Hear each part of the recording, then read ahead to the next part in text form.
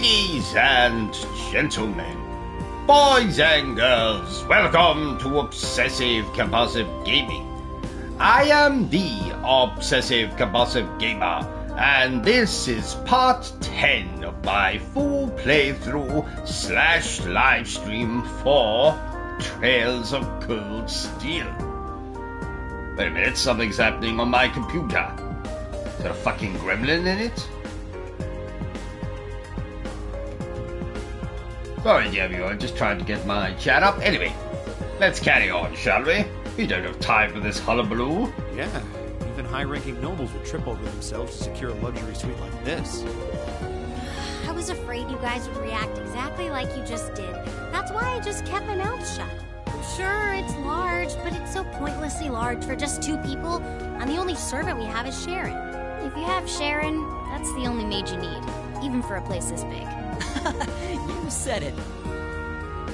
Well, we'll be guests here for the next 3 days. So, thanks for having us, Elisa. Well, of course. Don't mention it. My. Is it just me, or do I detect more than a hint of red on Lady Elisa's fair visage? Could she be embarrassed? I am not. We're here on a field study, so could we at least try to take this a little more seriously? I'll lighten up, Machias. It just wouldn't be a proper field study without one of us getting embarrassed about our family.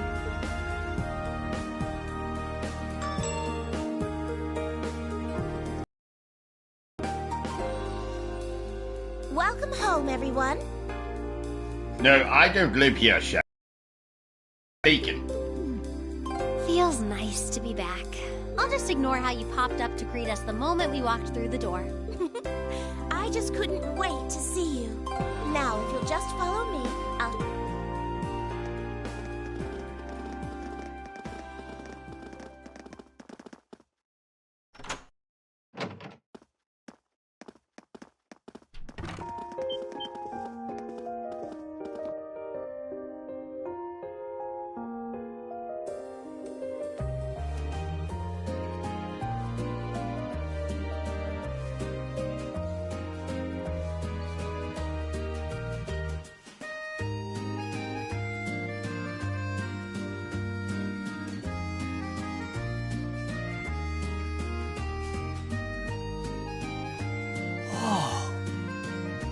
Well, I'm impressed.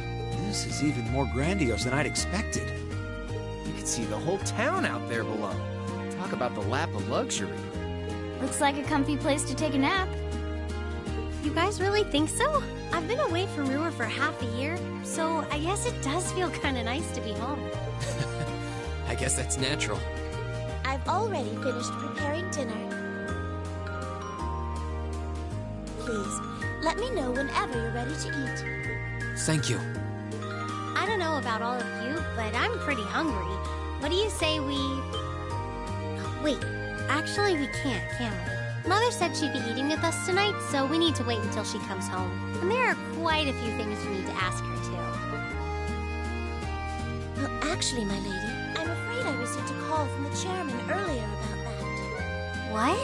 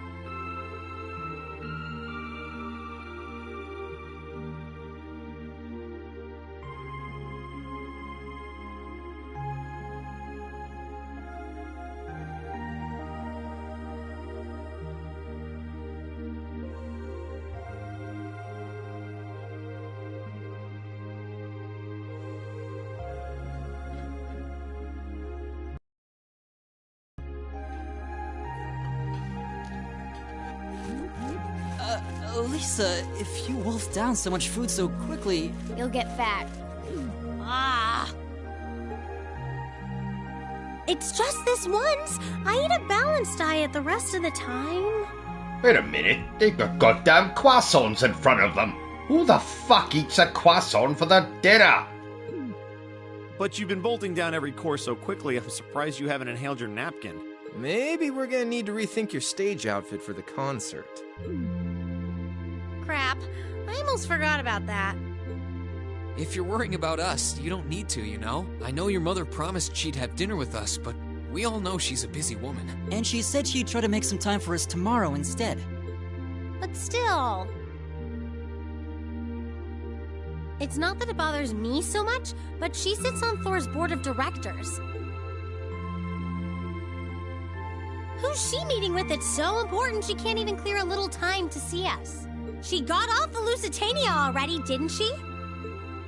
I'm afraid I'm not at liberty to say. She's not out on a date with a gentleman or engaging in any lascivious behavior, if that puts your mind at ease. That's not what I'm worried about. Not even close. Honestly, hearing she was seeing a man might even put my mind at ease. Elisa?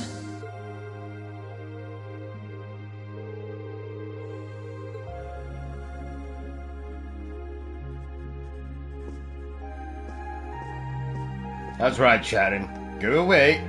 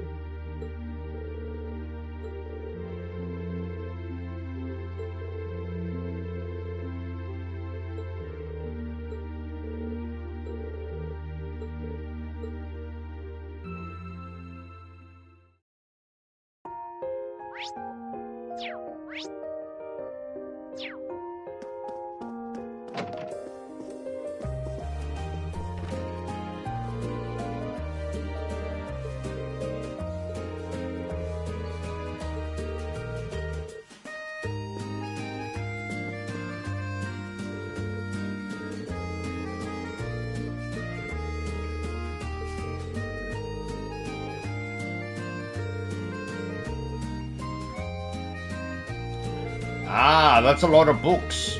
So, which one of these is the Playboys? Maybe those blue ones? You know, like Blue Movie? Playboy? Yes. Probably. There's a lot of blue ones. Ah, that's a lot of Playboys then. I see.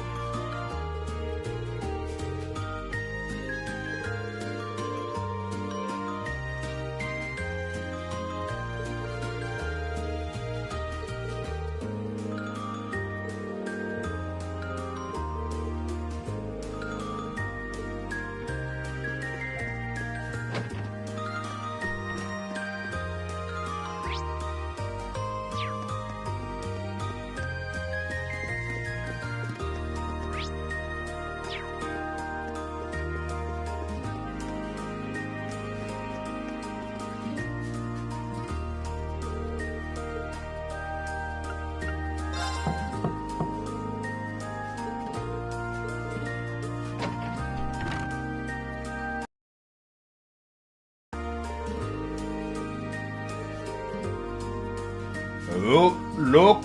Elisa's got Playboys in her room as well. Notice the blue books over there? Oh my!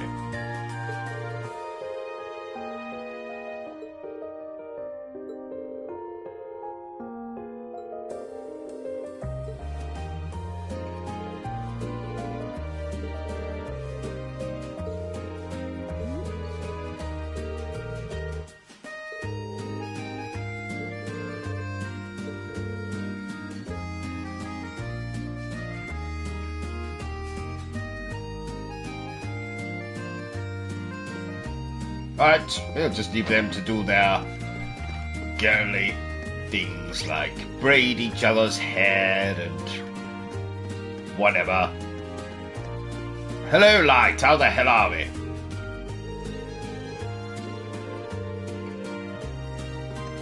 No, there's fucking nothing here. I've checked everything.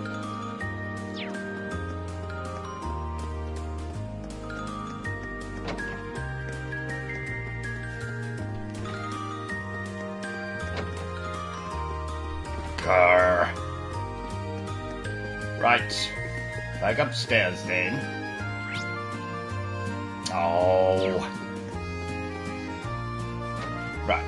Okay. Finally. Let's do something different. Huh?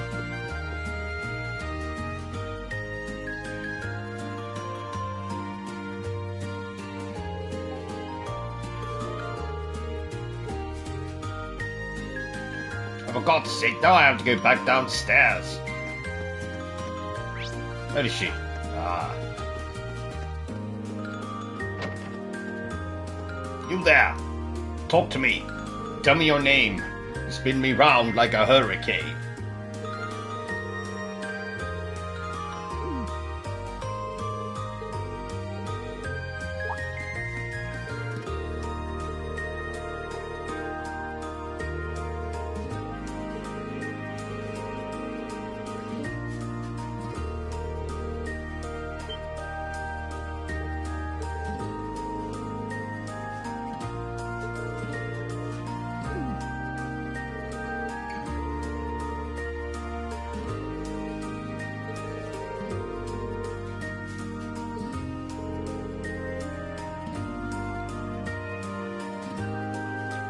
Ken? Ken? Who the hell is Ken?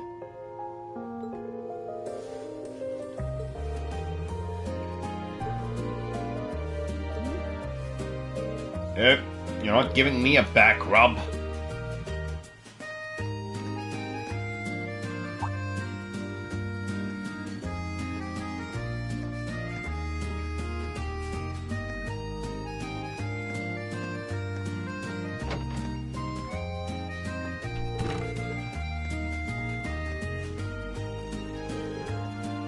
That's what I said. I said light. I always say light. I always say, hello, light. How the hell are you? Or something of that manner. What the hell? What's going on now? Oh! Haha, yes.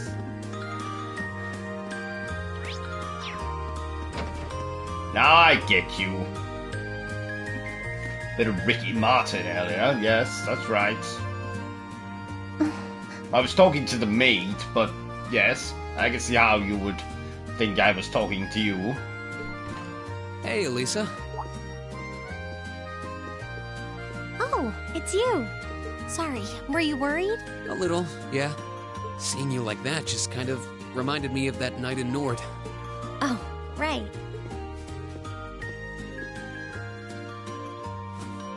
Oh, I'm so pathetic. I keep going on about how I'm going to be independent, but then I get all worked up over something as trivial as this.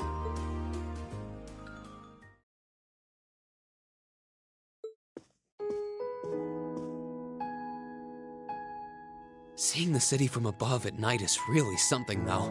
And to think, you got to take in a beautiful view like this every night growing up. Yeah, I guess so. It used to be my grandfather, my father, and my mother here. Then after my father died, Sharon joined us. But through the years, my family has always enjoyed seeing the lighted windows of Ruhr at night. Something that never changed, huh? I guess it is to you what Ymir's mountains are to me. Maybe every family has something like that. Still, first my grandfather left. And now Sharon and I aren't here most of the time either. Mother just stays here all on her own. Every time I think of that, I just feel like crying. It breaks my heart. I can't understand why she chooses to be so alone. I thought so. Don't worry just about that, angry Lights. I tried to be a smartass all She the gets under time. my skin, that's nothing new. But if I was in her place, I don't know how I'd cope. I couldn't live like she does, losing herself in her work all alone with no friends or loved ones by her side. She wasn't like that before, back when my dad was still alive. She's always been a career woman, but back then she was kind, funny. She had this warmth, you know? But ever since Dad passed away, she hasn't been the same. Work became her life. She pushed Grandfather out as chairman, all for what? More work? I've never seen her indulge herself. Not even once. If she isn't dining with some business partner, she eats nutrition bars instead of meals. That's how she is. And that's why I'm scared.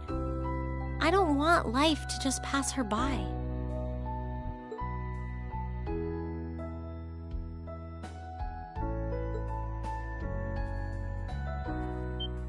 That's really sweet, Elisa. Oh yes, absolutely. Where did that come from? You're always looking out for the people in your life. Even when they get on your nerves, you still care about them.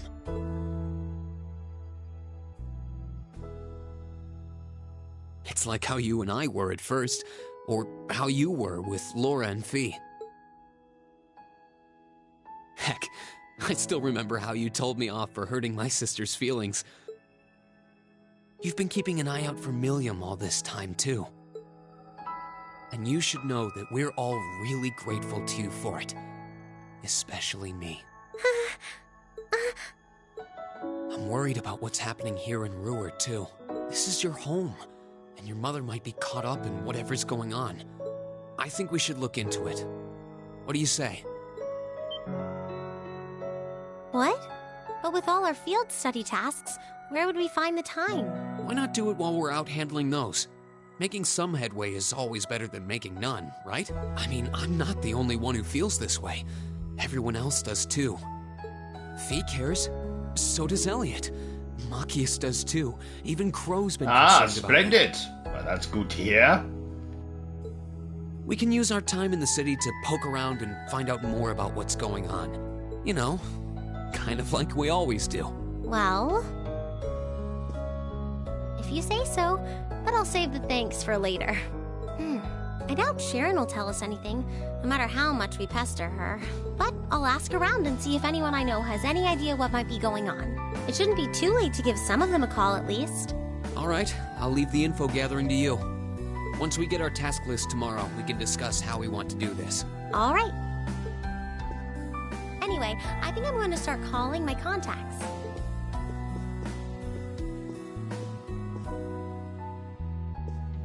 That skirt is far too short, Elisa. Oh, and one more thing. If I were you, I wouldn't go around stroking girls' heads like that. I mean, you don't just go whispering sweet nothings into any girl's ear, do you? This isn't so different, really. Huh? Oh. I guess you're right.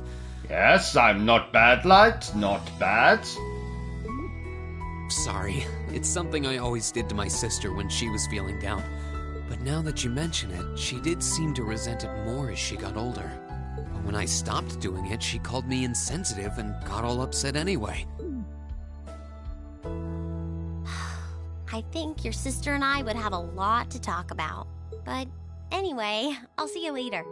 All right.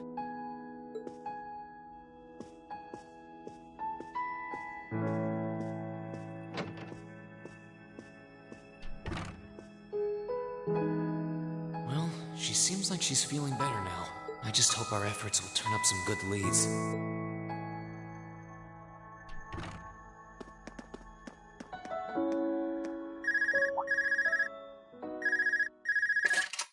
Huh? Call functionality works here? I guess it would, seeing as we're right in the headquarters of the company that built these. Maybe it's the instructor. Hello, Reen Schwarzer speaking. Oh, good, it went through. Glad I was able to get your number from Milliam. Is this Captain Claire? It is. I apologize for calling so late. Are you free right now? Yeah. What's up? Oh, yes. I'm sure if Elisa spoke to his sister. Yes, There's lots of something important I'd like to freaky discuss. conversations to go on there. But it's a matter best discussed in person. Would it be possible for you to meet me in the city? Sooner is preferable. Like, right now? Would this happen to be related to our field study? Technically speaking, yes. But with the provincial army on alert, traveling in a large group would draw too much suspicion. That's why I decided to contact you directly. You're the team leader. People keep saying that, but I never recall agreeing to it. Well, you are the main character. Really. Sure, I guess. I'll head out right now. Where That should I makes meet you automatically the team leader. Go to the upper level. On the south side of the elevated walkway, you'll see a bar called F.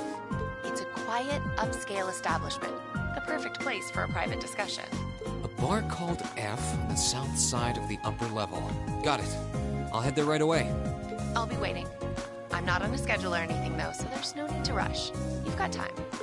And, by the way, I'd rather you didn't mention any of this to Elisa. Huh?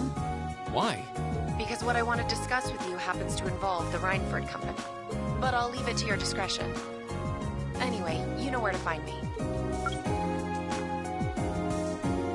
It feels a bit cruel to keep only Elisa out of the loop. But it sounds like it's pretty important. I think it'd be better to go now and tell everyone else about it later.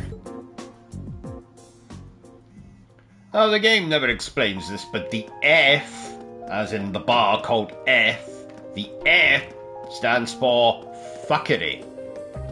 So in reality, people in the game would say, let's go for a drink at fuckery. Let's have a meal in fuckery. Yes. Head out. Huh. I need to leave, but I don't want to leave the front door unlocked. But if I ask someone to lock up behind me, they'll want to know where I'm going. I guess I might have to tell Elisa where I'm going after all. Will you be stepping out? Sharon? I couldn't even tell she was there. There's no need to explain. That glimmer in your eyes tells me all I need to know. Not to worry, Master Reed. Your secret's safe with me. So enjoy your night to the fullest. He's 15, goddammit, Sharon. Wait, what? You have a date with a fetching young lady, don't you? I'll make sure no one notices your absence, especially my lady. Just be certain you're back by morning. I assure you, I'm not that lucky. I just got word that this acquaintance of mine was visiting Ruhr. And they wanted to catch up a bit, so I was going to slip out and see them for a little while. Very well then. I'll lock up behind you. I'd also be glad to help you build an ironclad alibi. No one would think twice, even if you were to stay out all night. I appreciate the thought, but I don't think that'll be necessary. Anyway, I'll be back later. Of course. Take care. Bloody Sharon. Weirdo.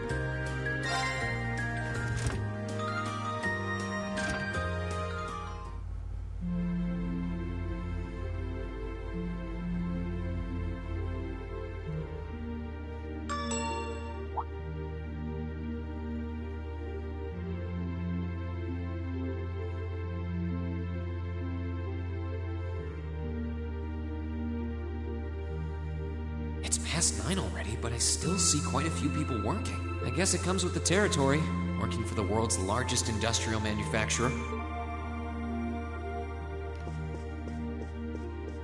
Wouldn't be me.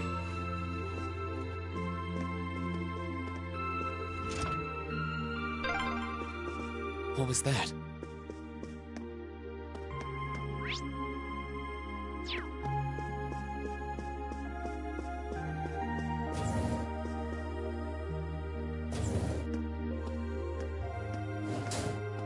Right. She said she'd be waiting at a bar called F. And as we know already, F stands for fuckery. It's supposed to be somewhere on the southern side of the upper level. Should I head straight there? Where are you going?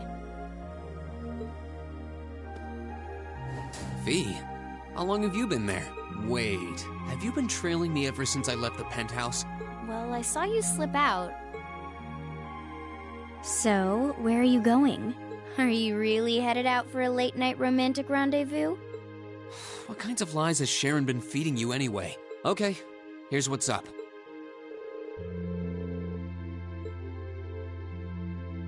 That totally sounds like a rendezvous. Sorry, I shouldn't have interfered. Whoa, it's not like that. Well, you know everything I know about it now. Why don't you come too? You sure? No reason not to. It sounded like whatever info she's got has something to do with our field study. And honestly, I wasn't all that keen on having a one-on-one with a military officer to begin with. Gotcha. But first, I want to walk around a bit. After we've been walking around all day? Whenever I come to a new city, I always like to get a feel for what it's like during the day and the night. I feel kind of uneasy if I don't. Oh, right. It must be a Jaeger thing. All right, I'll join you for a little stroll. I don't want to keep the captain waiting too long, though. Will once around town be enough? That'll be fine. Okay, let's roll.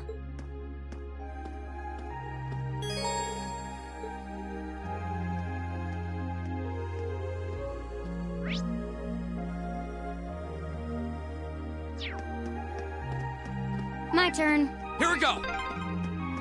By the way, did you happen to run into Sharon on your way out? She saw me leaving, but she just let me go. Even the best maids aren't that all-knowing.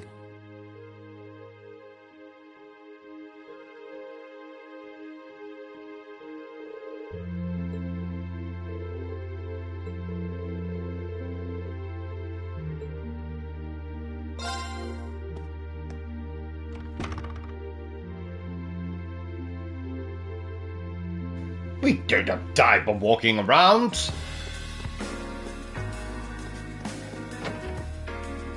All right, now to find Captain Claire. Oh, wow.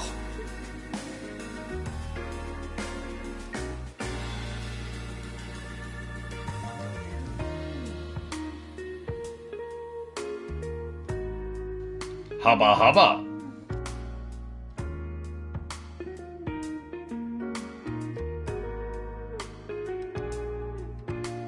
I guess it makes sense that she wouldn't come here in uniform. The charms of an older woman, eh? I think I'll manage.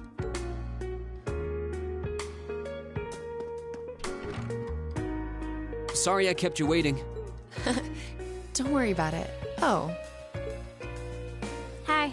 Yeah, I kind of ran into her on the way here and told her she could come along. That's not a problem, is it? not at all. I assume you've been surveying the town while acting as Reen's bodyguard. Sounds like you've done your homework. The intelligence division has told me a little. Anyway, I think we might attract a little too much attention if we stay at the counter. What do you say we get a table for 3?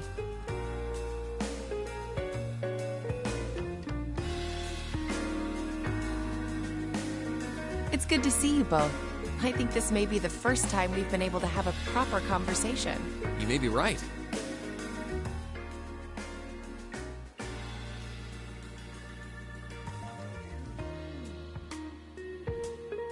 I was hoping I'd get the chance to sit down and talk with you too, actually. Oh? You sure you don't want me to go? That's not what I mean. I have a lot of questions. Like, Maybe she about just why dresses Lily like transferred into all our the bloody class, for time. example. But there's one really fundamental question that would go a long way toward answering a lot of the others. What exactly is it that you and Chancellor Osborne are trying to accomplish? let's look at that standoff with the Provincial Army earlier this evening. It's hard for me to feel much sympathy for them after they drove armored cars right into the middle of the city, but maintaining order in the provinces is generally accepted to be the duty of the provincial armies. Maybe it's just me, but it seemed an awful lot like you were just trying to provoke them by belittling their authority. It did look like your people were picking a fight. Viewed without the proper context, I can see how it might look like that. But right now, the factional conflict in the Empire is nearly at its breaking point. Crossbell is buzzing with talk of independence, and Calvert is still weathering its immigration disputes. In such volatile times, there's a very real need to create a far more expansive network to help maintain public order. The only organizations that are up to the challenge are the Railway Military Police and the Intelligence Division. That may be the case. Still, your boss is the one making those conflicts worse. I can't deny that, but at the very least, the Chancellor is acting with a sense of integrity. He hasn't stooped so low as to give aid to terrorists, unlike some others I could name. I want you to at least understand that. Wait, so... Wow, she really said it. So the noble faction's been the one backing the terrorists, huh? I'm afraid there's no longer any doubting it. We've all but confirmed the involvement of Duke Cayenne, the most prominent representative of the four great houses. The 3 airships the Imperial Liberation Front have been using have been traced back to Ordis as well. I'd wondered how they got their hands on those. I've heard the Duke is just a gaudy old man, but Eustace's brother came to pick him up in Legrand, didn't he? That's what Tobal told us. And now, Rufus just so happens to pop up on another of his secret trips. Captain Clare, what's going on in Ruhr? And how are Elisa's family and the Rhineford Company involved? I guess it's time to get to the matter I called you here for in the first place. The Railway Military Police is currently weighing the possibility of a forced inspection of Rhineford's first factory. Sounds serious. The first factory belongs to one of Rhineford's major divisions, right? Correct. It's one of the main divisions and handles the bulk of the company's iron and steel processing, among other things. They're also currently under suspicion of something I'm not at liberty to discuss with you right now. The 2 of you are aware that project management at Rhineford is split up across several major branches, right? It is? And on top of that, she's got her hands in the development of our Arcus units, too. It's way too much work for one person. How many projects does Mother have under her wing right now? Well, I'm afraid I can't give a simple answer to that. But suffice to say, the chairman only knows about a small number of the projects in development by the Rhineford Group. Well, lately, the directors have... Come to think of it, I overheard Elisa and Sharon talking about something. For years now, Rhineford has been the Empire's heavyweight when it comes to heavy industry and manufacturing. The company is split into different divisions that handle things like steel production, railways, weaponry, and tools. The problem is that those divisions have simply become too large. Yes, this could be true. She might have thought this was a date. I doubt it, but... Large enough to have their own internal allegiances. Some to the nobles, with others supporting the reformist faction. Are you serious? So even companies are taking sides. I'm sure Irina Rhineford is aware of this to at least some extent as the company's chairman, but the self-supporting accounting system she introduced has the side effect of granting each division a long leash. Because of that, I doubt even she has a full grasp of the situation. So, the first factory you guys have your sights set on for that inspection is aligned with the noble faction, I assume. You assume correctly. And the Provincial Army is doing everything it can to stop us from carrying out that investigation. That's it. We'll let George Lucas write this JRPG game. All this talk of senates and investigations and politics and other bollocks like that. That's what led to this evening's quarrel. I imagine Chairman Irina is currently doing her utmost to rein in all the divisions and get them back in line. The thing is, when she seized control of the company 5 years ago, she had to rely on support from both sides. Being indebted to them like that, I have my doubts she'll be able to target the underlying problem. It's sounding shadier by the minute. You can say that again. The situation seems even more dire than I thought. And while all this is going on, the factional conflict keeps burning hot across the rest of the Empire. I've told you as much as I can right now. Tensions are mounting all over the country, but Ruhr has an extra fuse of its own. Try to gain an understanding of the crisis unfolding here. Then do your best to stay out of it. Whatever other lessons Class 7 takes away from this field study, I hope that ends up on the list. I wish you the best with the remainder of your field study. Please have the bill sent to the Railway Military Police Branch Office in Ruhr Station. Certainly. Enjoy the rest of your evening.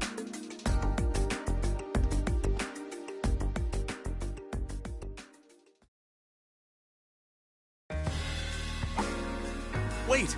The bill! Looks like she just picked up our tab. She gave us some good intel, too. For free, even. I can't just go running after her now. Looks like we owe her one. So, you like the mature type, huh? She's sorta like Sarah. Except responsible and composed. You can say that again. Oh. Must be yours. Hello? Reen Schwarzer speak. Reen, what are you doing? Oh, it's just you, Elisa. Well, what do you mean it's just you? Is it true some girl invited you out for a night on the town? Whoa, hold on. A late night date? I thought you only had eyes for me, Reen. Anyway, good job, kiddo. Better spill all the details later, huh? He'll do no such thing. Now, I'm sure there's nothing to worry about. He was with him too. Still, it was rash of you to go out on your own without at least consulting us.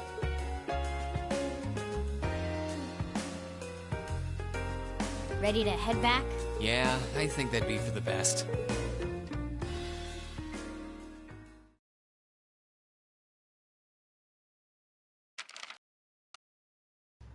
So much for the top secret mission then, Reen, eh? Drinks are on me someday.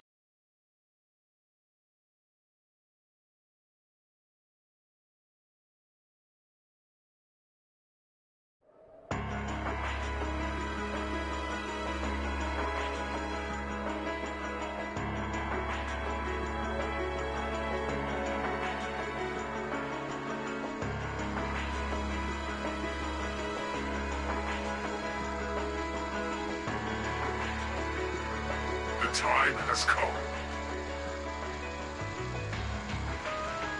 First time.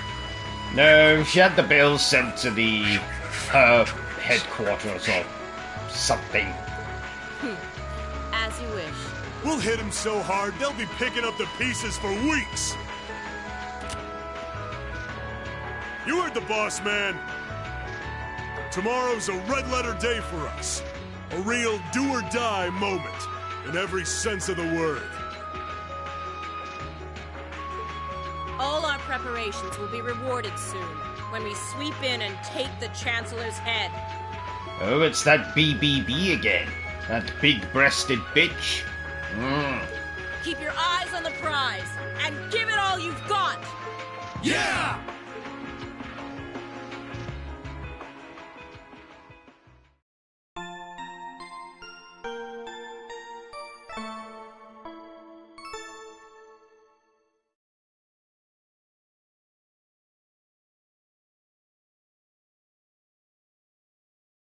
That's how you know you're playing a JRPG as well. If you hear sleepy time music. So tired. The air here's so fresh, especially for a city with this many factories. Must be because we're up in the mountains. I'll say, compared to the capital, the air quality is pristine. Well, the capital does have a few 100,000 more people living there.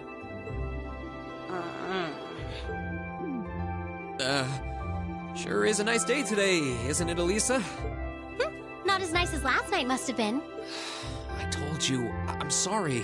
Yeah, I'll bet you are. I cannot believe you. After all those things you said to me last night, you go rushing out to meet another girl. Ooh, the skies might be clear, but I'm sensing a stormy forecast today. Well, all things considered, even if we assume Captain Claire is trustworthy, I'm not sure how wise it was to go out on your own. I know. In hindsight, I regret keeping it to myself. Still, it was pretty bold of Captain Claire to show up alone to meet Reen. Even dressed down, I wouldn't have thought she'd go out alone with the provincial army on patrol.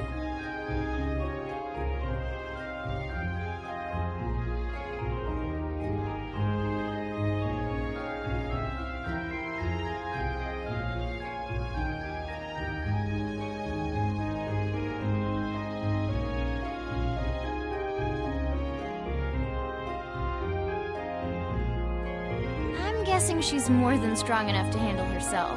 Not sure what her weapon of choice is, though. I wish I could have seen her all dolled up, though. But she was a real knockout. Come on, that would put a spring in any man's step. I don't blame you for sneaking out alone. Oh! No!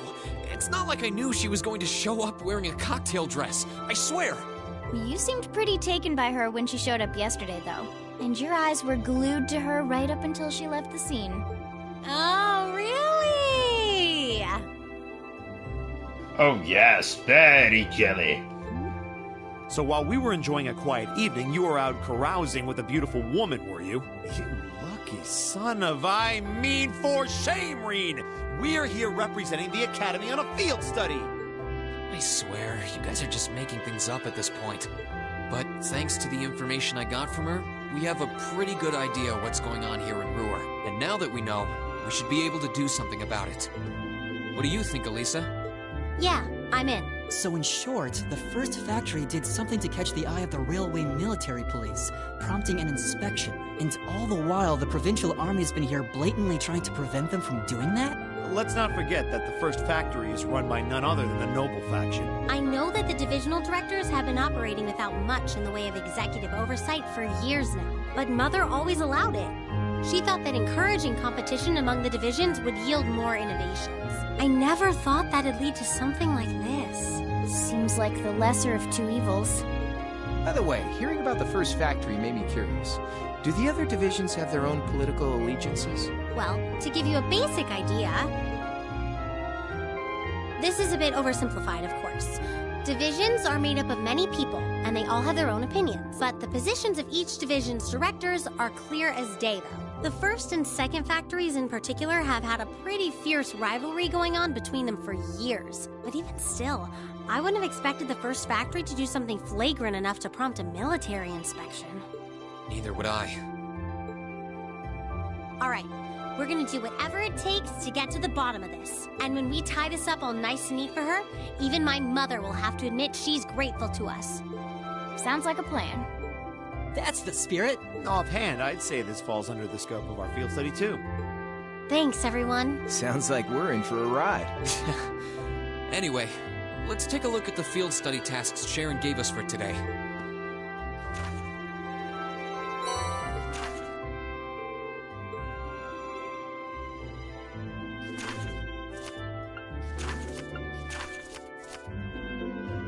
Yeah, I think we can handle these. It's still 8 a.m., so we have plenty of time to work our way through the list. And while we're doing that, we can ask the people we meet about how things stand between Reinford's divisions. Look alive, everyone. It's time to get to work. Right. Roger. Gotcha.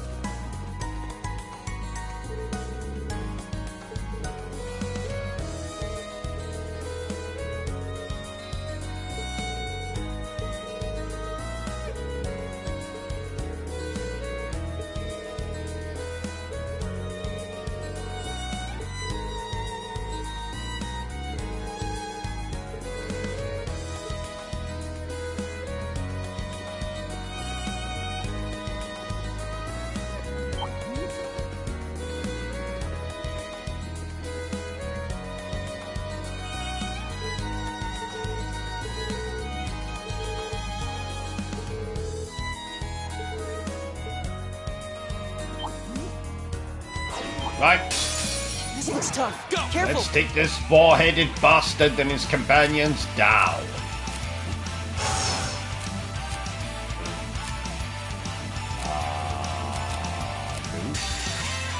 Yeah, you're done. Here we go. Right! Fire! My turn!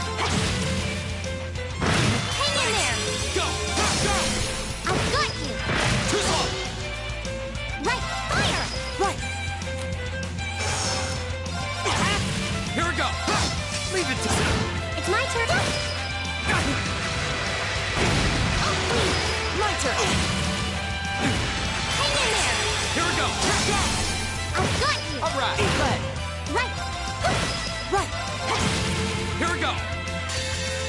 Blades, gavel on my... Leave it to me. Left! Oh, no, you don't. You okay? It's my turn! Now! My turn! All right. Go get him! I'll pick you up! I can do this! Fire! My turn. Go! Elisa! Leave it to me! Right! My turn. Left! Too slow. I can do this! This is my target order! Here we go. My turn. My turn! My turn. Too slow. All right. Left! Right! Focus activate! My turn. I can do this! Arcus, My turn. Arcus activate! Ha!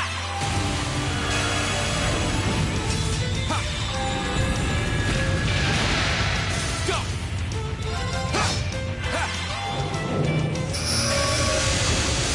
Handsome and strong. I'm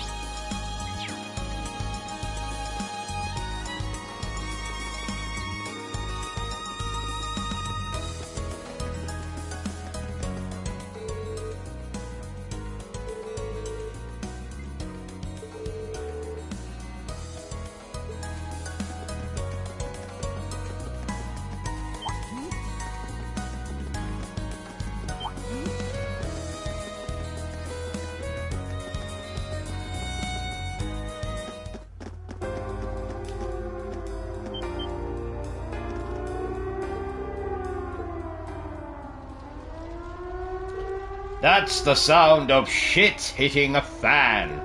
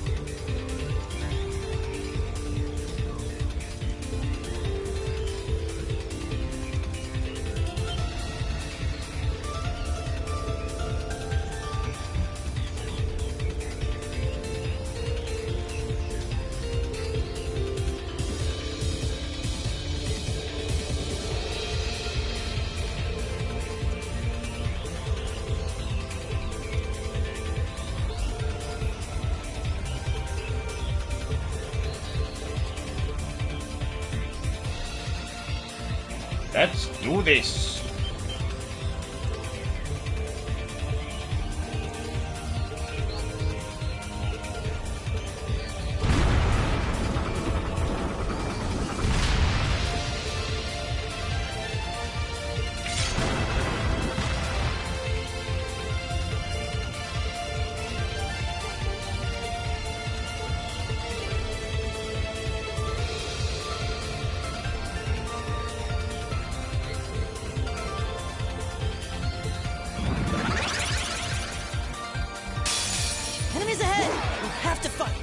My turn. Flames, gather on my blade.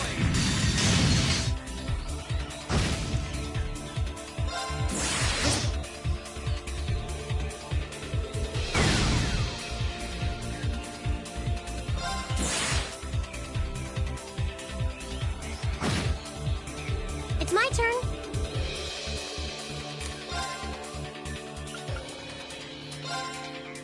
Ha!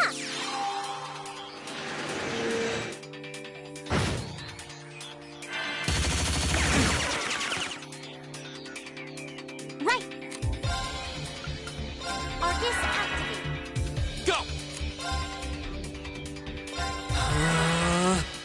My turn. Arcus activate. My turn.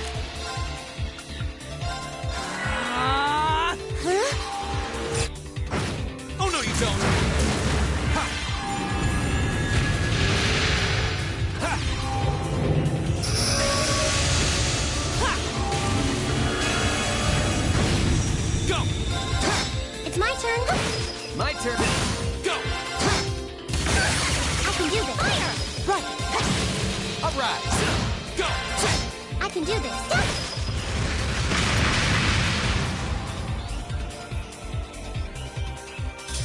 That takes care of them. Success.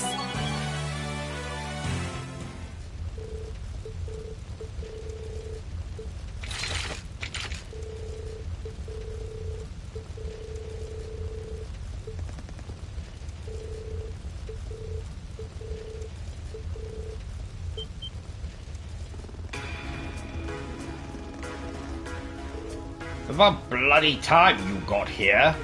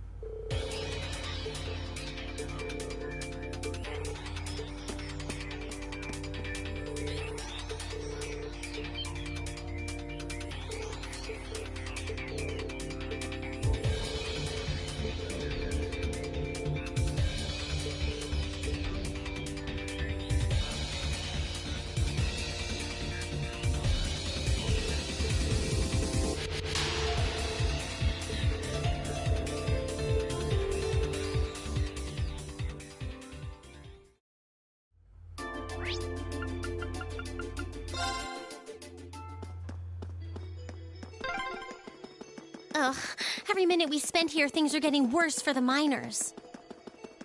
Stay calm, Elisa. Yeah, the railway military police are on their way, after all. Let's at least try and get a look at what's going on.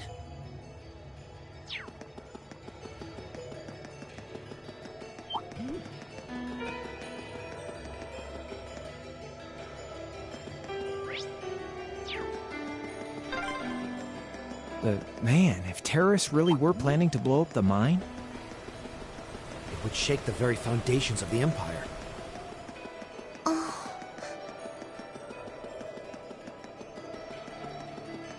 A dangerous foe. Stay on guard.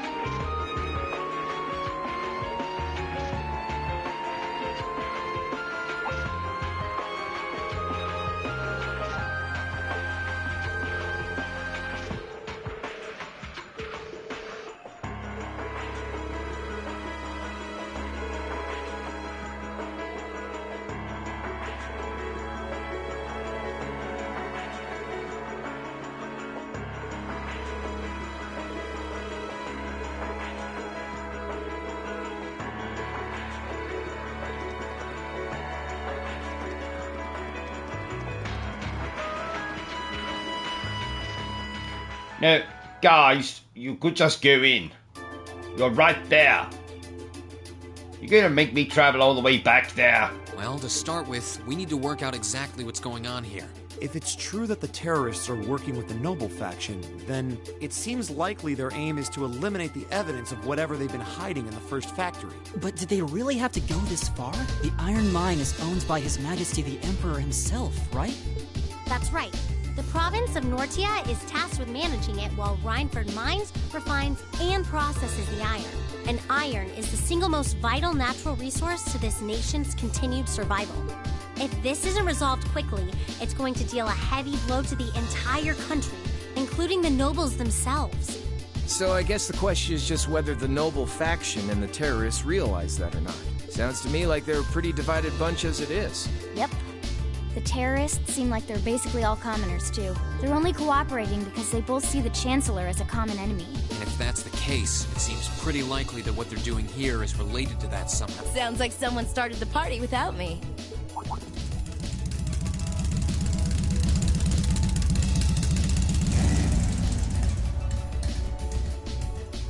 Angelica? You came too, George? Yo, figured you'd show up eventually. Well, we had to test the sidecar, obviously. Oh great, Loro and Hardy are here. Spike is just full of surprises.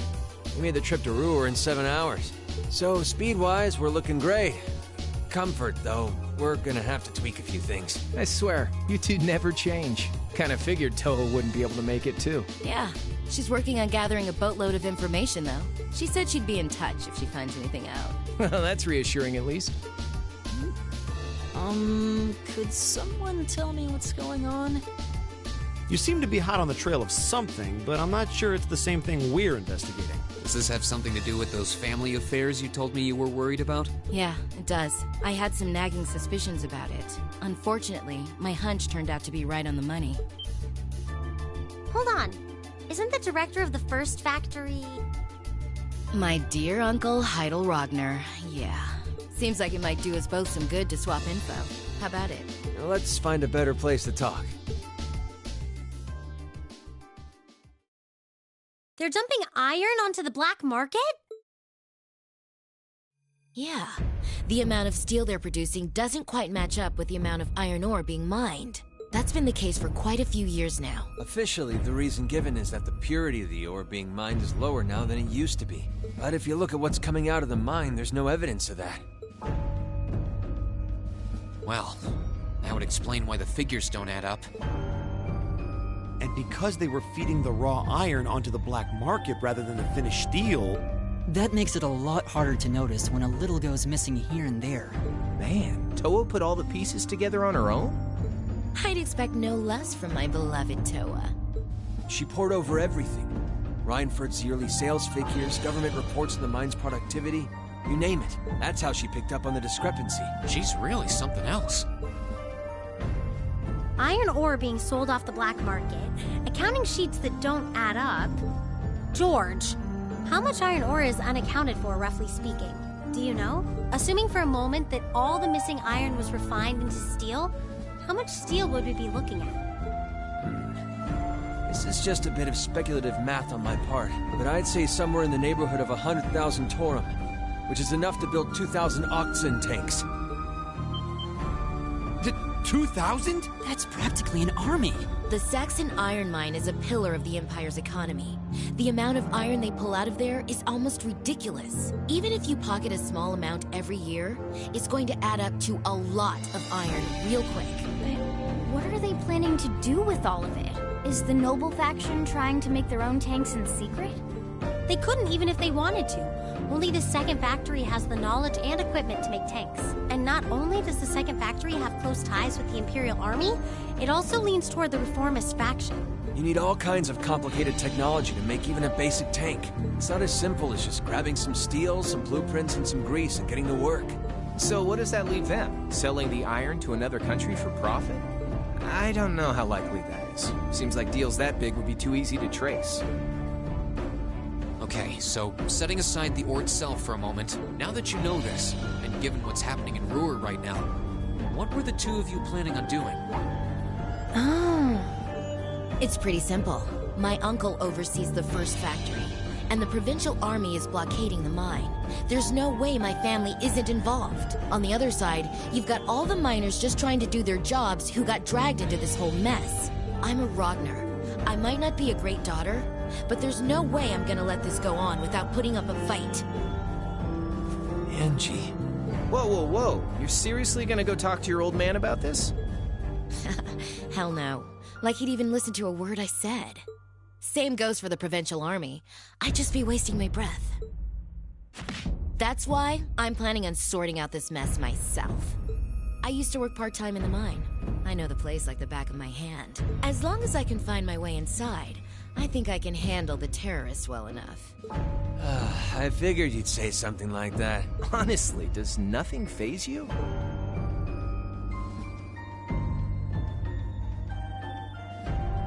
In that case, I'd like to ask that you take us along. We can look at this as a test of how to best respond to a sudden crisis. Looking at it from that perspective, I think it fits neatly within the scope of our field study. You? Yeah, after hearing all that, I don't want to let them have their way. Agreed. I'm with Angelica here. My family's involved in this too. I feel like I have a duty to do something about it. Thanks. Truth be told, I was kind of hoping you'd back me up anyway. Whatever help you can give, I'll take it. Well, that's that. The next thing we need to consider is how to slip into the mine without the provincial army taking notice. At the very least, Angie should be able to get the officer in charge to talk with her, but... So, what, we sneak inside while she's distracting them? I don't know. That sounds a little overly simplistic to work. Leave finding our way in to me. If anyone's good at cutting red tape, it's my mother. Maybe she could help us out. She could, but would she? Well, if you think so. All right, I'll leave securing an alternate route to you then. For now, I'm gonna see if I can find out anything else about my family's or the Provincial Army's involvement here. George, give Toa a call and see if you can find out what the Imperial government is doing about all this. Gotcha. I'll see if I can turn up any machinery that might be useful too. This is starting to feel like last year's field studies all over again.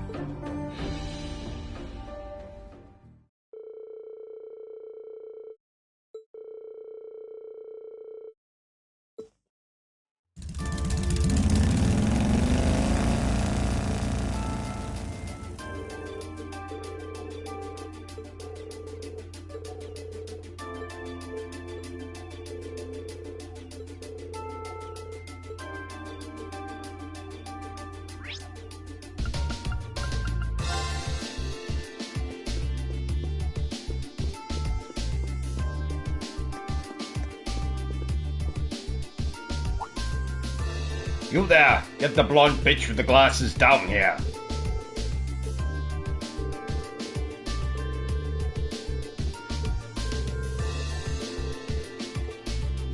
An appointment! Eat shit! I'm making appointments to see my own mother.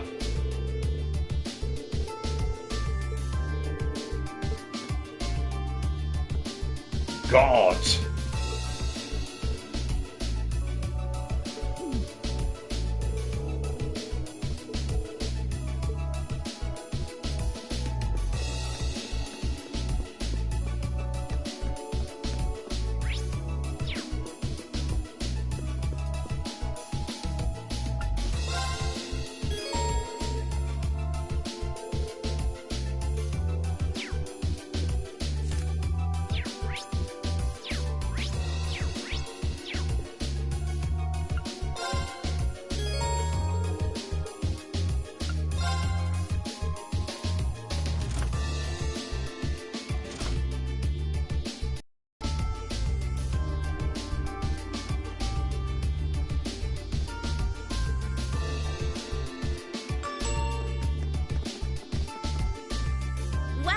Everyone, I've been waiting for you. I knew it. Like the rising of the sun. I see how it is. You're taking Reinford's side again, huh? As long as I wear this uniform, I'm simply a humble maid of the Reinford household. You, the chairman, and Master Gwyn are all deeply important to me. Thanks, I think. Show us in then. Of course. Please follow me.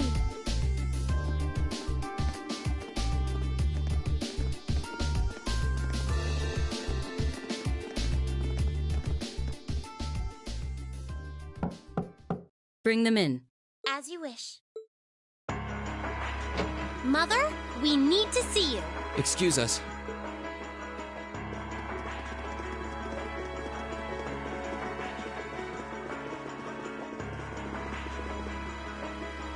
I apologize for canceling our dinner plans last night, but it's looking unlikely I'll be able to join you tonight either.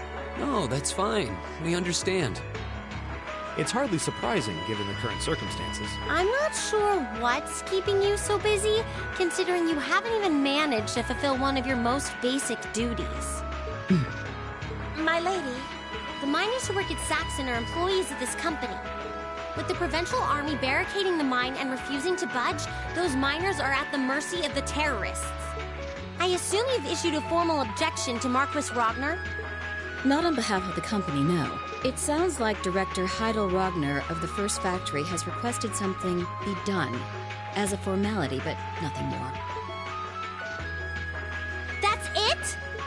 The First Factory has been dumping huge amounts of ore onto the black market for years now.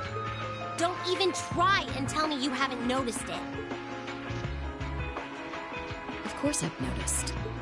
Being unable to bring the first factory in line allowed that to happen, and that's my failure, I admit. But think, if we assume the terrorists aren't acting alone here, what good would it do to issue an objection to Marquis Ragnar? Well, there are many possible outcomes to this crisis, and we must be prepared for all of them. For example, we need to consider the possibility that the terrorists may set off an explosive in the mine. And how to respond to that? This is a global company. Measures will need to be put in place to protect stock prices, taking Crossbell into account, too. She's got a point. Anything that affects the Rhineford Company is going to indirectly affect a lot of people's lives. Correct. The Rhineford Group is its own entity, with its own boring. role to Get to the whole point and quick, yeah. The Provincial Army and the RMP are acting in accordance with their purpose. And one might even say the same of the terrorists. Action with a purpose. That's what keeps the world in motion. So tell me, what's your purpose? Put my foot up your vagina. I mean backside. Well... If you get what I'm saying, I suggest you leave. I expect the explosion at the military factory is the extent of the damage the terrorists will cause here. I'll give you several additional tasks. I suggest you work on those for the remainder of the day. And considering the situation here, I think it'd be best if you leave Ruhr tomorrow morning. You have my permission as a sitting director on the Academy's board. But... Yeah, I don't think so. I'm not going to keep making the same mistakes anymore. Oh? All my life, I've turned a blind eye to what was going on right in front of me. I did it when you drove Grandfather out and took his position as chairman. And I did it when Father died and you let work become your life. All along, you've been working to build the company bigger and bigger, and all along, I just looked the other way. But in our field studies at Thor's, I've seen the imbalances and injustices of the world crop up over and over again. But even with that, and all of us, really, have to face that head on. And that's exactly what we've been doing. You asked what our purpose is. After 6 months at the Academy, that's my answer. Well said. Agreed. That's why this time, I don't plan on backing down. You need to hear the truth, and I need to be the one to tell you. As your daughter, as your family, and above all, as someone who's watched the Rhineford Company grow ever since I was a little girl. Mother, you're running this company the wrong way. My lady. Can I assume you, in your infinite wisdom, are planning to tell me the correct way to run my company? Naturally. But I still need more experience before I can do that. I promise you, though, that by the time I graduate from the Academy, I'll show you how this company should be run. As someone who just might succeed you as the chairman someday, I should be able to do at least that much.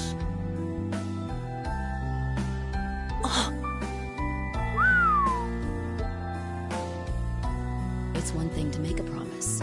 It's quite another to live up to it. Still, at least you're starting to see the bigger picture. Mother.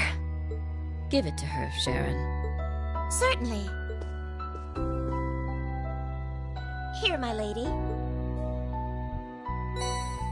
What's this? Some kind of key card? Correct. It opens the door to a passage that connects Ruhr City to the iron mine.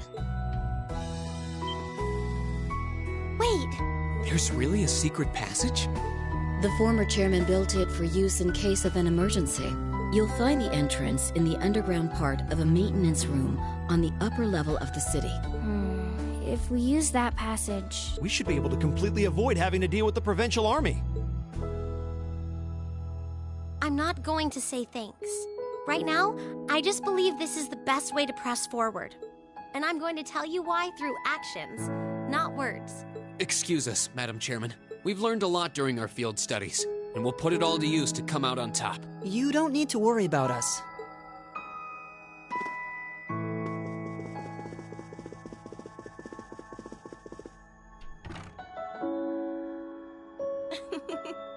They've grown grown a lot in the last 6 months. It's been a pleasure to watch them. Surely it wouldn't hurt to acknowledge that Lady Elisa has grown too. She's still got a ways to go. If she wants to take the mantle of the Rhineford Company from me, she'll have to show me she's got what it takes. Anyway, it seems all our principal players have assembled. Can I ask you to do one more thing for me? Certainly.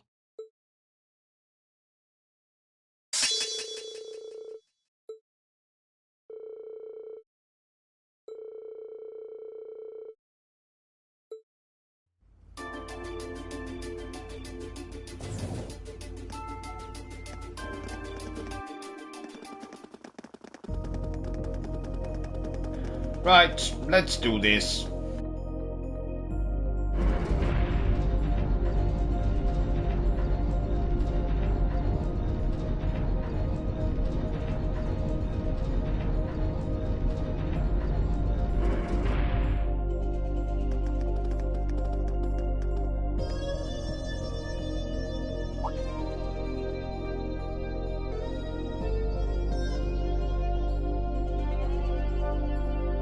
Who would have thought there'd be an underground passage going all the way from Ruhr to the mine?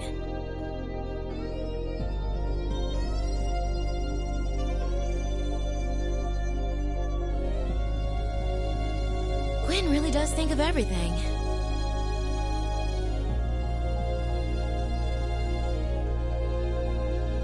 Oh, you know Elisa's grandfather? I've heard you two got along famously back when he was still living in Ruhr. He taught me all kinds of great stuff.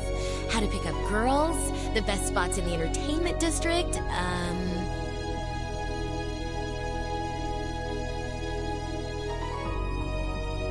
you know, the really important things in life.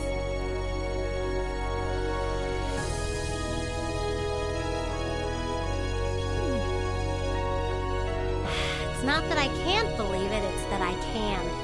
Too easily.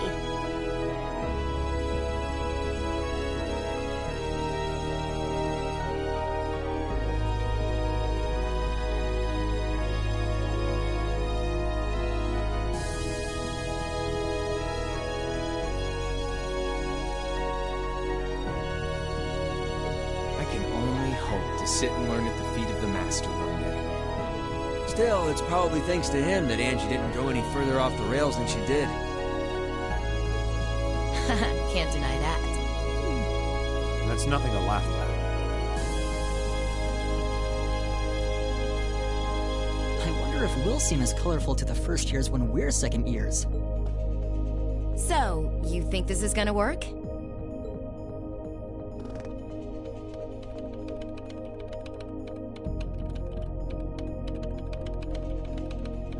All right, that should do it.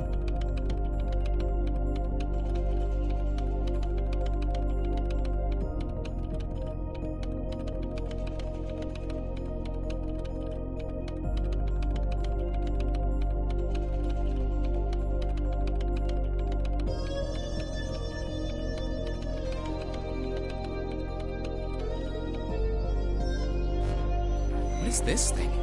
An orbital wave antenna? It's currently in development at the Institute of Technology, but I managed to convince them to let me borrow it. It emits directional orbital waves to widen the area where you can transmit and receive signals. That means you'll be able to use your Arcus unit's communication functionality even down here in the mine. That sounds pretty handy. You can do that? Yep. Toa is busy gathering information on what's going on across the Empire right now. And I'll be able to pass that info along to you while overseeing this operation. But if things get too dangerous, I'll give you the order to pull out, so make sure you keep the line open. Got it. It'll be nice to have some support. Well, if George is just a call away, we've got nothing to worry about. Okay, I think it's about time we got going. And thanks again, everyone, for coming along. I've got my Arcus on me, so I should be able to hold my own in battle. Always room for one more with us. Your knowledge of the mine will really be invaluable.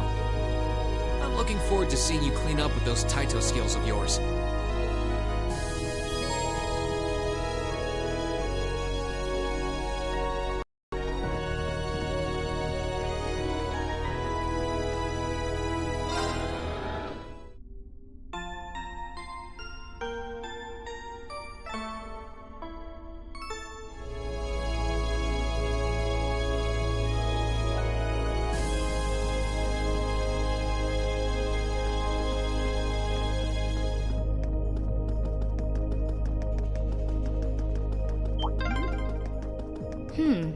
Looks like this is just a one-way path.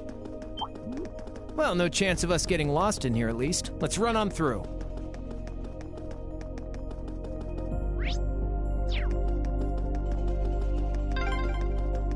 Oh yeah, Toe's been pretty worried about all of you, you know? Well, glad to know she's looking out for us. Yeah, though I feel a little bad since we're making more work for her. Oh, what a nice looking treasure chest.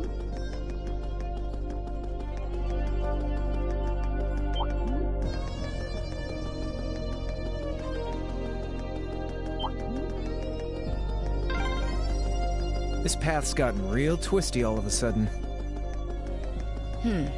I wonder if they built it like that to avoid the mine shafts. If that's true, that must mean we're almost there.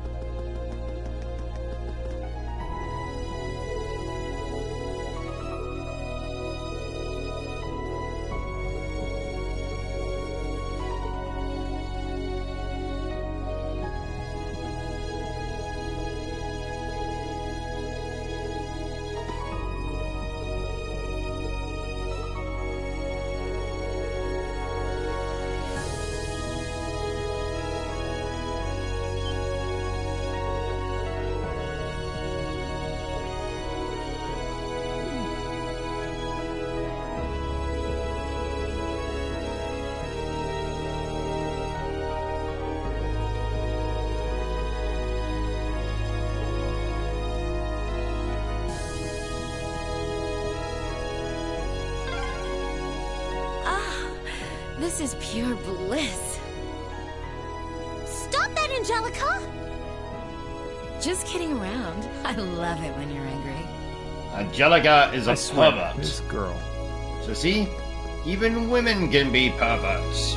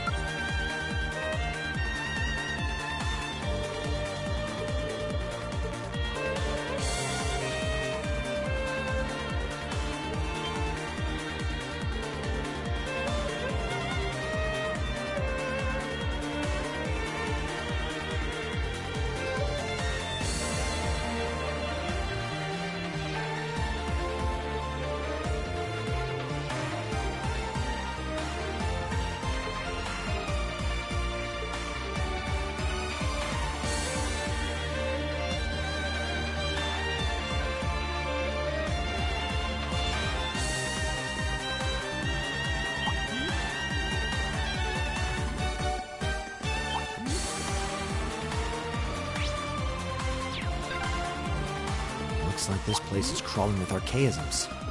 Just like Aurelia. There's some monsters I didn't see when we were here yesterday, too. They must have brought them in from outside. Be careful.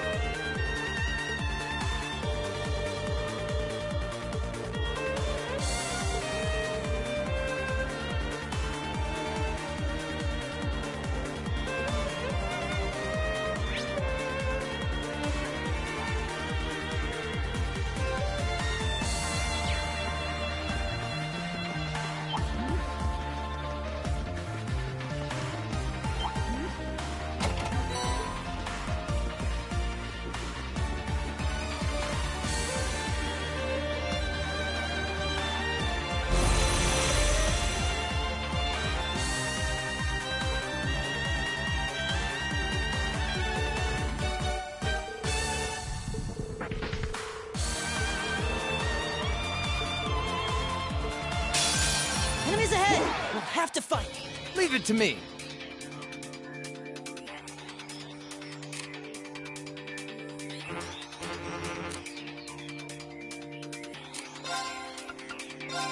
Arcus activate! Here we go! Arcus, activate. I can do this. Let's go! Right! Arcus activate! Ha. Here!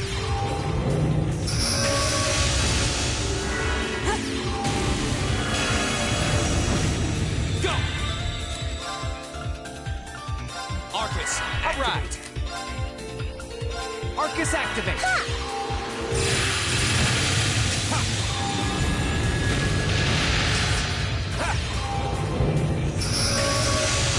I can do this. Flames gather on my path. This is my formula. Arcus activate! My turn.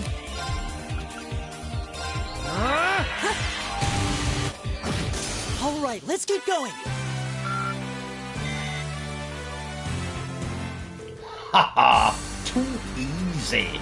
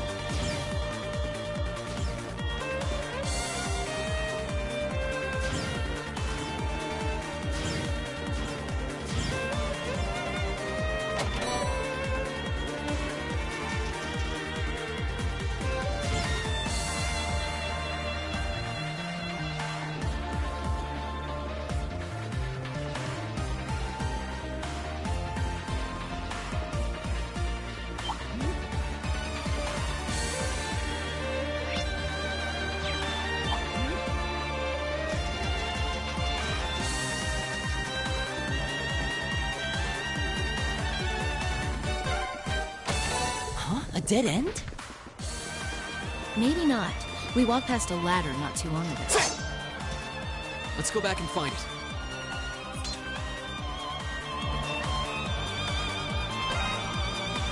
Yep, this is the one. Climbing this should take... What was that?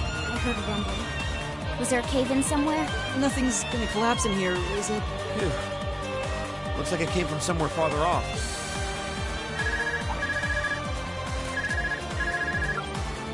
Hello, Reen here. Damn. Reen, can you hear me? I've hit a little snag here. Crow, what happened? Well, I've managed to get the miners back all right. But as I was coming back, there was this cave-in. I hate to say it, but it caught me totally off guard. The route we took in from the passage is totally blocked now. So it was a cave-in after all. Are you okay? You're not hurt, are you? I'm okay. No, a little dusty. It was a close one. But I can't get to you, and you guys won't be able to come back the same way from where you are. I'm trying to find another route to get to you. Just hang tight, okay? We will. And be careful. Was that Crow? I heard you mention a cave-in. What happened?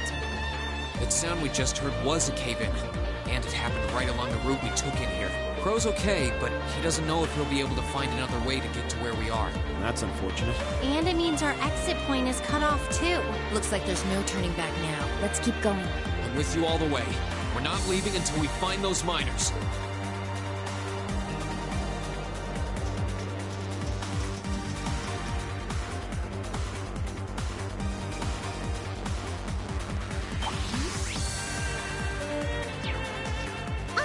It's a treasure chest!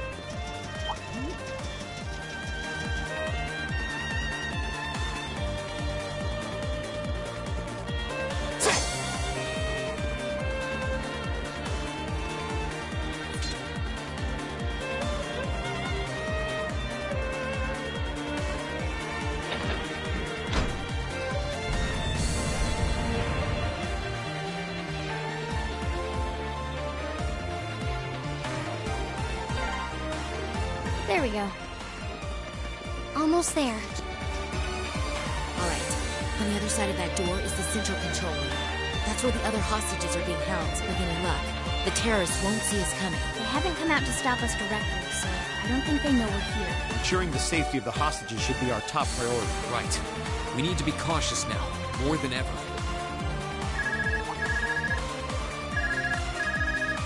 Hello, Reen here. It's me, George. Is it safe to talk now?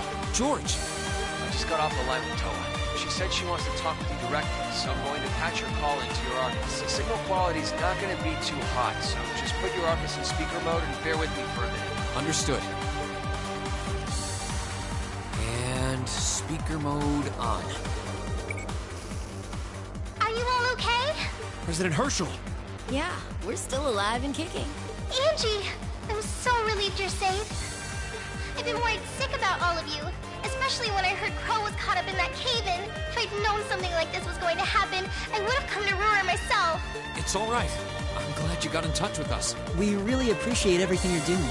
Anyway, it sounds like Crow's fine, so you don't have to worry about it. Really? Thank goodness. Oh, right. I called you because I just turned up some new info. It sounds like His Majesty the Emperor has given the Railway Military Police official clearance to investigate the mine. They had to take it all the way to the top? Yep. And there's no way the Provincial Army can bluster their way past that. I bet the Railway Military Police will be busting in any moment now. Well, that's some good news at least. But even so, we need to press our advantage and keep heading deeper into the mine. This is our chance. We can use the confusion the RMP will cause to rescue the hostages. But even if they do step in, I can see the Provincial Army still trying to get in the way. Yeah. So the sooner we act, the better chance we have of getting to those miners and getting them out safely. Okay, but be careful, everyone. And if you feel like it's too dangerous, you get out of there quick, okay? Don't try to do anything too reckless. That goes double for you two, Reen and Angie. Me? Reckless? Looks like she's got our number. Don't worry. I promise we'll come back in one piece. Okay, you promised. I'll be waiting for you back at the academy. So, I'm gonna pass you back to George now. Well, that's about how things stand right now. Got my fingers crossed that Adios is looking after you. Good luck, guys. Roger. Just leave it to us.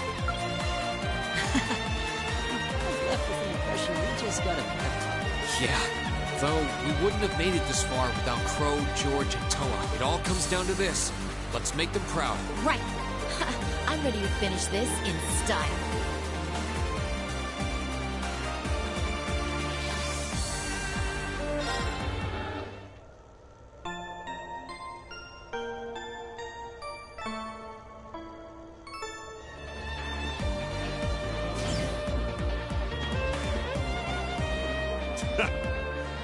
thought you kids would turn up again.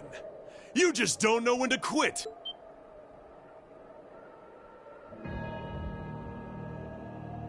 You're V, aren't you? So he was waiting for us. So you're those terrorists, huh?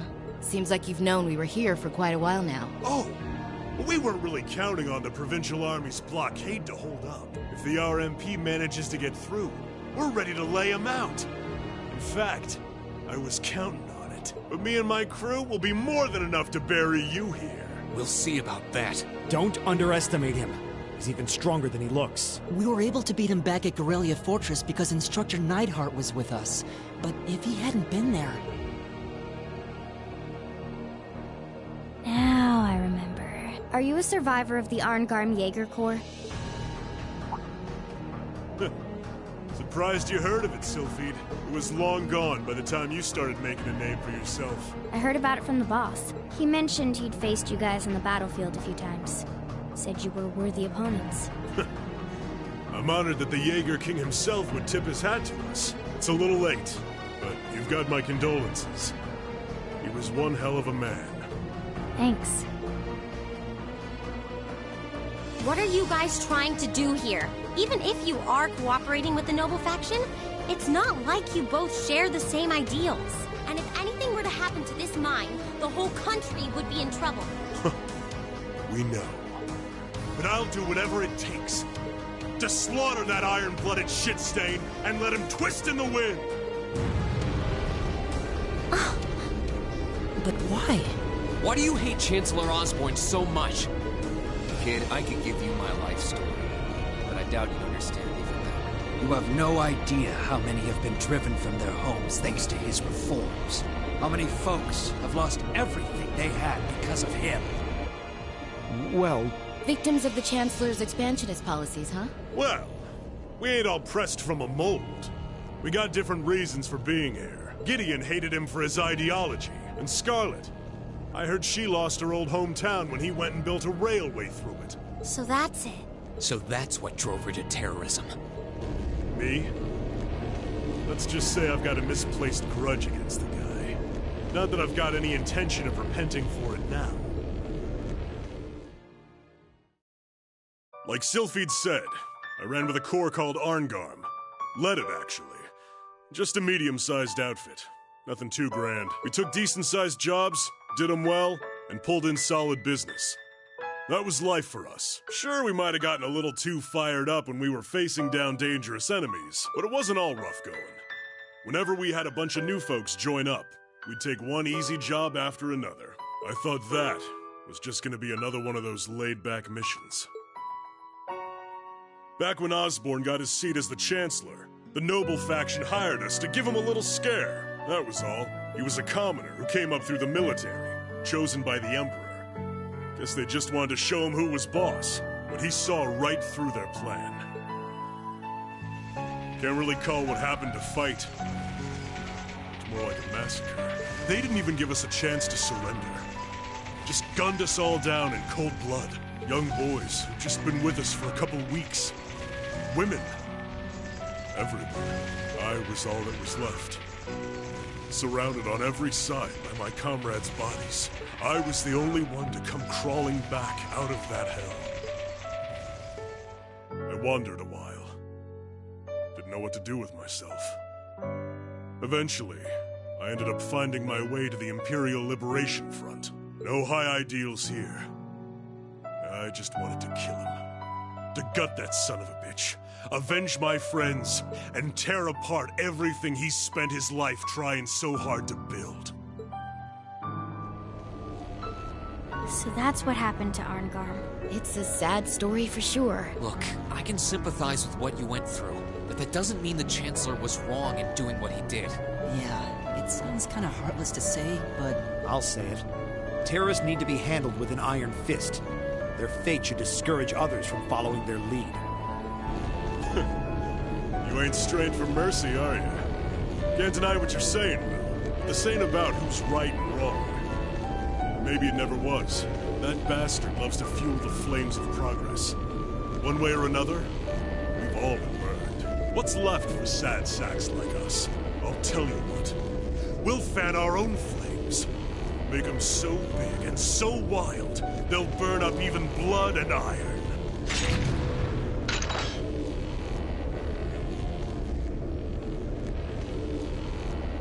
Now then, you came all this way. Might as well show me what you got. Just remember, you're the ones who keep jumping into the fire. Don't blame me when all that's left are ashes. Here he comes. Everyone, brace yourselves. We're counting on you, Angelica. Sure thing. Let's do this.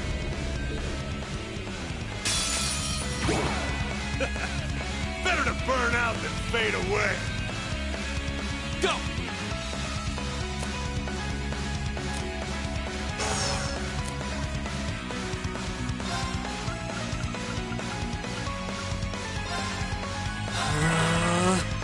My turn.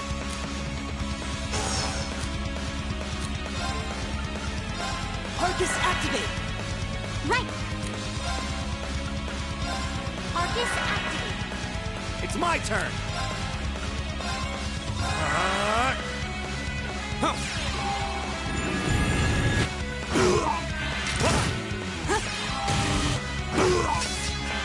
You okay? Go!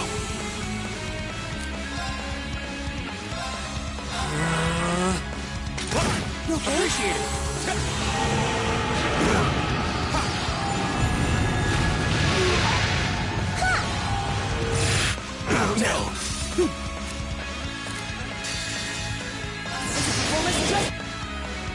Damn.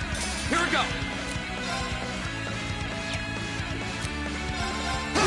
Right.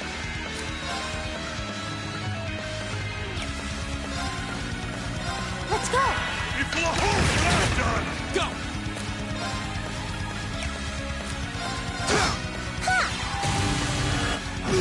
Right. Arcus, activate. Here we go. There's a chance. I got you. Right. Arcus activate. Right. Go. Not bad. Looks like I don't have to hold back. Flames, gavel up. This is my... I'm gonna slow you down. Right. Arcus, activate.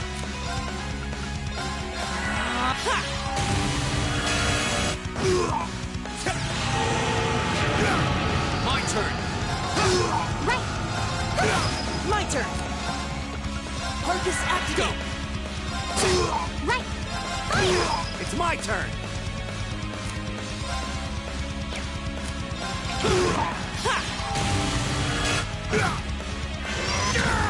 My turn. It's my turn. My turn. Right. Right. My turn. There's a chance. I got you. Right. Must have let All my right, guard let's keep down. going. A+ out. Done. They're strong. I can't believe we got pushed back by a bunch of students. You kids hit harder than I expected. This fight is over. Release the miners. That was always part of the plan. But I don't like your attitude. You don't get to call the shots here.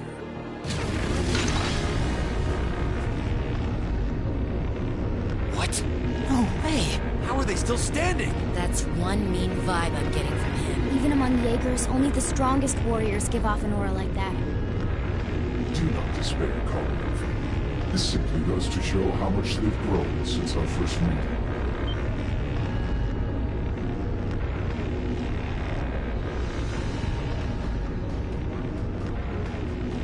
See! So this is the guy, huh? This is the first time I've actually seen him. Comrade S has already boarded the airship. I shall buy you the time to join her. Fine. Chalk this one up as my loss. But next time... Oh, next time, we'll have some real fun. Sorry, Comrade C. We'll wait up for you.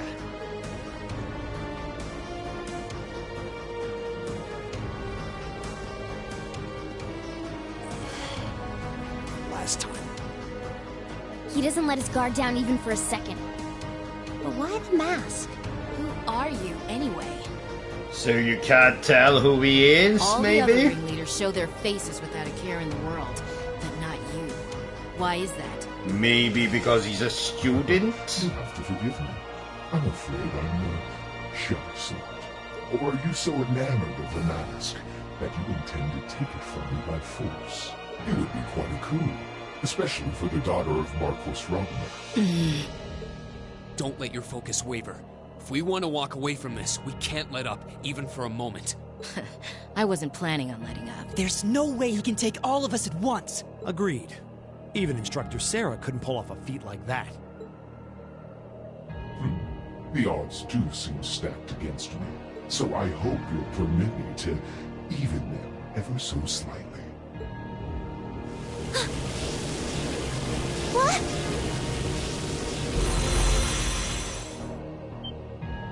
Two archaisms! Were they there all along? This is the height of summer when we last crossed blades in the highway. Do you think you can prevail now where before you fell short? 10 more years, it will steal. Show me your strength, your will. Right! It's a performance just for you. Hope you're better! Right! Arcus, Here we go!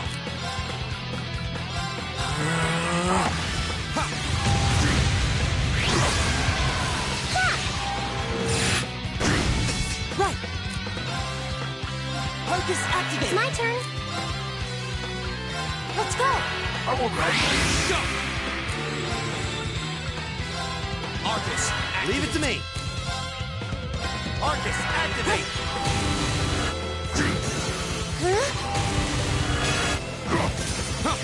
a respectable effort, but you'll have to do better than that. Right!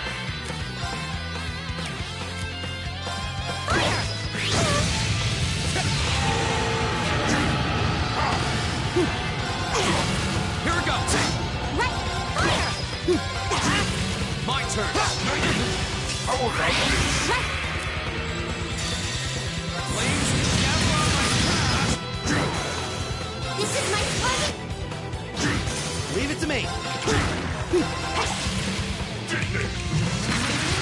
My turn! Here we go!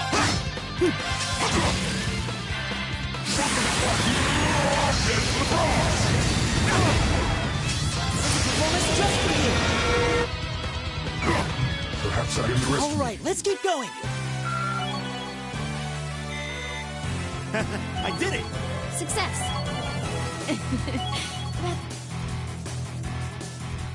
Haha! Success! How do you like that? Just paying back what we owe from the summer festival. Now hurry up and release the miners. The miners are being held in the area above us. They've been bound, but their lives are in no danger. Are you telling the truth? That does match what the other guy said. Well then, with that cleared up, let's talk about you, shall we? I hope you're not thinking you're just gonna walk out of here after everything you've done. I'm afraid that's exactly what I'm thinking.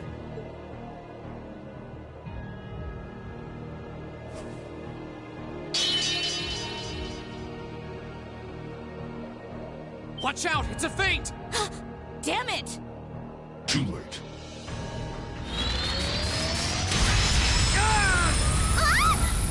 God has help us! Don't freak out. It's just to disorient us. Shit! Flash grenades! Where did he go?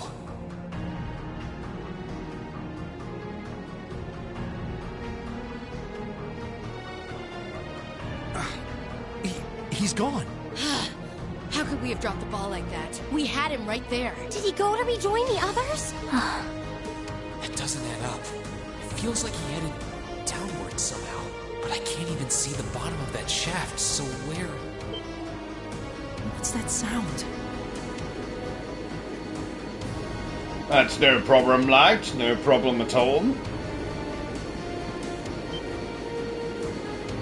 That's the airship we saw at Guerrilla Fortress. Looks like Reinford's high-speed RF-26 model. So the Liberation Front has expensive taste in airships. What is going on here? It's the terrorists. Take aim and fire. Yes, ma'am.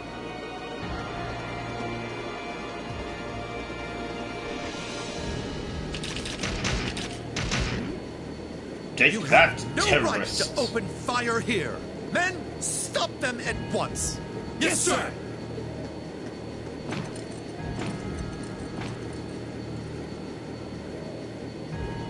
What do you think you're doing? My, what a pathetic spectacle.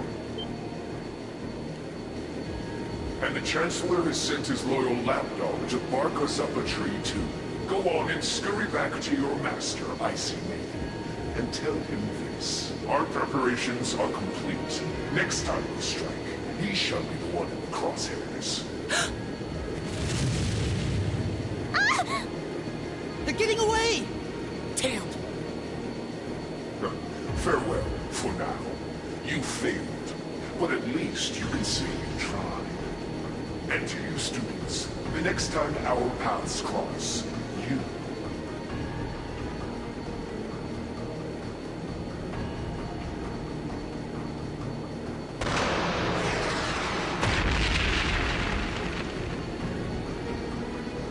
Huh? What was that? It couldn't be. Oh! Everyone hit the deck!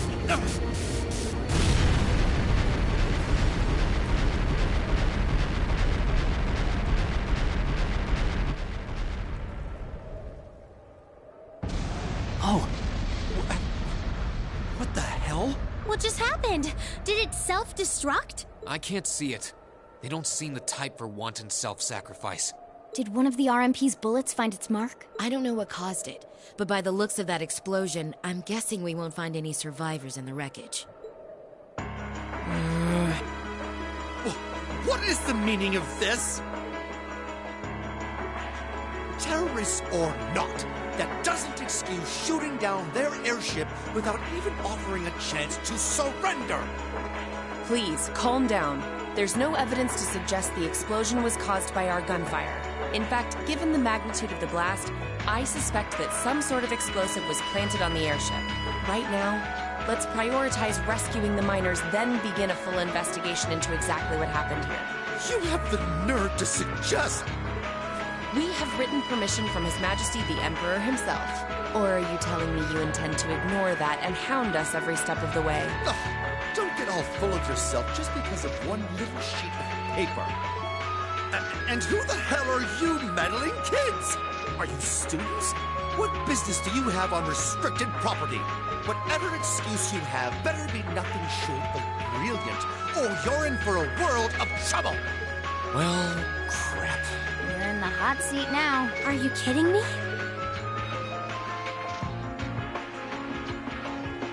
Listen, you're misunderstanding something. They're here because I asked them to accompany me. Angelica? And who the hell are you? Lady Angelica? Hey, it's Lady Angelica. I heard she was back, but this isn't really the place you expect to meet a Marquis's daughter. Long time no see, guys. I see a couple of faces I recognize under those fancy helmets. Maybe I should have tried the front entrance first, after all. It would have given me an easy chance to ask some of the pressing questions I've got about this whole affair. Like, you know, why you let terrorists have the run of the place while barring entry to law enforcement officials, maybe? Uh-oh. This isn't looking good. Remain calm! We were acting under the direct orders of the Marquis himself. He expressly commanded us not to let these insolent fools trespass in his territory. Oh? Well, the Marquis must be quite the sly businessman. To acquire ownership of a mine I wasn't aware we were selling. What? recognize that voice. How could he be?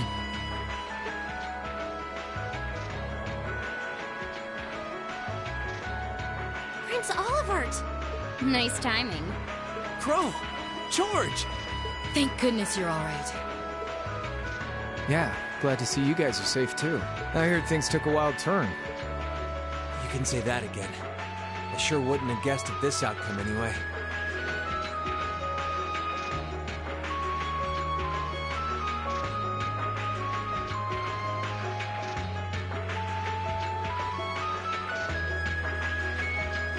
So that's the last of the terrorist airships accounted for, then? All that we know of, at any rate. We'll need a more detailed examination of the wreckage to say for sure. It's truly an honor to receive a visit from you, Your Highness. That's enough out of you. We have more important matters to attend to right now. First, I feel it necessary to emphasize that I personally stand behind these students' course of action. I trust you have no objections? None at all, Your Highness. Oh, Your Highness.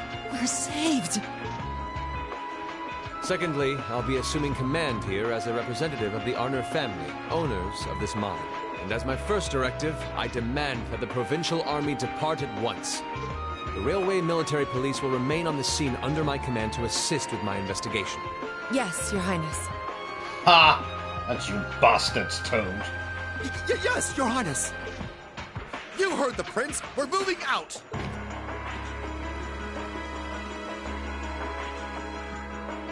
After all the peril, the situation was resolved with surprising speed.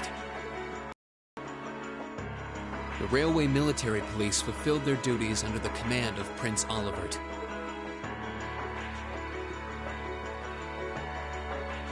The remaining archaisms were disposed of, and the miners were rescued without significant injury.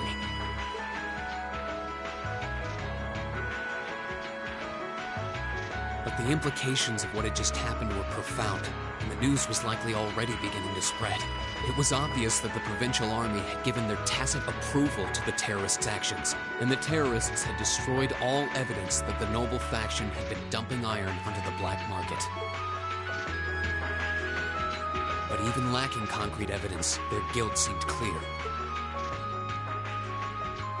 And Prince Olivert declared he'd be conducting a thorough investigation with the full support of Chairman Irina.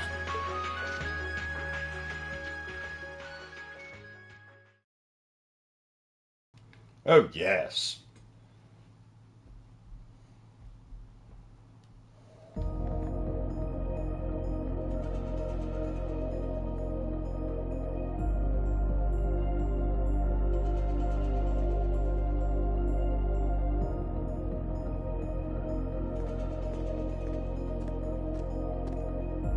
This must be it.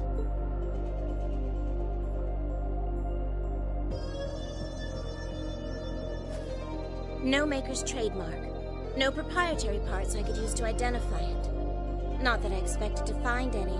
From all appearances, it seems to be a long-range anti-material sniper rifle. I see. At least it wasn't a Rhineford model.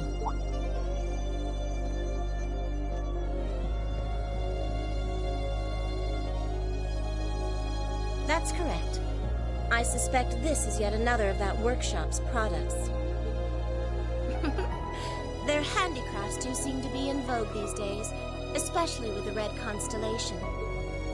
Indeed, but this is no laughing matter.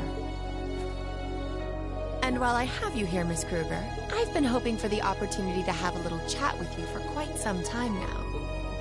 Exactly how much involvement does your employer have in all of this? Might I ask to which of them you're referring?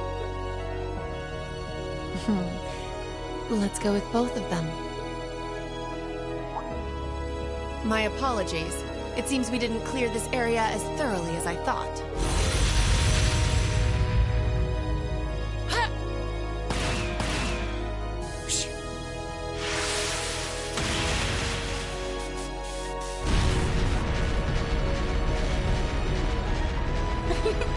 You have such splendid form, Lady Claire.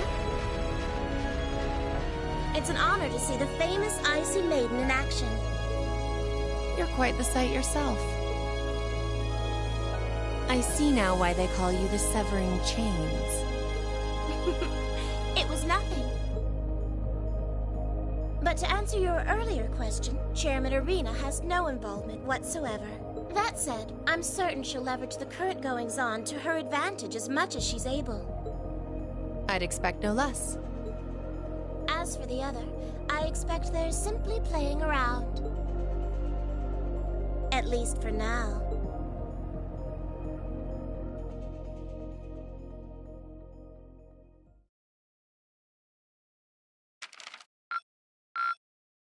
Drinks are on me someday. I think you could have done better than that.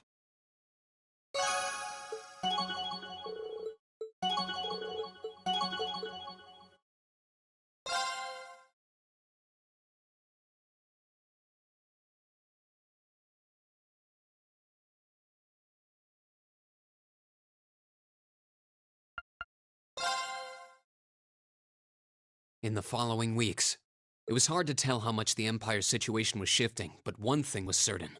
Changes were happening.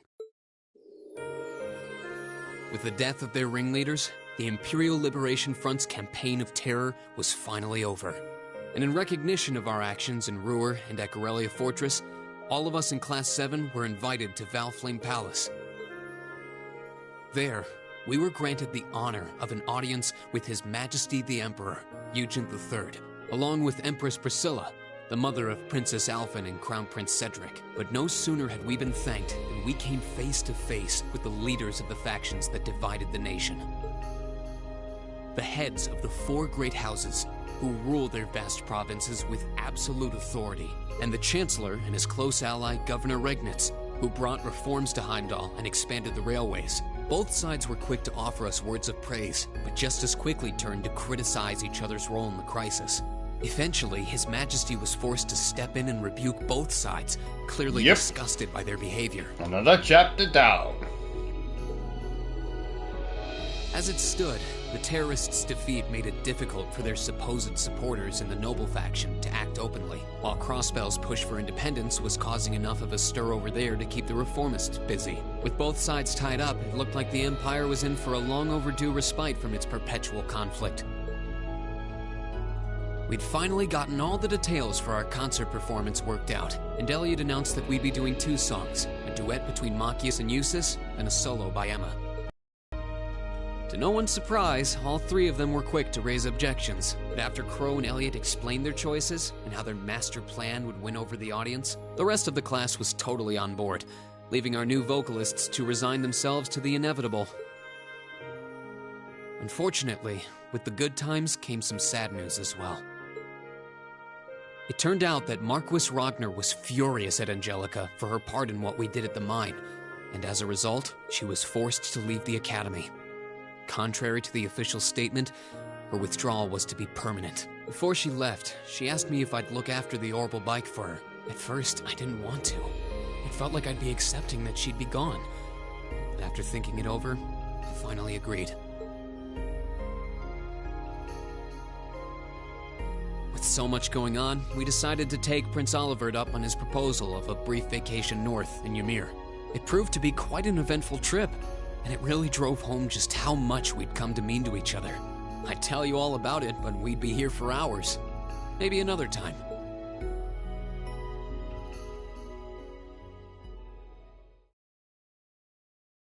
Anyway.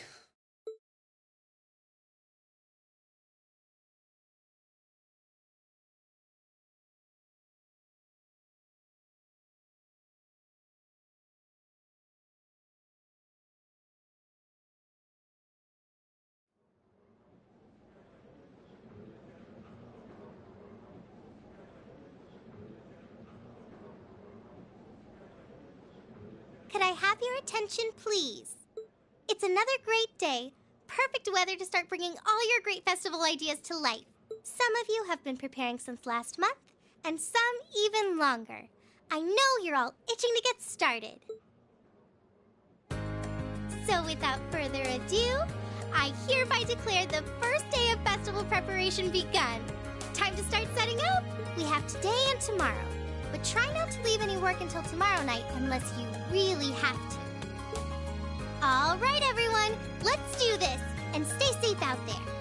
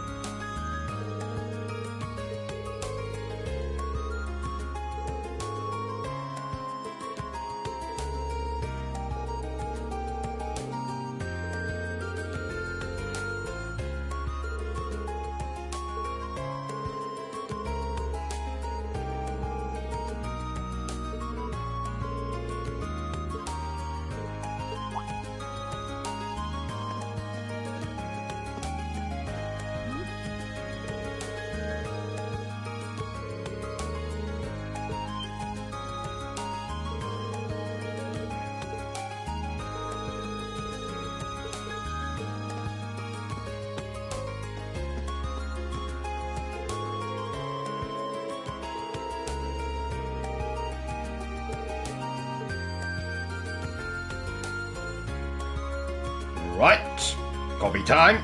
2 minutes, chaps.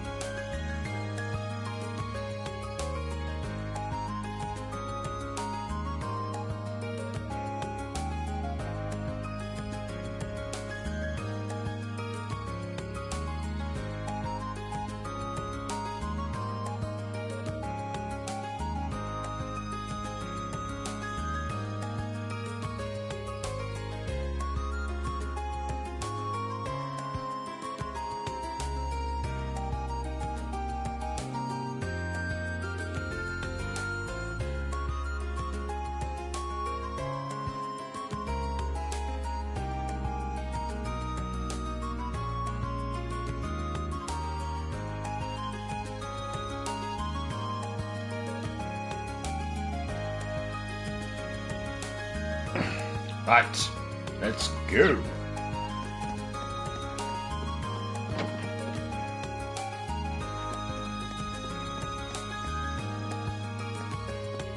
What the?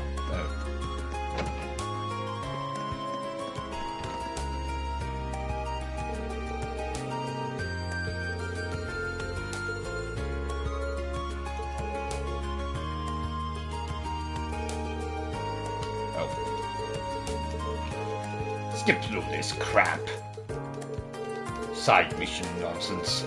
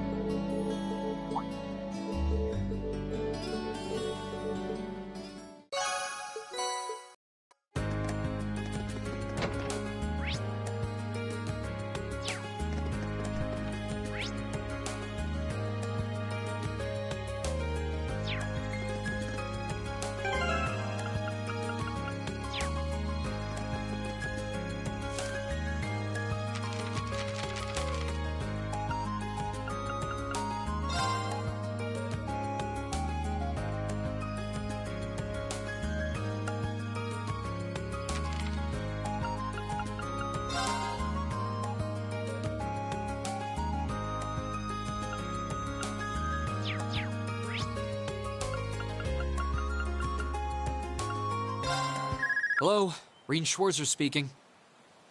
Yo, it's me. Oh, hey, Crow. Is something wrong? It's not like you to call out of the blue. Well, we've run into a bit of a problem. Turns out our outfits for the concert will be arriving late. They said the earliest they can get them delivered is sometime tomorrow morning. That's not great. I mean, it'll be hard to do tonight's dress rehearsal without the actual dress. My thoughts exactly. But don't you worry, though. I'm just as crafty as I am handsome, so I've got a plan. Want to head out and pick them up for us in person? Crow, I think the two of us need to go over the definition of plan sometime. You ordered them from a boutique in Heimdall, didn't you? Yeah, someone over there's putting the finishing touches on them right now. They'll be done by this evening, so our whole delivery problem's solved if you just head over there. I do it myself, but I've got some stuff I need to get done. Got it. I'll take care of it. You know, he's busy being the bad guy and being a terrorist, so... Okay, I'll go get the outfits. I'll head to the station right now. Wouldn't want to miss the train on something this time sensitive. Whoa there, the train? Come on, man. Don't tell me you forgot about Jellica's parting gift. Oh. You're right. It'd probably be faster to get to Heimdall by bike than by train. Okay, bike it is. Besides, if I cut down on my travel time, I can put more work into the festival. Even when I give you something cool to do, you find a way to make it dorky. Oh yeah, you should take someone with you too. You're bringing 11 outfits back here, and that's not exactly going to be easy on your own. That's true. It'll be a lot easier with the sidecar too. Okay, leave it to me. Cheers. Okay, I guess I've got a little more wiggle room to help out around here. I'll head to the engineering club to ask George to lend me the bike once I'm done.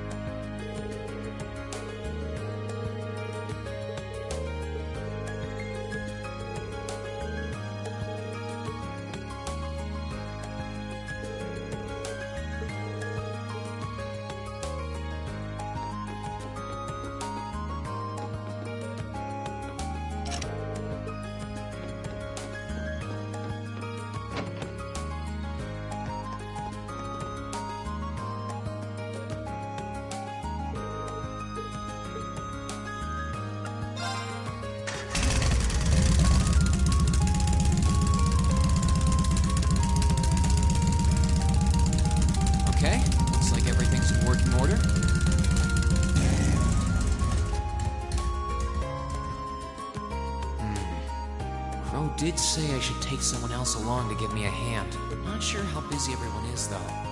Let's see. Who should I try asking first? Alright. Might as well see if they're free. Hey, it's Reen. I've got a little favor to ask.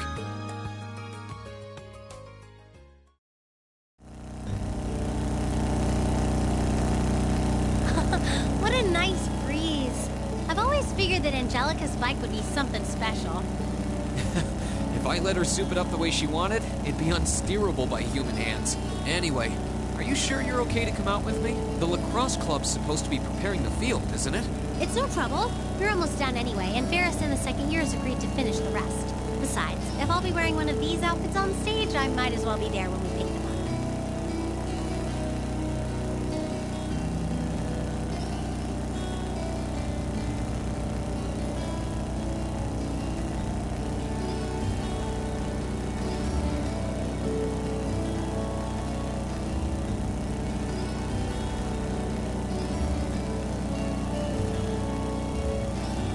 True, you're one of our backing vocalists, so I'm sure you'll catch a lot of eyes. This is some vehicle, though. You can really tell that the Ruhr Institute of Technology had a hand in development. I think trains are too convenient for bikes to break into the mainstream, but I can see them developing a cult following. Only you would give the bike a technical and marketing analysis. It sure beats you asking about the outfits, though.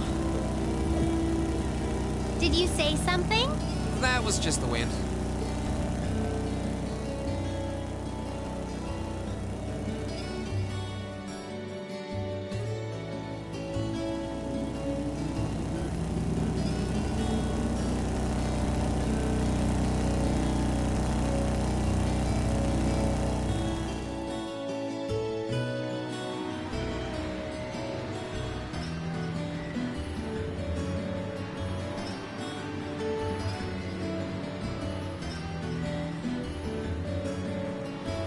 Well, yes, but you do get to choose who you bring with you, so...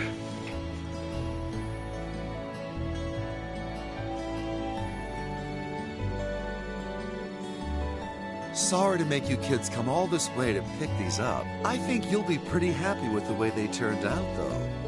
Fantastic. I can't wait to see them. Thanks for getting them done on such short notice. This was no sweat compared to what Crow put me through last year. He had me working like a madman. Last year's concert was great, though, so you can bet that I'll be there to see if you kids can top that. Oh, by the way, are you the girl on rhythm guitar? You've got a kind of natural elegance to you. Couple that with the outfit and you'll be a real sight to see. So what exactly do these outfits look like, Reen? Well, you'll see when we get back.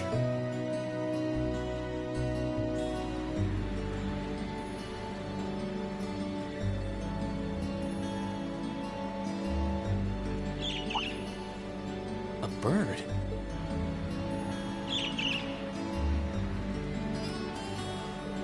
What the...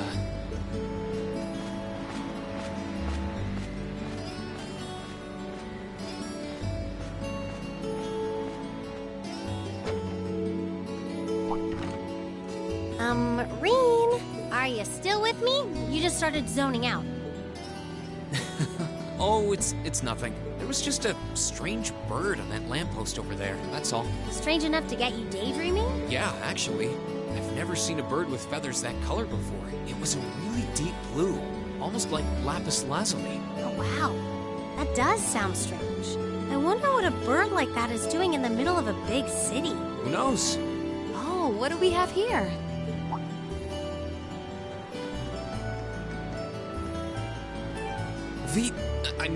Misty. Is she an acquaintance of yours? Her voice sounds kind of familiar. It's been a while, hasn't it, Rain? Thanks for not using my real name. If people here in the capital were to overhear you, I'd be drowning in fans in no time flat. Sure. Mum's the word. Fancy meeting you here, though. I assume you're here to shop? You guessed it. This store does have a branch in Trista, but this one has a much better selection. What about you? Why are you lugging 2 suitcases around? You two getting a jump start on a romantic weekend getaway? No way, never! Let me explain. Oh, concert, huh? That sounds like a blast. I'd love to drop by the festival and see it myself. I might be able to go if I can free up a bit of space in my schedule.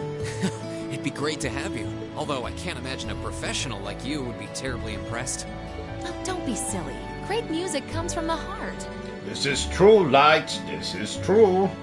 Damn bird. Whoops, lost track of the time. I better get going. Well, bye for now. Be sure to tune in tomorrow. Of course, I always do.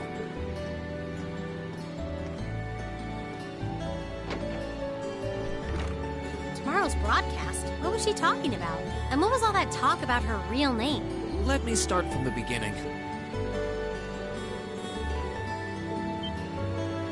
Wait, that was the Misty from Aubentine? Wow, I never would have guessed that Vita, Clotilde, and Misty were one and the same. You'd think it would be obvious since their voices are so famous, but it's pretty hard to tell. Hold on. Tomorrow's Friday, isn't it? They only broadcast Aubentine on Sundays. You're right. Maybe she's going to appear on some other show? Well, it doesn't matter. We should head back to Trista. I'm sure everyone's waiting for us. Good idea. We still need to try on our outfits, too. Yeah, but before you do, you have to promise not to get mad. Oh, what kind of outfits did you design?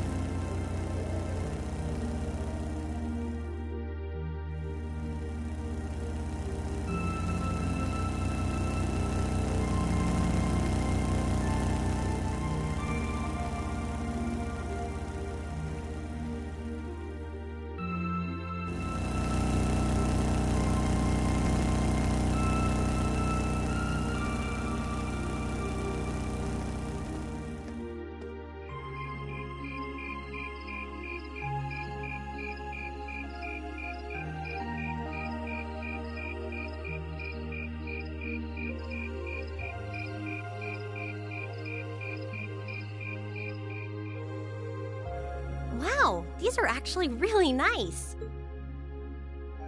Huh. They're a bit more revealing than I would have chosen, but at least the design itself is reasonably tasteful. Yep, not bad. And the black makes us look all classy, too. Oh, what am I even doing in this getup?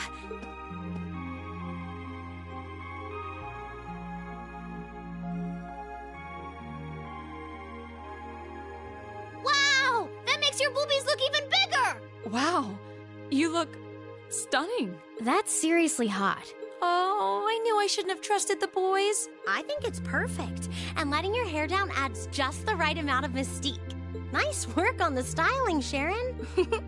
Thank you, my lady. I think you all look beautiful. Wow, you all look even better than I was hoping.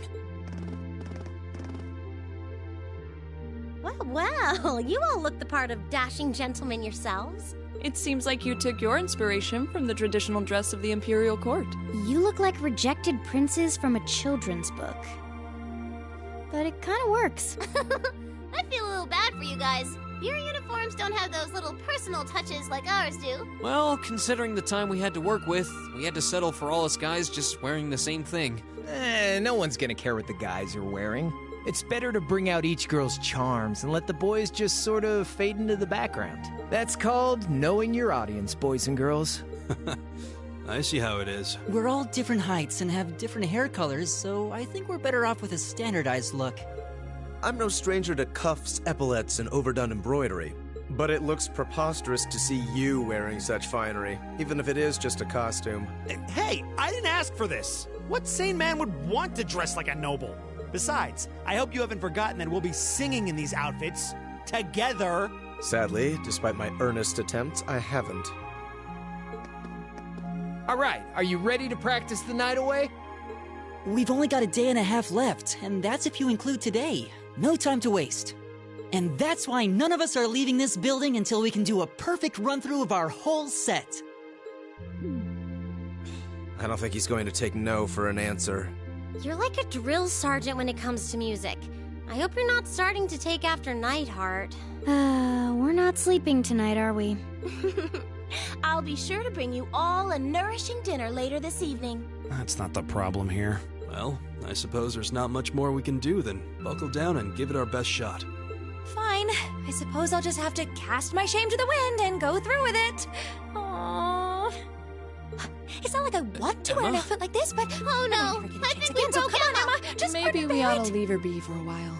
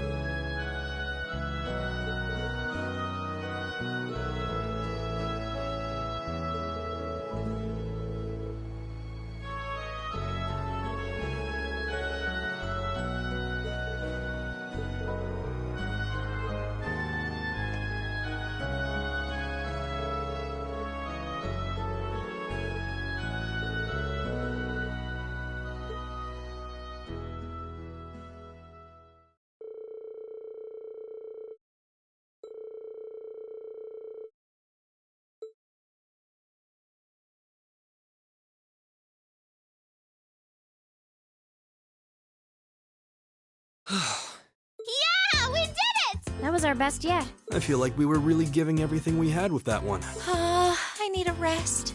The only question now is whether we can do that in front of a hall full of people. Don't worry, we'll be fine. We prepared as much as we can. It's all in the goddess's hands now. Maybe you're right. But when you put it that way, it sounds like no matter how much work we put in, it all comes down to luck in the end. If that's the case, we'll just have to coerce luck into staying on our side. Nice work, guys.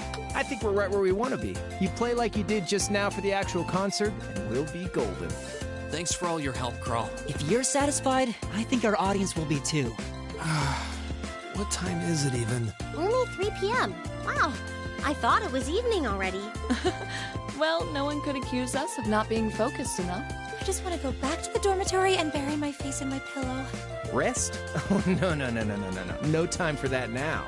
See, the best concerts always have 2 aces in the hole. An unexpected surprise and an encore. Now that we've finally got the basics down, we can try pulling off something that'll pave our road to victory. What? Surprises? An encore? What?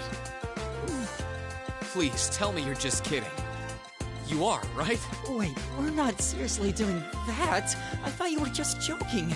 Now, hold on just a minute. You aren't seriously suggesting that we add another song, are you? Ding ding! He can be taught! Don't worry your pretty little heads, though. As soon as you hear what I've got in mind, you'll be all in on this. I've got a nice, simple tune in mind that everyone's heard, and most people probably even know the lyrics. Anyway, we haven't got much time to prep, so how about we get right down to business? You're a slave driver. You killed her! Hang in there, Emma. I think Crow's more fired up about this than anyone else. Even me. He's taking us on a ride one way or another, so we might as well just strap ourselves in.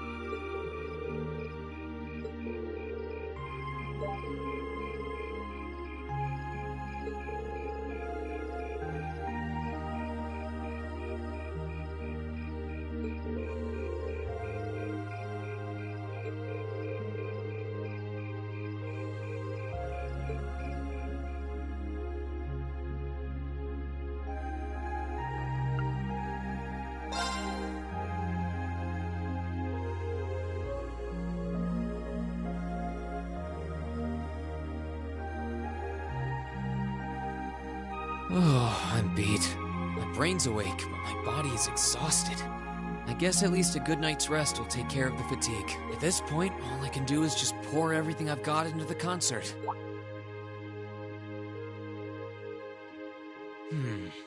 Wasn't there a music program that runs around this time? I could use something to wind down. I don't feel like reading, and there's not much else going on this late on a Friday night. Guess I'll just relax till bedtime.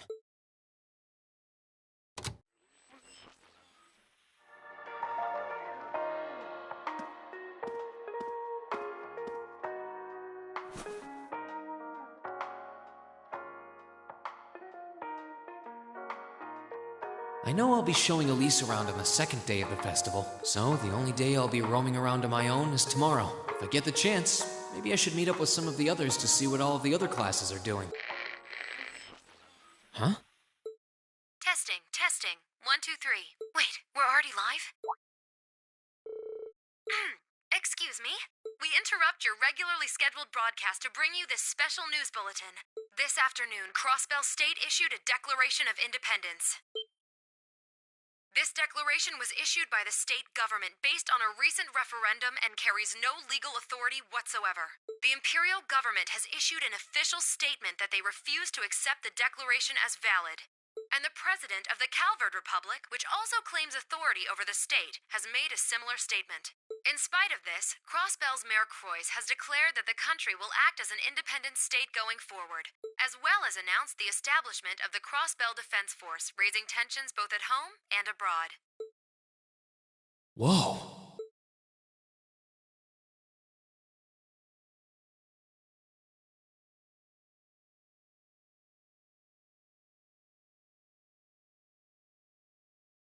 Students and visitors. Just grabbing a drink, 2 seconds.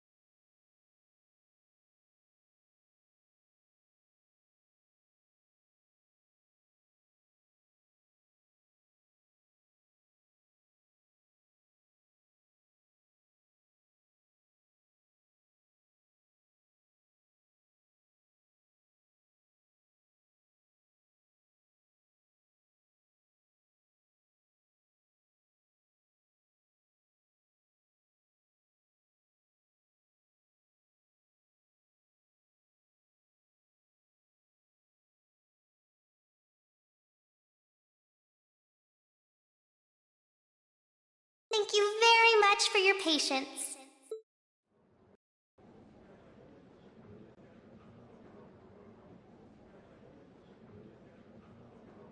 Without further ado, I hereby declare the 127th Thor's Military Academy Festival open! Enjoy yourselves today and have a wonderful time!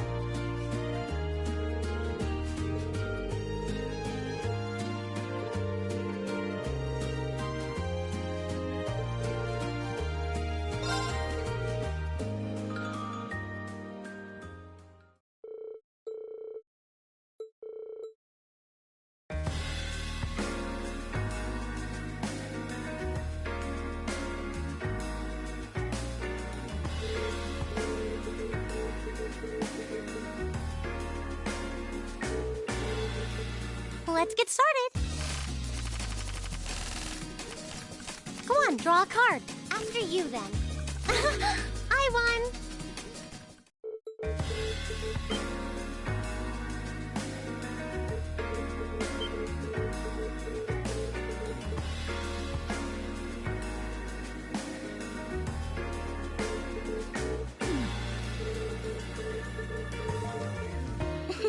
Well, shall we begin? Please draw a card. Well then, we have to draw again. Looks like I go first. I'm using a ball. I'm using a ball. Now then, how will you react to this? So that's how you want to play. So that's how you want to play. So that's how you want to play. Oh my, I should have been more careful. Oh my, I should have been more careful. That was a wonderful match.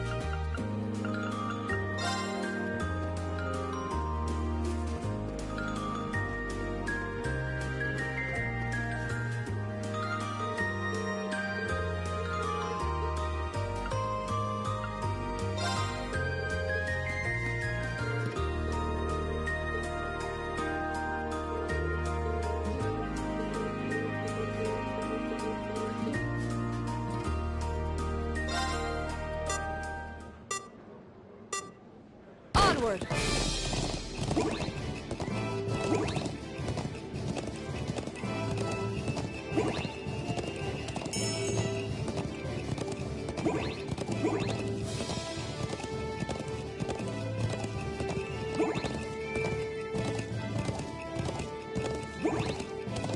Of course!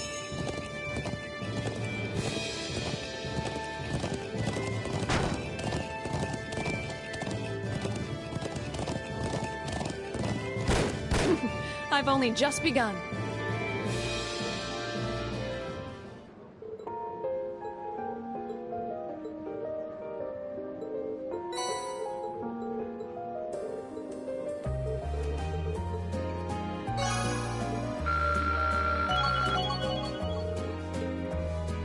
The first day of the Academy Festival is nearly over. Thank you for coming today, everyone. I hope you'll join us for our second day of festivities. And for all of you prepping tonight for tomorrow's attractions, good luck. And try not to overexert yourselves.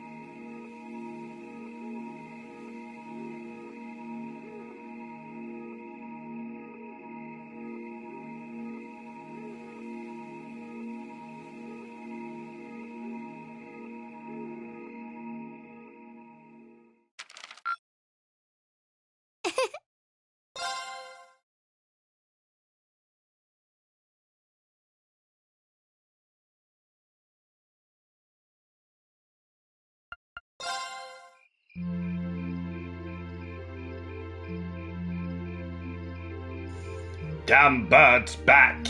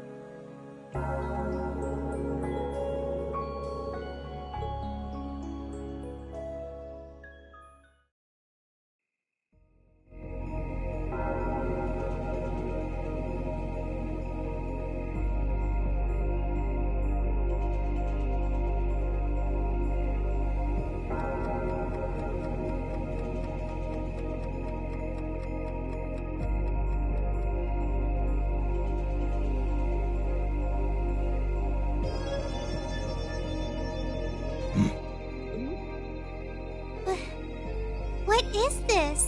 Seems like there's some kind of force field. No idea what's powering it, though. Oh my! There's something very strange about this. Very strange indeed. This academy may have been founded by Emperor Dreikels, but this particular building dates back long before even his time, I believe. Principal Van Dyke, what are you all doing here? Rean? Ah, and Sarah's with you too! So, you've come. What's going on here? I'm sure you heard the tolling of the bell earlier.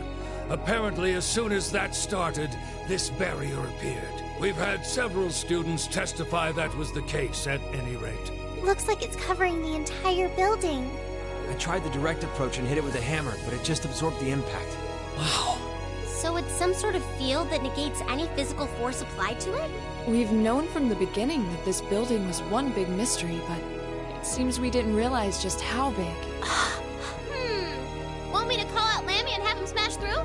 Don't bother. It'd just be a repeat of what happened in Lohengrin Castle. Yeah. Nothing we tried could even scratch that barrier. This one seems a lot like it.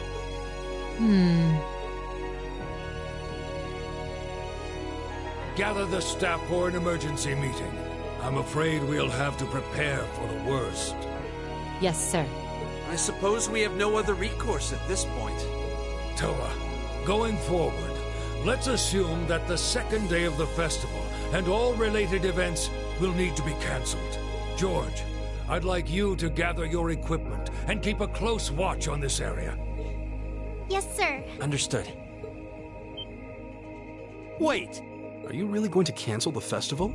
Under these circumstances, there's not much else we can do. If the building is still like this tomorrow morning, there's no way we can let visitors onto the campus. We have no idea what's happening in there either. The risk of danger is too great. It's possible we might need to evacuate the academy. Or even all of Trista. No way. Damn it. Is that our only option? I guess from a risk management point of view, that's the only sensible course of action, but...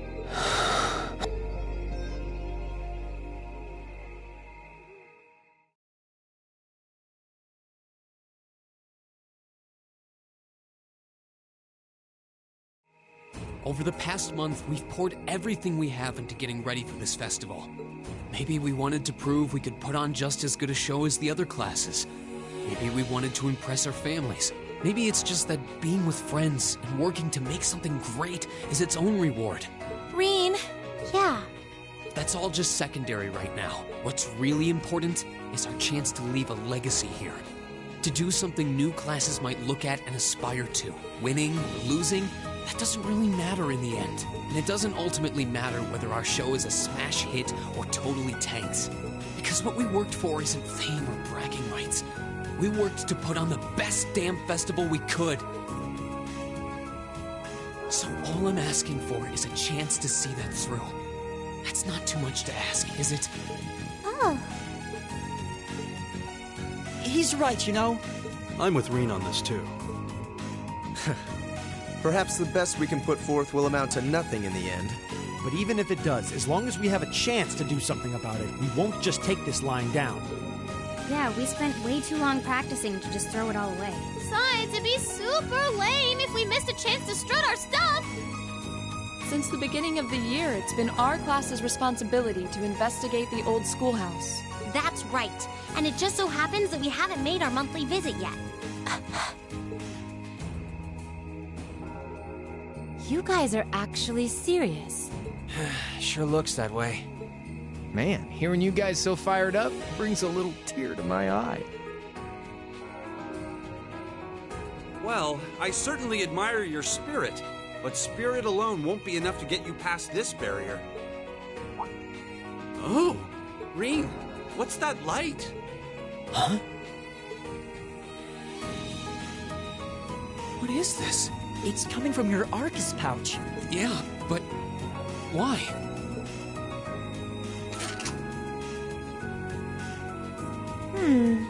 It looks like the quartz is shining. What?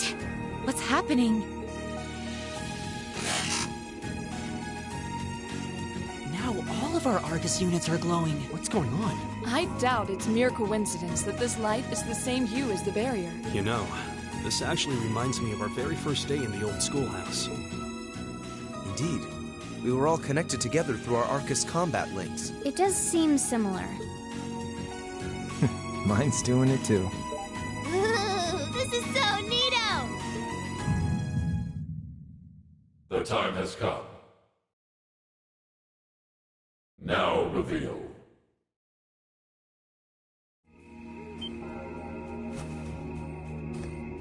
Reen? Reen!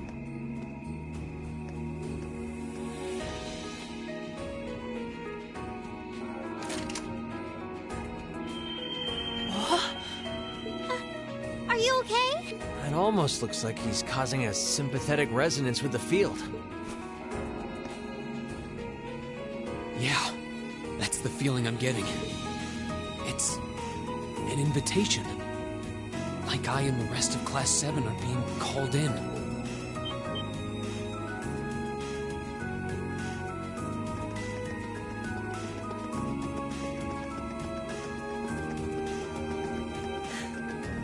I don't know what to say.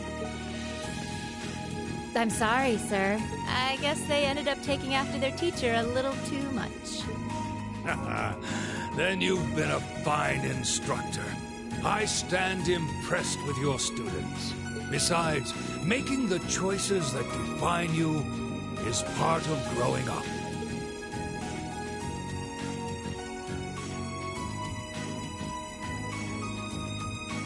It's currently 1940 hours. I'll permit you until 00 hours to conduct your investigation.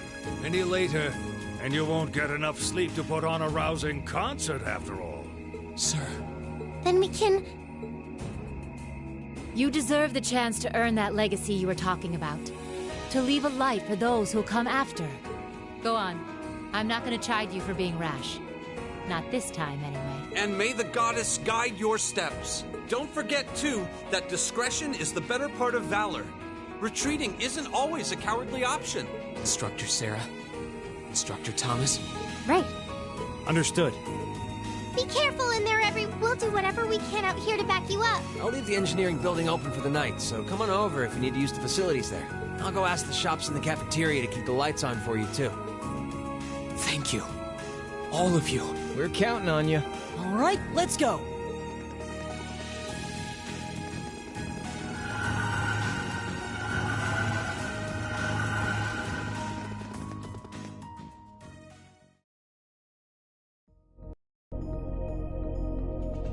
The final dungeon. Let's do this.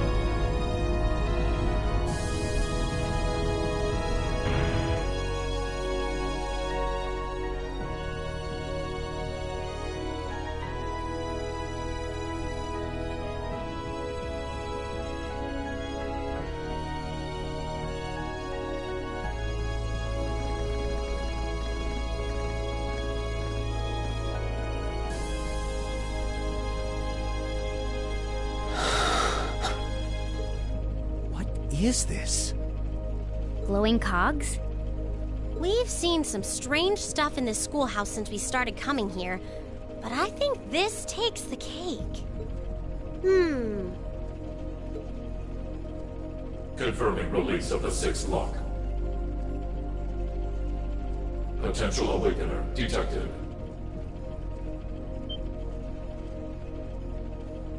The time has come.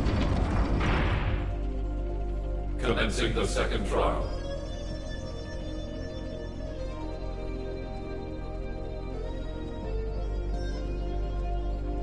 This looks the same as the red door we found on the 4th floor, but... It seems like there's an even bigger surprise behind this one. I'm very curious about this 6th lock and 2nd trial business. Do you think the locks refer to each of the floors we've cleared so far? What's a potential awakener? Is it talking about one of us? I can scarcely venture a guess. But what seems certain is that we're here tonight because we were meant to be here. Yeah.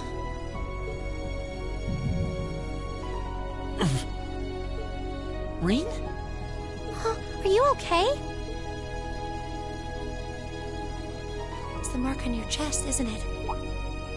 Yeah, it is. But how do you... Call it intuition.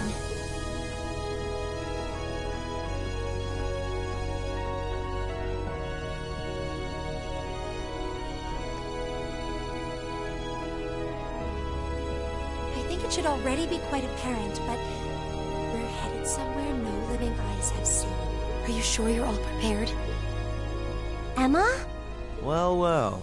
You certainly seem to be in the know about all of this. And how long has Celine been here?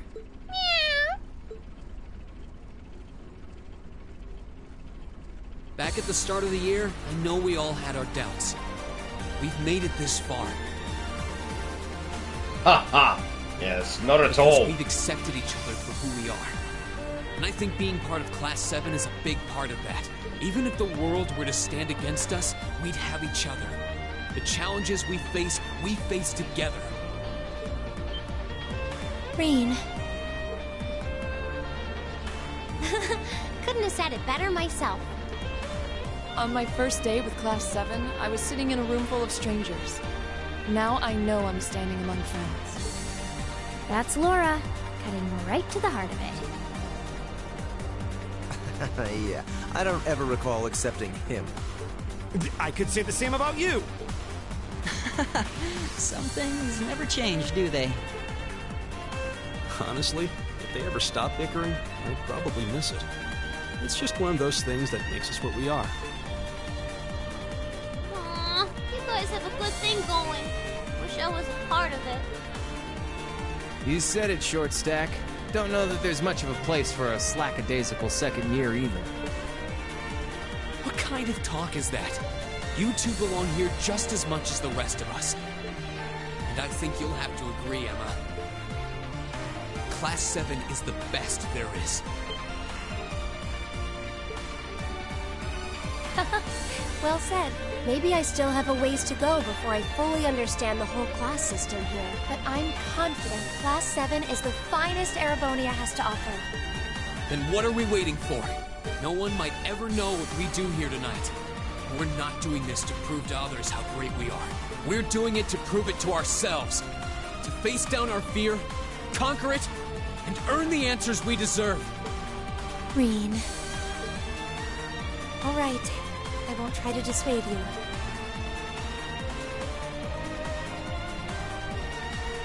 Let's go earn our chance to leave our mark on this academy. Yeah!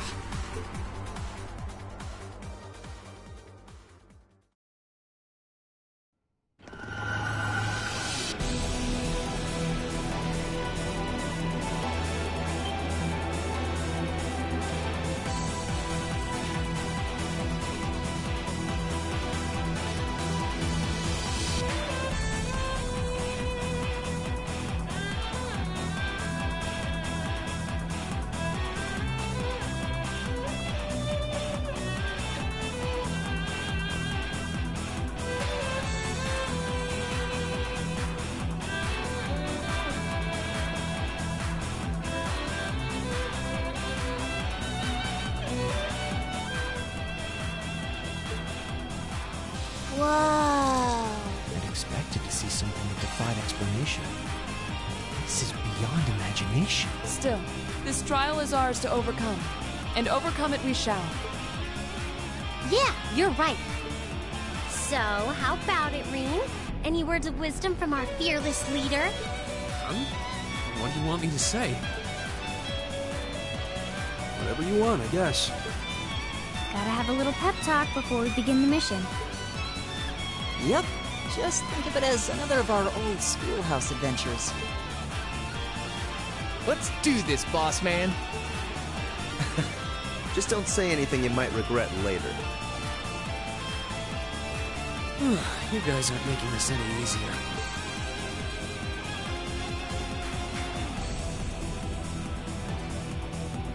All right, Class 7. Our mission is to explore the 7th floor of the old schoolhouse and find a way to return the building to normal. Are you ready to give this everything you've got? Yes, sir!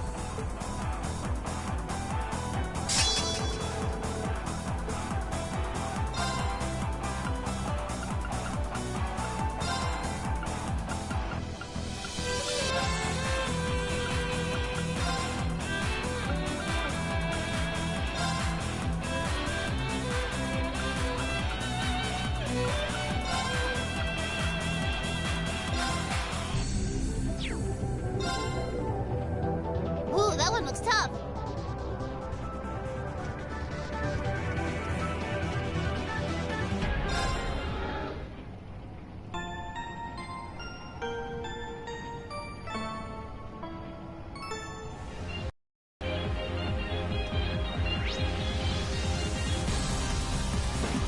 Drink, then we go.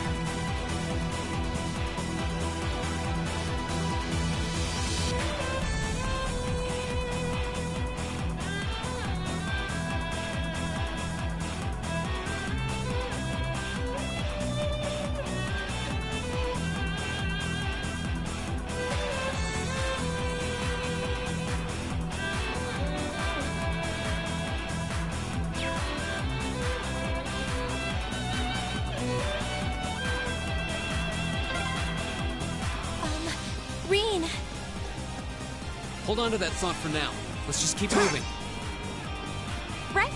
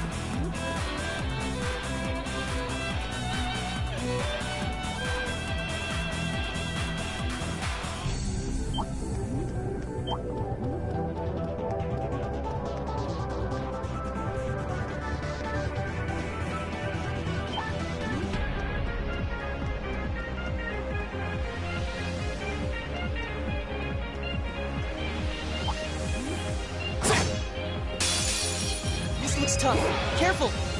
My turn!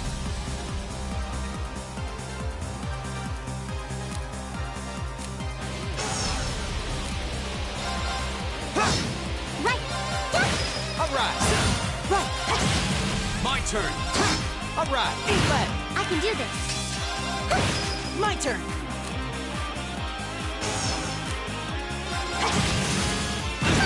My turn. Hang in there. Leave it to me. Right. Go. My turn. My turn. My turn. Right. Is everybody okay?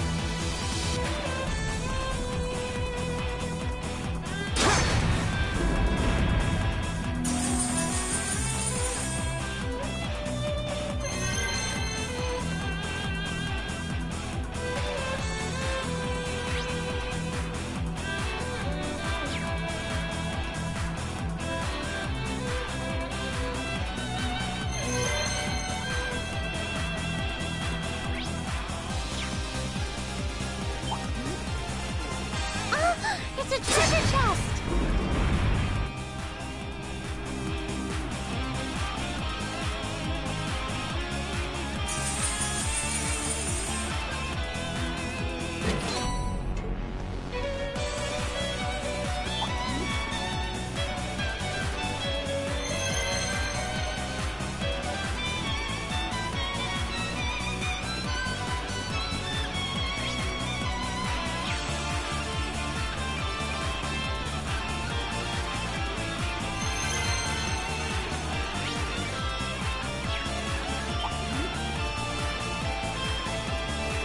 Treasure chest!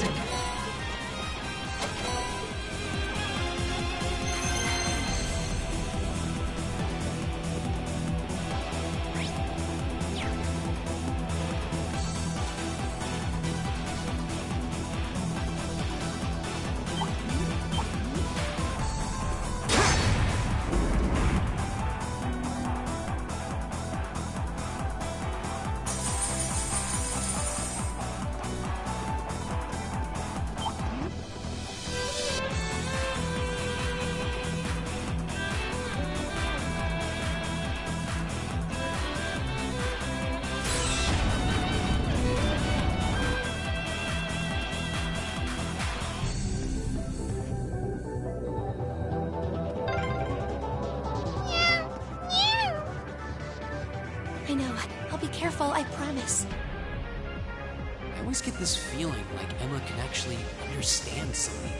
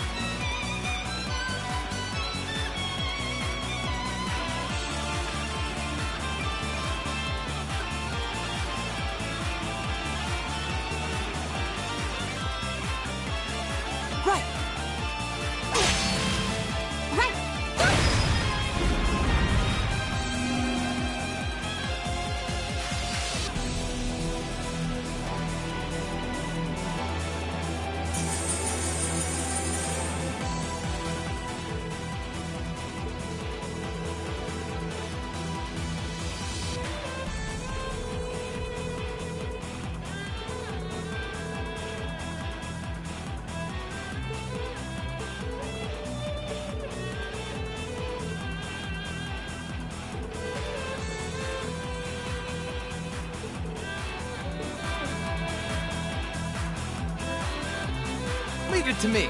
Here we go.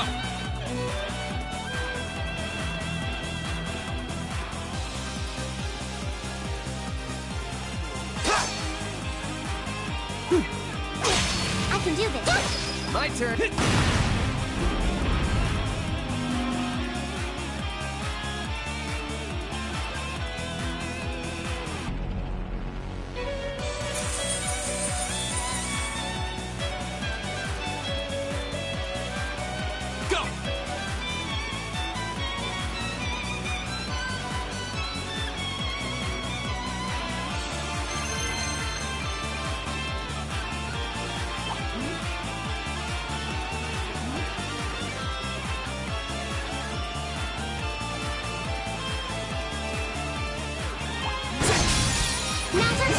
My turn.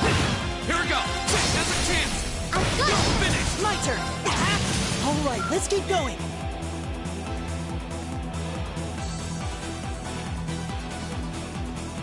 A challenging foe.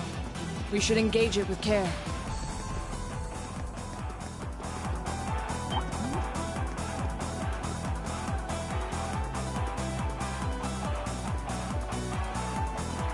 She can indeed. She can indeed. Right. Leave it to me. I've got this.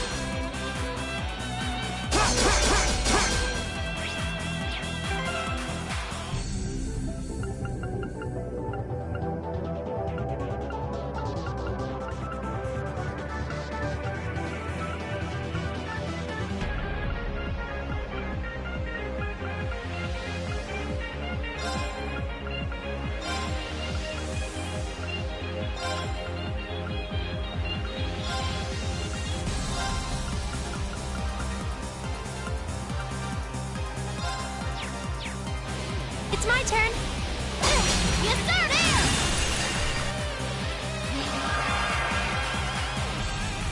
My turn. Here we go.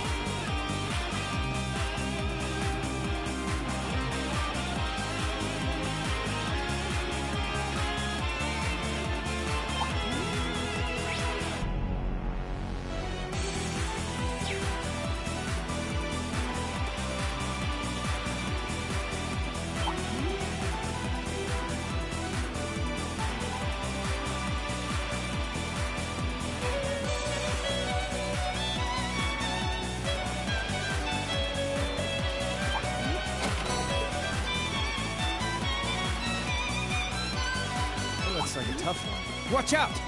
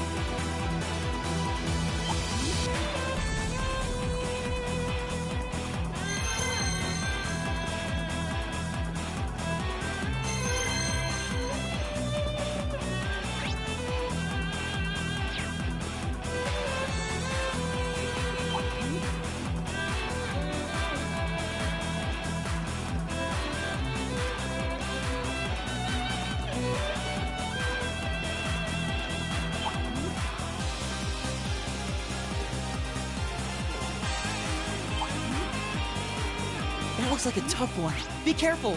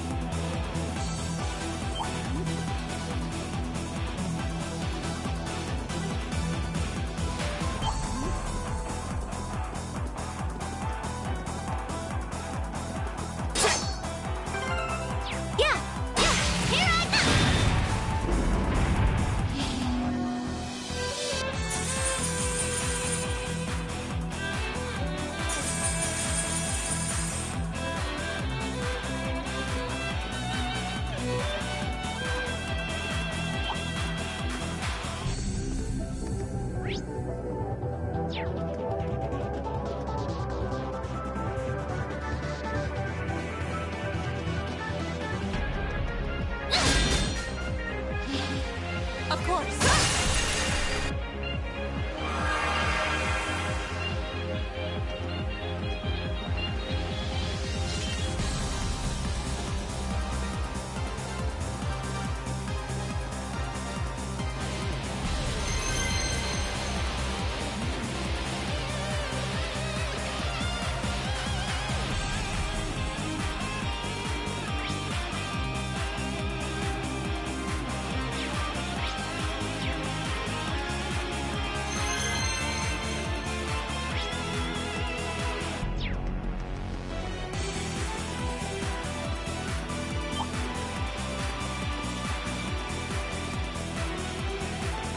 Now that's what I call a chest.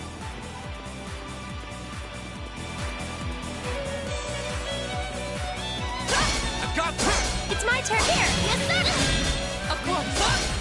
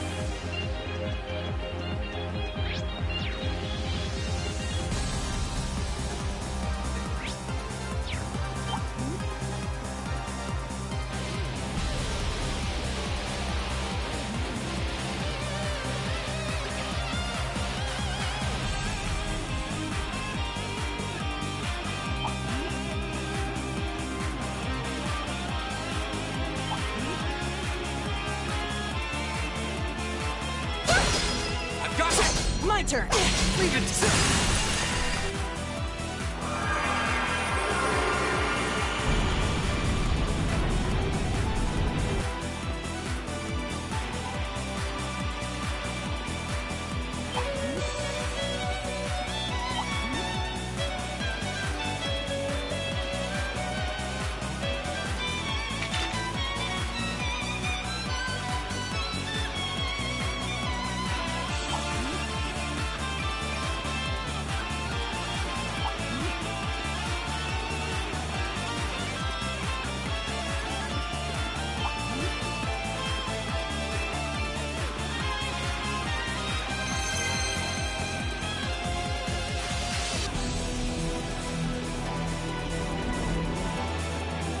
Now that's what I call a chest.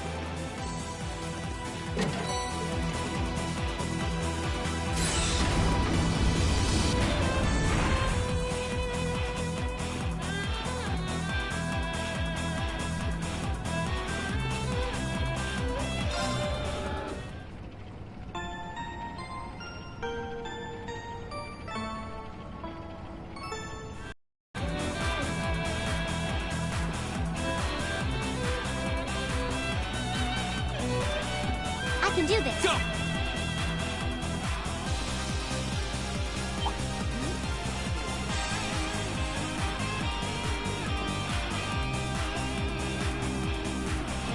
That looks like a tough one. Watch out!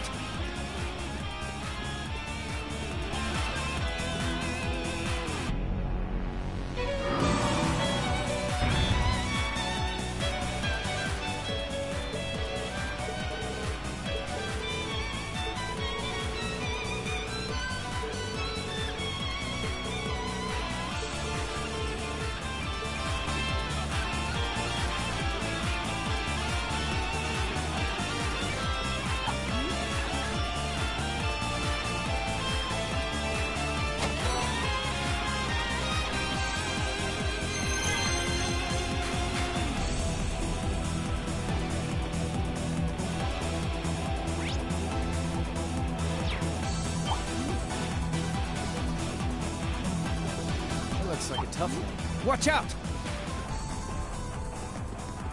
Oh, that's a beautiful looking treasure chest.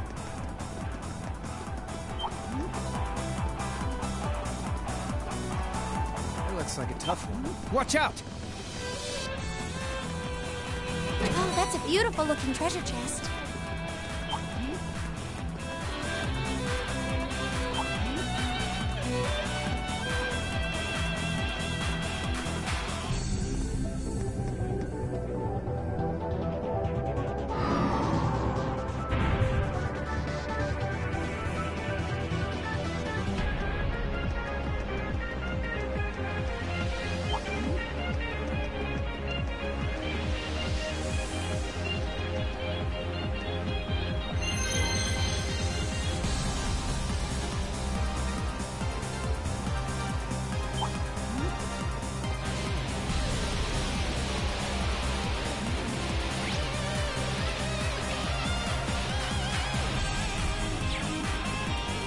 A challenging foe.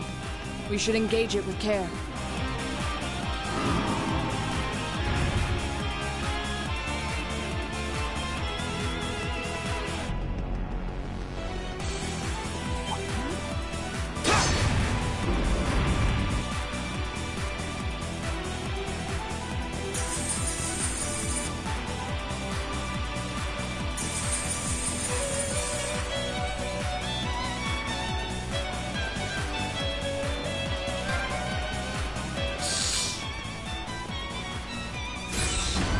This looks like... I can sense something inside.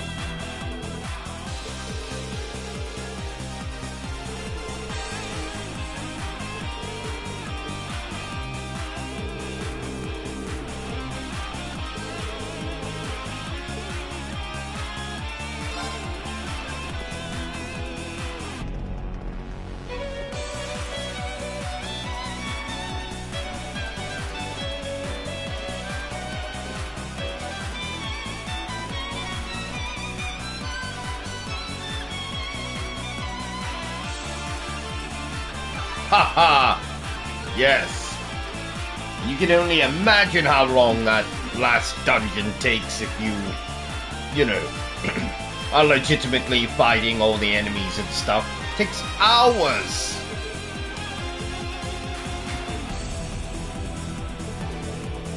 Absolutely hours.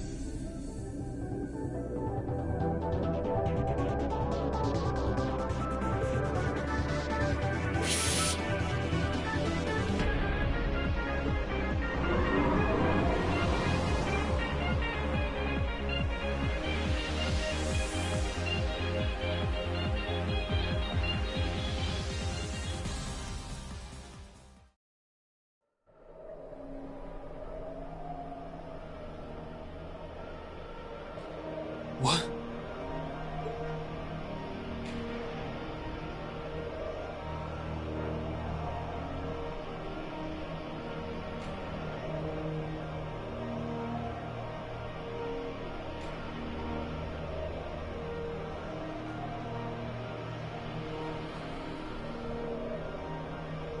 Oh my god, it's the Keyblade Graveyard!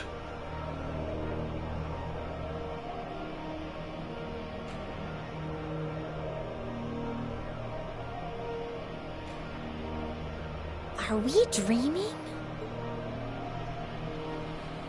It feels too real to be a dream. A sea of blades stretching out as far as the eye can see. I don't think we're in Trista anymore. It feels so empty. So lonely. Yeah. Be careful. It's coming.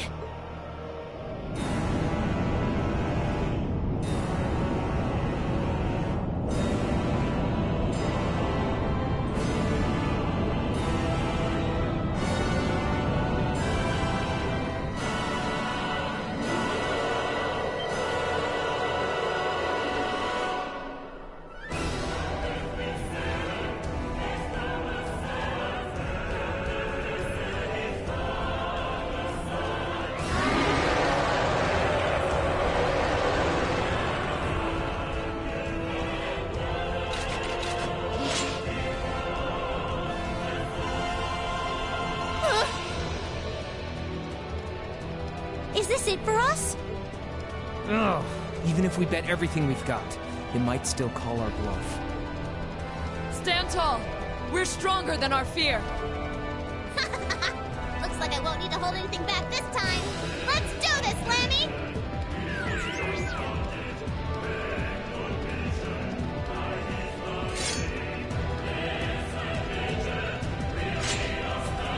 This is it. The final trial. Darkness. Remember, darkness can't exist where light is. Let's be that light!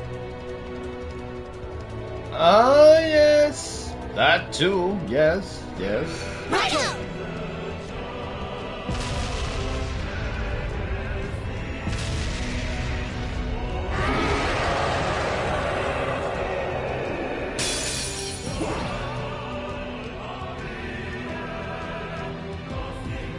My turn.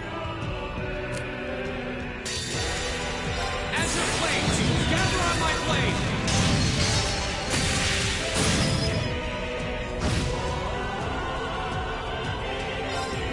Yeah, you're done.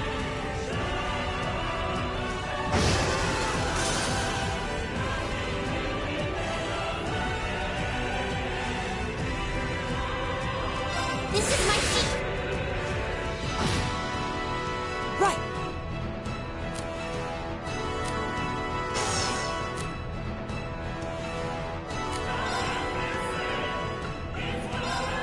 Focus activate.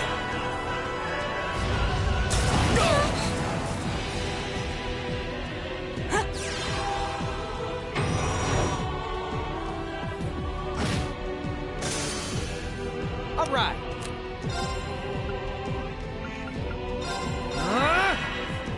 Here we go. Right. Let's go.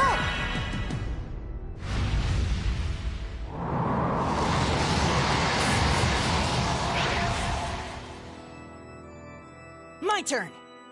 Well, yes, Bleach. Absolutely right. Focus activate. Here.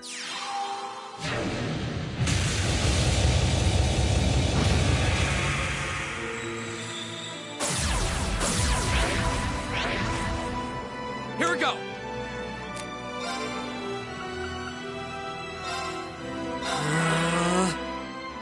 Huh?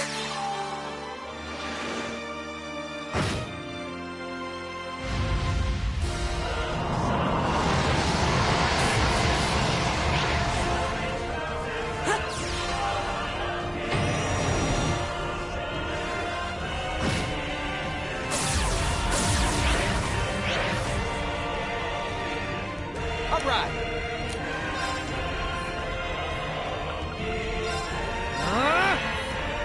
Right. Arcus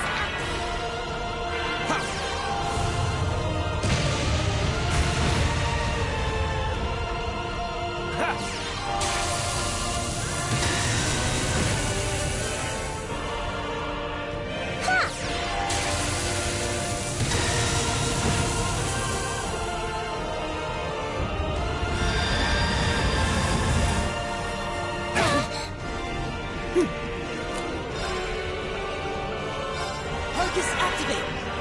Go.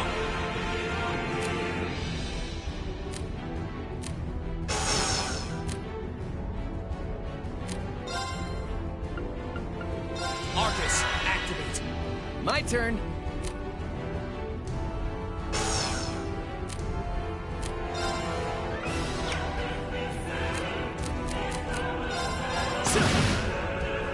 It's my turn.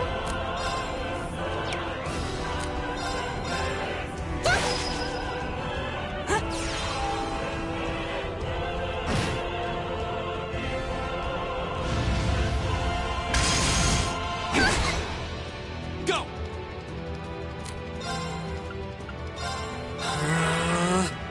My turn.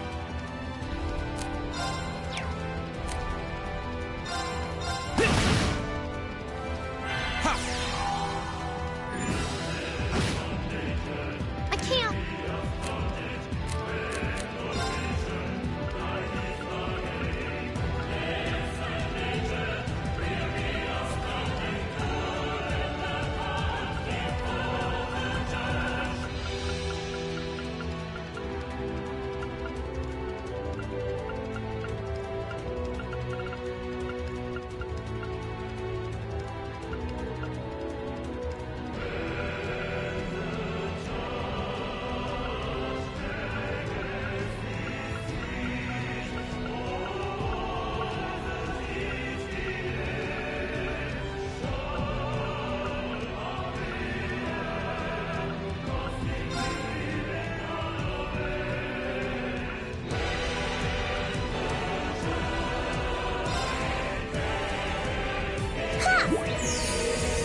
That's good.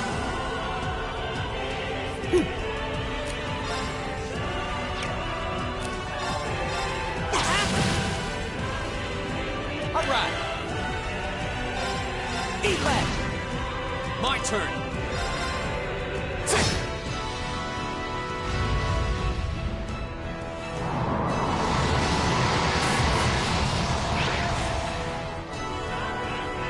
Leave it to me. Eat left. My turn.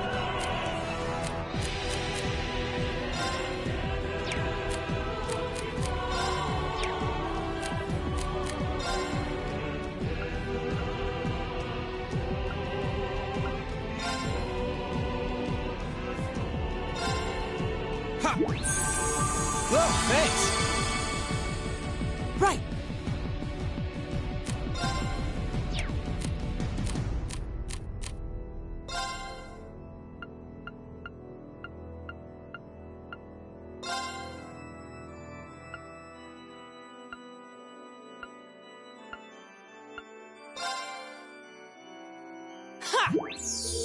Thanks! My turn.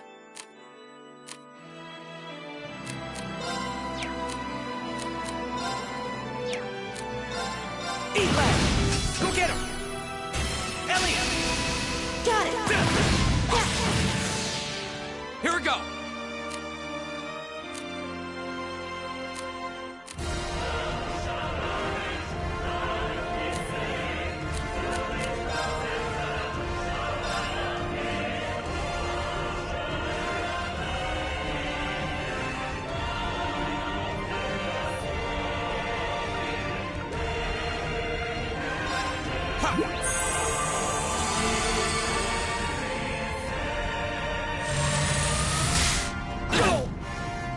Right.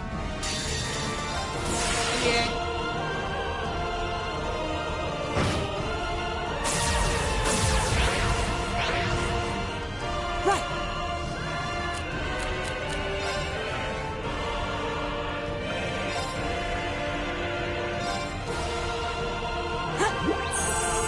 Thanks.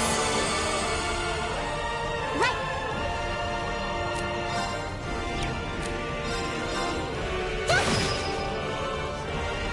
Go!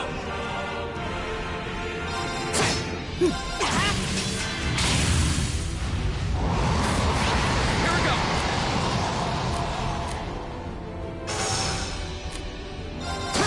Right. All right.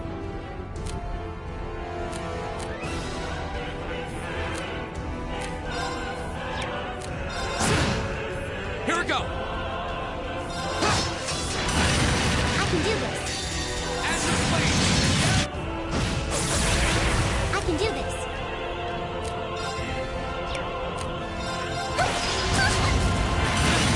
My turn.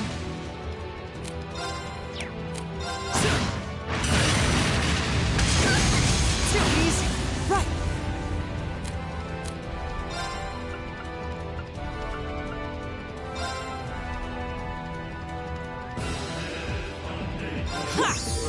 Leave it to me.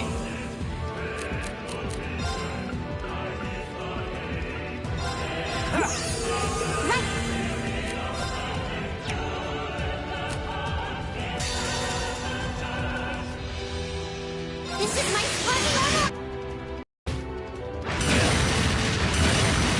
My turn! All right.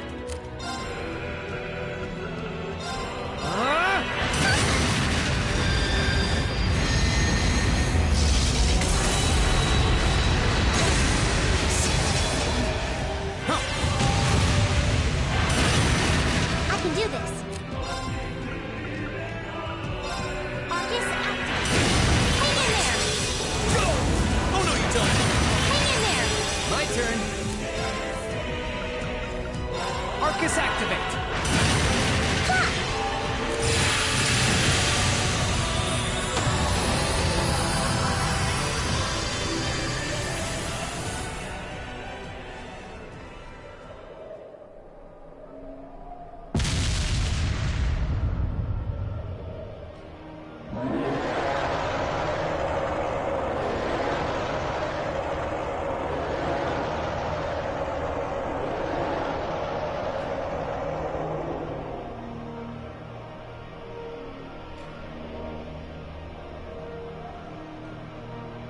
Terminating the final trial. Take heed, Awakener. Here exists a fragment of the great power. The flame and the jaws that devour the world.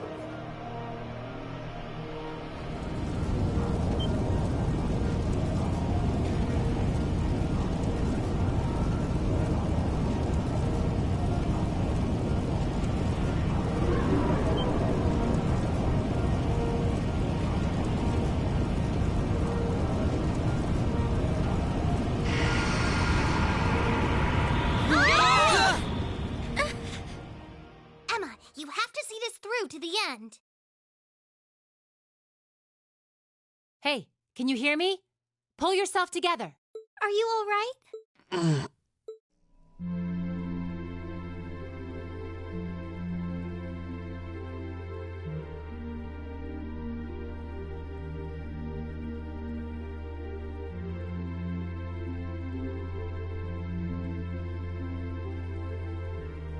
We're back where we were? Ugh, man. Was all that just a really wild dream? Looks like everyone's okay. Don't scare us like that. We had no idea what happened to you. You're all here too.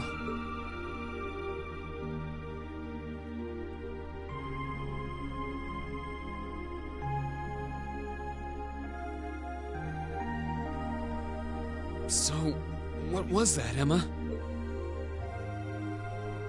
I believe what we experienced was some sort of vision, which would mean what we saw wasn't, strictly speaking, real.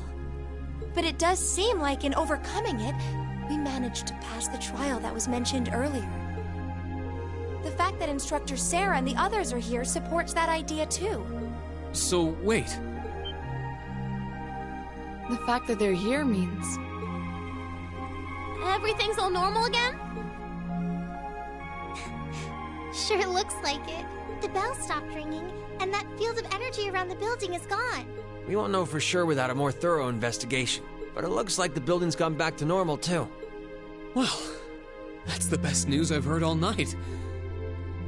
So now we can go ahead and have the festival tomorrow, just like it should be, right? Sorry, but I don't think that's gonna happen. But... Why? Everything's back to normal now, isn't it? Oh, come on, Sarah. That just ain't cool. I know there's no guarantee this won't happen again, but even still. Oh, come on, Instructor. They're too tired to get your jokes. The festival can't go on tomorrow like she said. But that's because it's after midnight now. So, it'll be happening today. Oh. I see. I didn't realize it had gotten that late already. You really had me going there. It's too late for your humor, Sarah. It's 20 minutes past midnight right now, and considering the principal only gave you until midnight, I think you all should be marching straight to bed. After all, you've got your big show coming up this afternoon. You bet we do. All right, let's head back to the dorms, take a quick shower, then go... What? The door!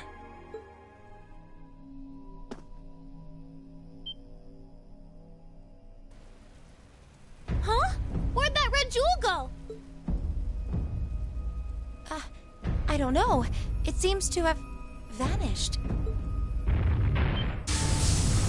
It's opening. What? Whoa. Time to reveal a mechanic that sadly will not come into play until the sequel.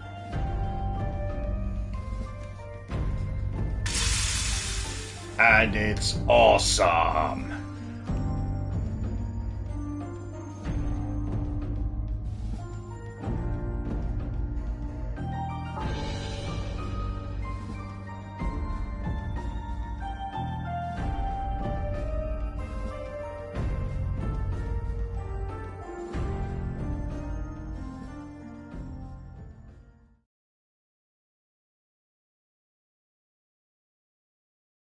Ooh, you're moving up in the world.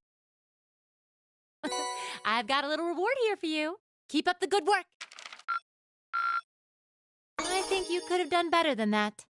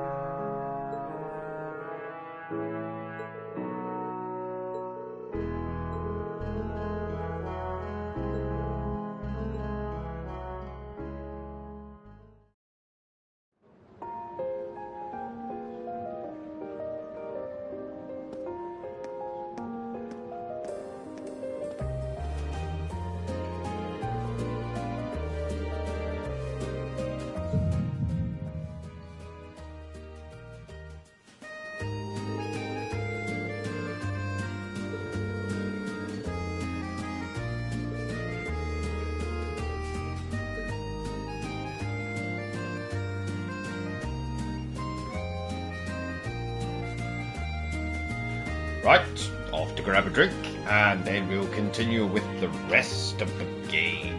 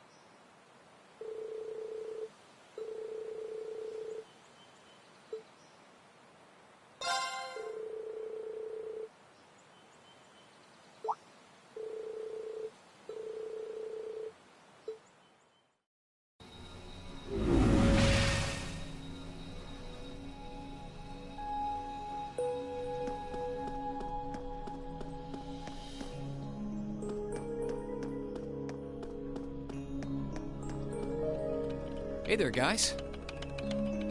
Oh, what's up, Reen? I see curiosity got the better of you too, eh? No helping that, I guess. I wondered if maybe you'd found out anything about it.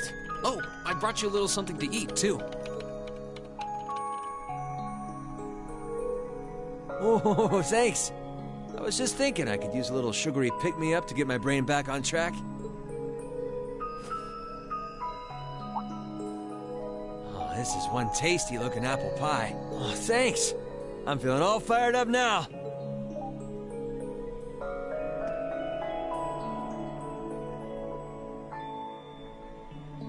You seem pretty taken with this thing, huh? Can't say I blame you, though. Yeah, it's really amazing. Whatever it is. So, what do we know so far? I'm glad you asked. The deeper I look into it, the more fascinating it seems. It's not just a statue or anything like that. You can see those joints. This thing's clearly capable of movement. And on top of that, it's made of, well, something I can hardly even begin to describe. Some unknown metal, then. It's definitely not iron. And it's not one of those recently discovered special alloys either. It's some kind of fiendishly strong material that has properties of both metals and ceramics. If you knew how to manufacture it, you'd rake in so much money it'd make your head spin. Wow. You think there's a possibility that it might be an ancient artifact? You mean like something from the era before the Septian calendar? I can't rule out the possibility, but in this case, my gut's telling me no. Artifacts are like black boxes. Not only do we not know what they're made from, we don't even know how they were made. This thing at least shows signs it was put together by some exceptionally skilled craftsmen and engineers. You can see it most clearly in the ornamental detailing in the joints. Oh, I see what you're talking about. Still, that basically sums up everything I do know. I've got no idea when it was made or who could even have built it. It'd help if we could at least figure out something about whoever piloted it, but no such luck there. Piloted? You telling me someone's actually supposed to crawl inside this thing? Well, the measurements I've taken seem to indicate a hollow area in the chest. And it's just the right size to accommodate a single person. If I could just find some way to get it open. Man, it's hard to imagine that some crazy person used to strap themselves inside this thing and run around. Jellica would be happier than a pig in a mud hole if she could see this. No doubt about that. It's not looking like she'll be able to make it to the festival, though. It's sad things ended up the way they did. Hey, don't you guys go getting all weepy on me now. It's still morning. I'll bet she'll just turn up out of nowhere this afternoon like nothing even happened. And then she'll waltz right into the after party and round up all the hottest babes for herself. Again. Still sore, are we? It feels like so long ago now. To think that was just last year. You're right, though. It's hard to imagine her just staying put when she knows there's a party going on. I mean, I'm not trying to get my hopes up too much, but this is Angie we're talking about. You got that right. But hey, the festival's in full swing. We should be seeing the sights, not poking around down here. What do you say the three of us cruise the campus and see if we can score some honeys? No can do. My sister should be showing up soon, and I promised I'd show her around. Anyway, I'll catch you guys later. All right, have fun. I think I'll pass on the honey hunting, but I guess it's a good time to pack it in for today. I don't want to miss your concert later. Looking forward to seeing what you've been practicing all this time. Well, I hope we don't disappoint.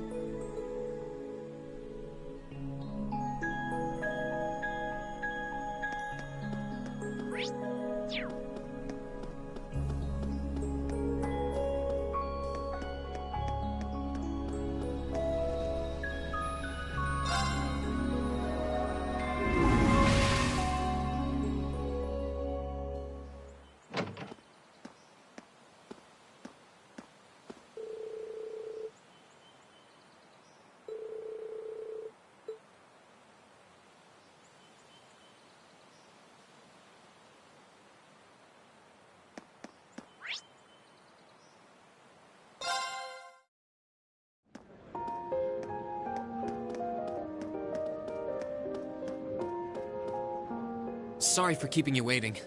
Oh, Rean! Is something the matter? You look awfully tired. Did something happen?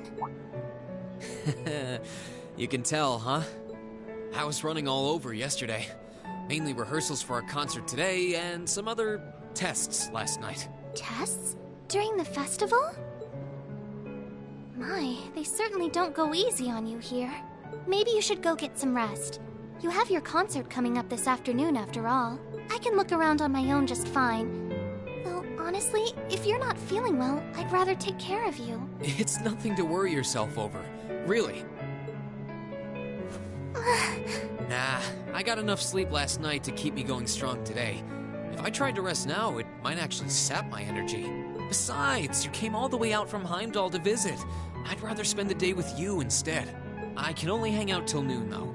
After that, we've got our final prep for the concert. Reem. Well, if you insist. If you want to keep me company that much, I'd be happy to oblige. What should we see first, then? Oh, maybe we can start with Class 2's indoor garden. How's that sound? We walked around the academy together, and I showed her all of the different attractions on display.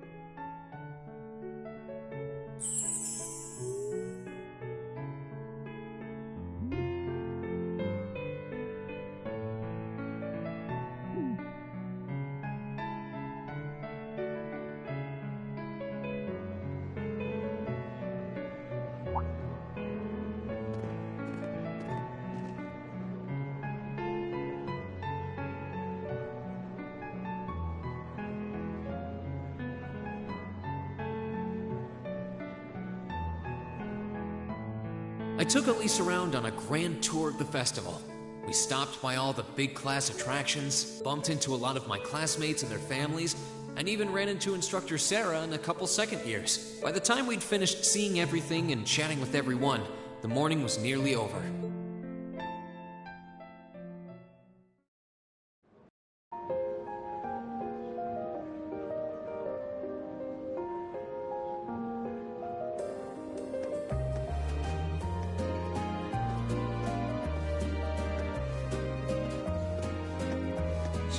Schwarzer? Patrick? Oh, looks like Celestine's out enjoying the festivities too. I believe you are a son of the High Arms family? Lady Elise, you're looking simply splendid today. I was hoping you might be able to make it. How utterly heartless of you to not tell me she'd be visiting. Is that any way to treat your bosom buddy? Your dear friend? Sorry, wait. When did we become dear friends? A good day to you, Master Rean. And you must be his younger sister, who I've heard so much about. It's a pleasure to meet you. I'm Elise Schwarzer. It's good to see you well, Lord Patrick. Please, please. There's no need for such formalities between us. Just call me Patrick. Ah, I know. Why don't we take this opportunity to stroll the campus together?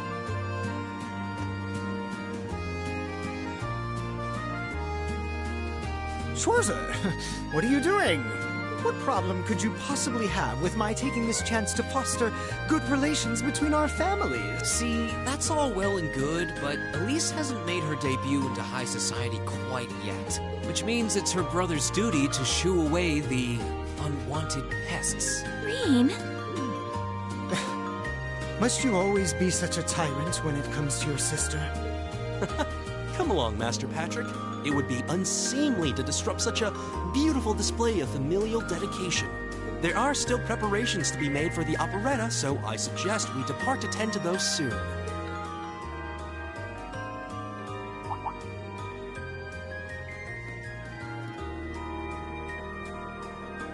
A bell? Oh, that's the noon chime. Was it really that late already? I suppose I must turn away empty-handed for now. But I hope you're prepared, Schwarzer. When this day is over, we'll know without a doubt which of our classes is the greater. Oh, I already know, but I guess you're about to find out. Looking forward to seeing your A-game. I think you overestimate your chances. Victory is as good as mine. I hope you'll be dazzled by my spectacular stage presence, Lady Elise. And assuming you'll be attending the after-party this evening, it would be my pleasure to share a dance with... Master Patrick, I suggest we hurry to the auditorium. Your classmates are waiting for you. If you'll excuse us, Master Reen, Lady Elise.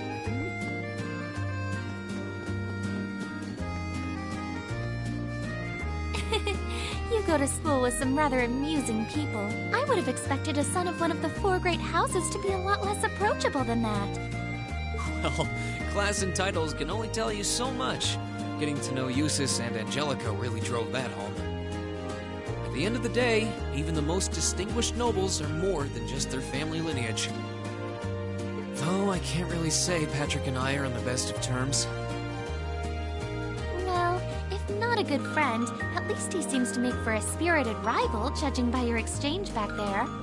It's so nice to see all these places you mention in your letters, too. I guess you really did make the right decision coming here after all.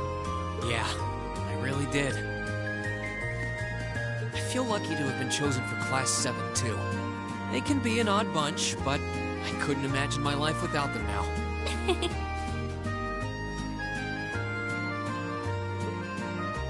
Thank you so much for showing me around. I wish we could spend longer together, but I know you're busy this afternoon. I'll be fine wandering around by myself for a few hours, so go on and start getting ready for your concert. I'm really sorry to have to leave you flying solo, and maybe a little nervous now. How many other well-heeled nobles are going to crawl out of the woodwork to escort you around the festival? I appreciate your concern, but I'm not a child anymore, you know?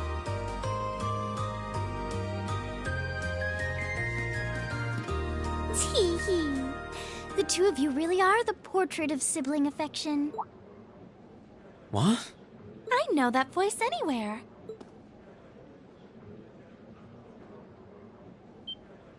Your Highness! And Prince Oliver, too. Good afternoon, Your Highness.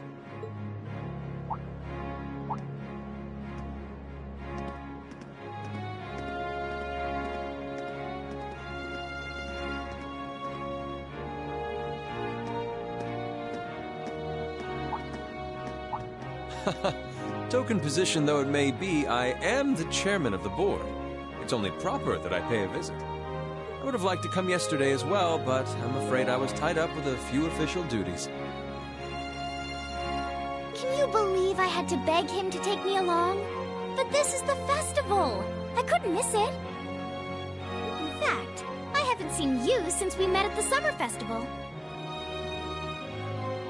Right. It's a pleasure to see you again, Your Highness. Did you come as their escort captain? Basically. I was asked to step in on short notice to handle the security detail. I've been told Class 7 is performing a concert this afternoon.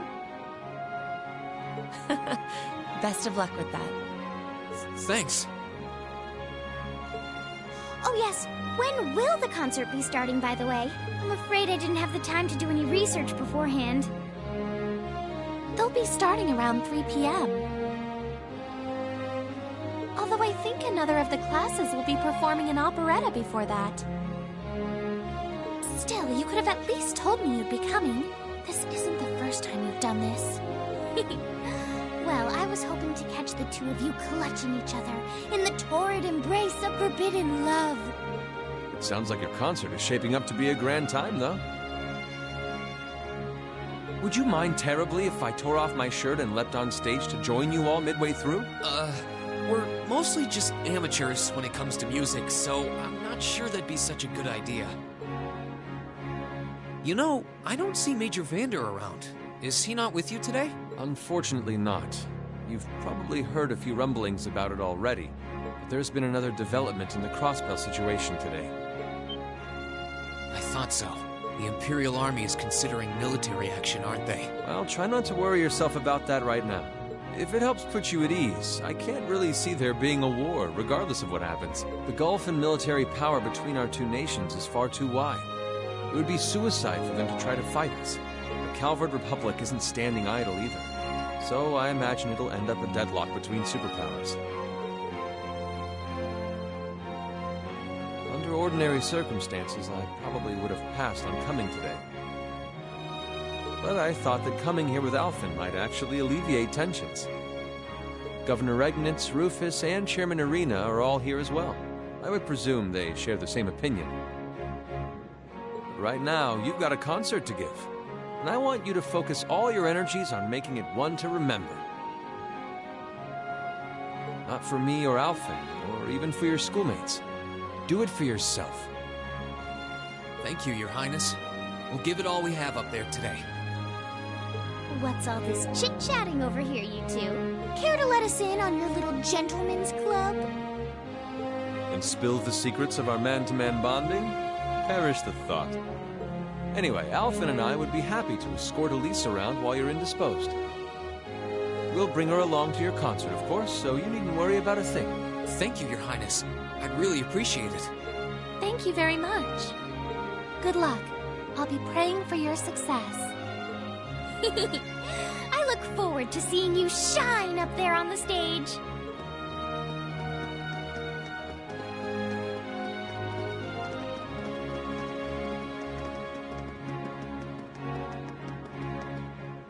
Okay, I guess I should head over to the auditorium now. We have to take care of some last-minute preparations, and I suppose I should catch Class 1's operetta, too.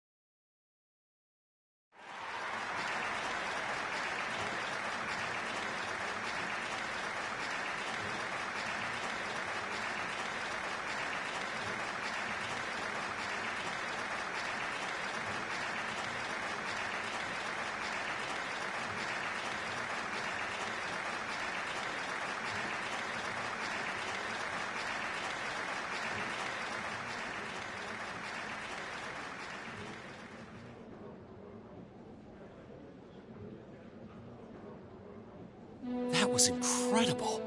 Well, I'm impressed. I had no idea how much work they'd put into this. Well, I have to confess, it's better than I'd anticipated. That's going to be one tough act to follow. Can we really measure up? Now I'm not so sure. Are people really going to be into our songs after seeing a performance like that?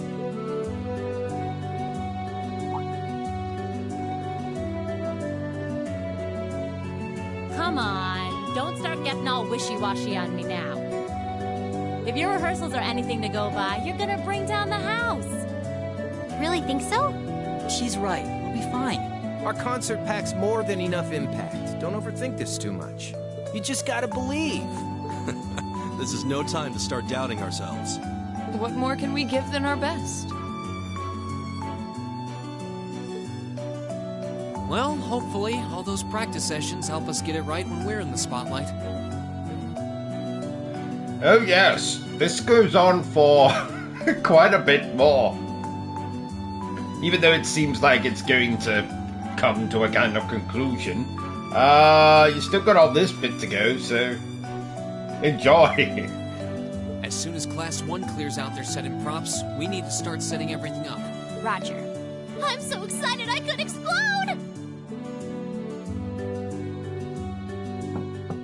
We're coming in, okay?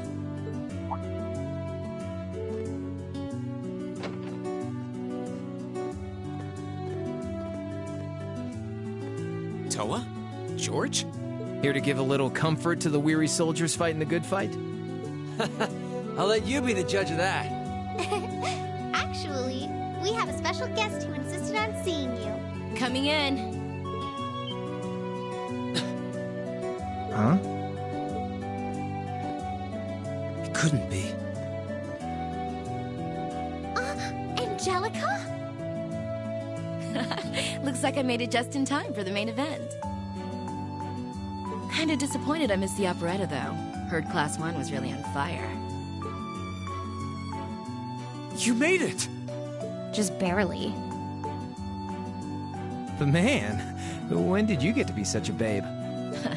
Well, a good suit and tie are more to my taste. But this was part of the deal I made with my dad to let me come. He said I could visit the festival if I agreed to meet a few prospective candidates for an arranged marriage.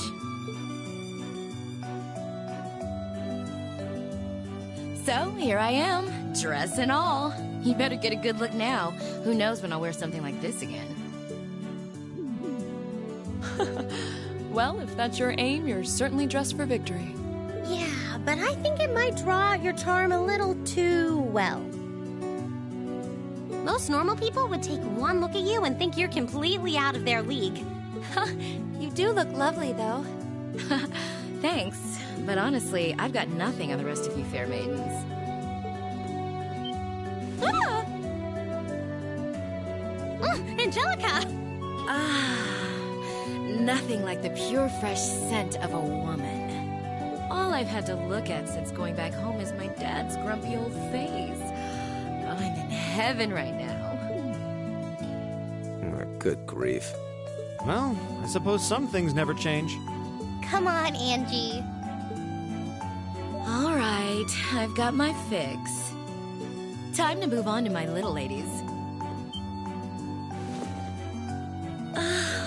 So warm, so soft. That tickles! I should have seen this coming. Angie, don't get too carried away now. You do know they could file a sexual harassment claim, right? It's good to have her back. I'm so glad she managed to make it after all. Looks like the winds are favoring us today. I'm looking forward to your concert. From what I hear, you've got quite the show in store for all of us. Don't go getting yourselves too wound up. Just remember what you practice, put your all into it, and I'm sure the audience will be right there along with you. Yeah, it's your time to shine. Go on and have the time of your lives, guys. Good luck out there. That's good.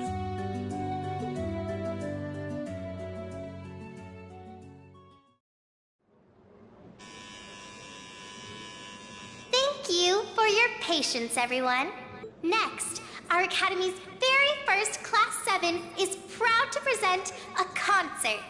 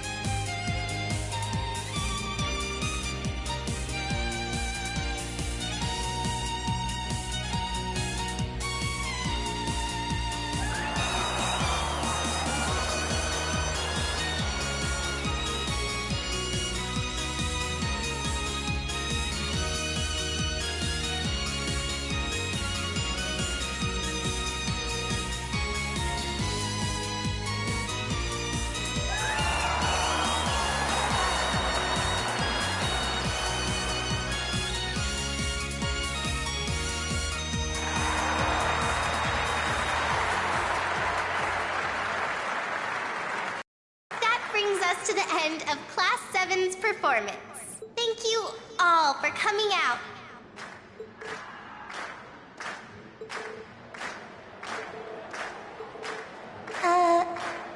What? Ladies and gents, you've been a wonderful crowd. And we've heard your cheers loud and clear. So without further ado, I give you our third and final song.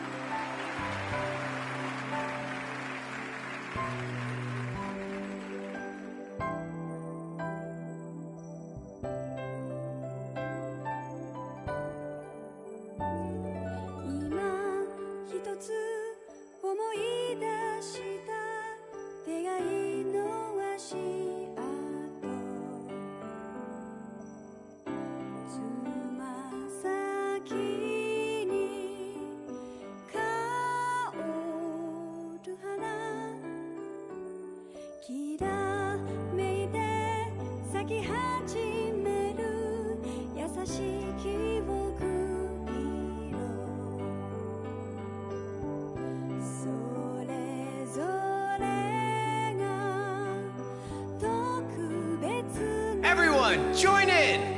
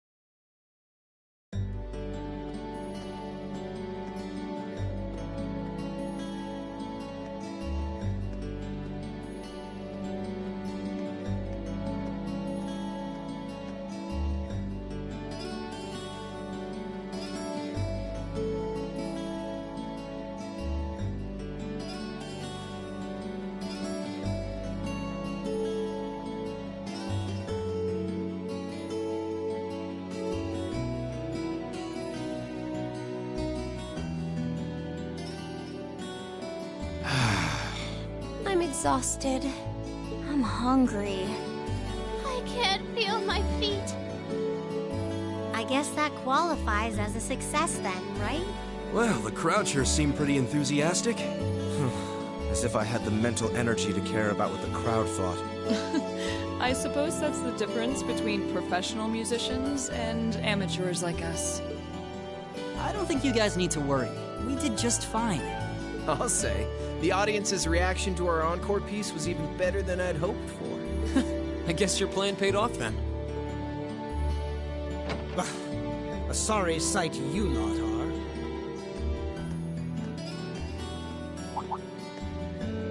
Patrick. Oh, it's you. Honestly, this is what bothers me so much about this class. I know you're tired. We're all tired. But that doesn't excuse this level of indolence. What concern is it of yours? At least you could let us bask in the afterglow of our performance before the moment fades. Still, I gotta hand it to you guys.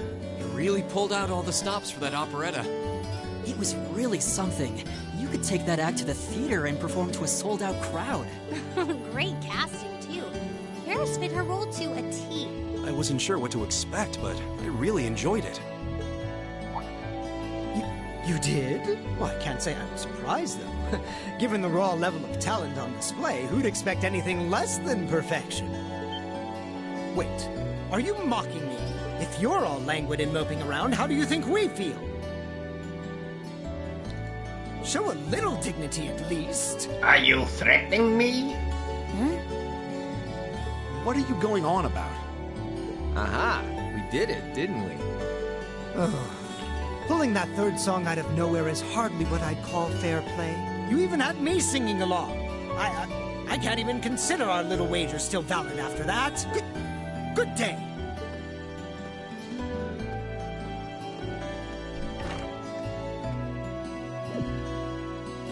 What was that all about? I'm not even sure. It didn't seem like he came here just to thumb his nose at us. Congrats, everyone! You did it!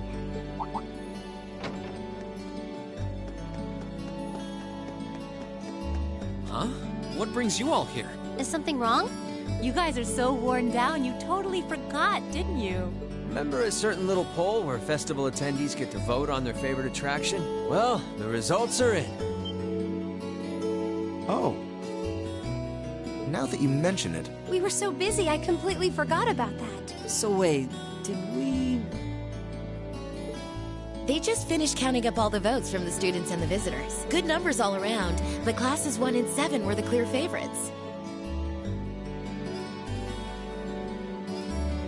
And this year's winner, with 1,512 votes, is Class 7's concert. Oh!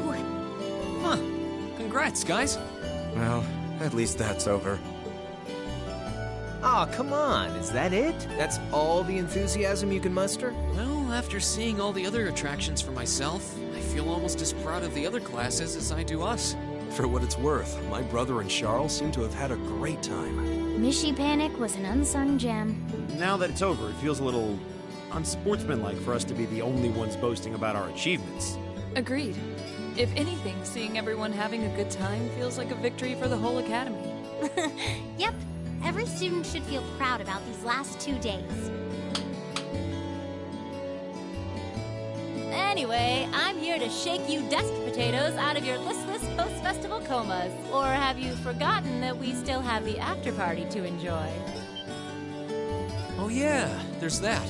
I totally forgot. It's a tradition to close out the festival with a big party for the students, their friends, and their families. There's gonna be bonfires, right? And dancing? Well, don't just sit there. Everyone's waiting for you. All the bonfires are set up too, so just make your way over whenever you're ready. Okay, I think we can muster up the energy for one last event today. What do you say we head on over and enjoy the party? Right. Woo! Party time!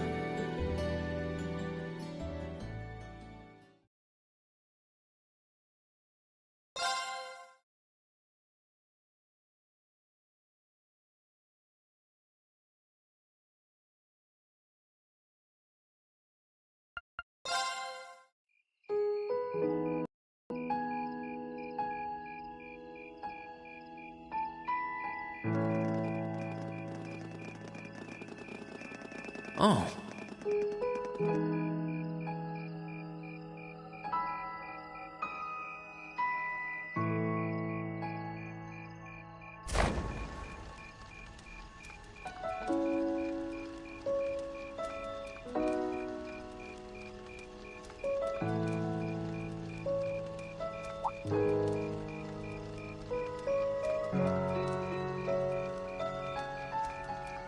Oh, Mother and Grandfather are still here. My dad, too. And my brother, though I can't imagine why.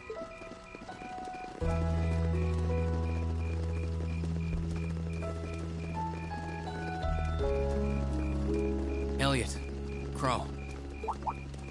I just wanted to thank you for everything you've done for us. You mean for the concert? Yeah, maybe don't thank Crew yet. What brought that on? You got so serious there, I was getting kind of scared. It's just that our performance today never would have been possible without the two of you guiding it along. I wanted to make sure that you knew how much I appreciate you doing that. Damn, man. Is making people feel awkward a hobby of yours or something? Aw, it's no big deal. Besides, it was a real team effort. Everyone played a part. I mean, look at you. You were a fountain of good advice through this whole thing. And honestly, I should be the one thanking everyone. Huh? You all helped me rediscover just how much music means to me. Because it's not just about performing by myself. It's about performing together, playing off each other's strengths to make something wonderful. So I should be the one thanking you. This never would have happened if I didn't come to this academy. Elliot. Holy hell, are you guys trying to see who can make me cringe the hardest? Elliot, my boy! Your father's arms are ready and waiting for you to leap into them!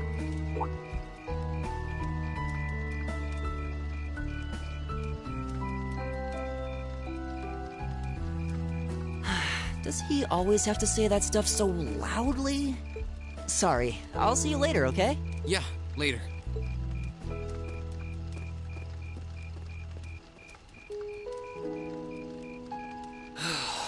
This year's festival's been a blast. I'm kinda hoping we can do the same thing next year, too. Though, who knows if Class 7 is even going to exist next year. Crow? Oh, yeah. Generally, people stay in the same class from their first day to their graduation, but Class 7's basically one giant exception to everything the school's ever done, so who knows? I guess that has its pluses and its minuses, but no matter what, it's not going to be the same. We won't have you. If I manage to graduate, at least.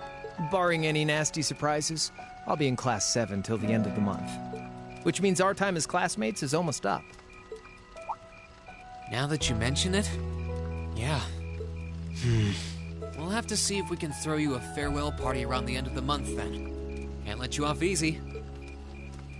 Come on, it's no big deal. Trust me, you're still gonna see more than enough of me next year. Sure, I'll have moved out of the dorms, but I'll be sure to stop by once a week to steal some of Sharon's cooking. You better. Oh, and by the way, I'm not going to have to call you Mr. Armbrust or anything after you graduate, am I? I mean, we've spent so much time together that treating you like a proper adult just wouldn't feel right. Of course not. And if I ever catch you calling me Mr. Armbrust again, I'm gonna smack you. Oh, yeah. Guess it's about time I gave you this back.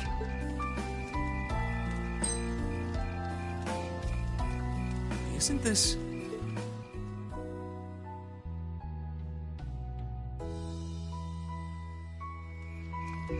I completely forgot about it. You've done so much for me since then. Saving Elise, helping with the concert. Compared to all that, 50 Mira is nothing. The feeling's mutual. Besides, I never return the mirror that I borrow. Makes that coin extra special. So go on, take it.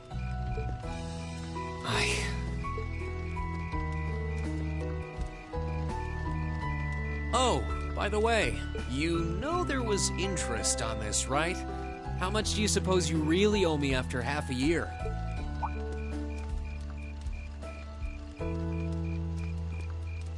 Oh man, what kind of racket are you running here anyway? I thought you were supposed to be a good kid.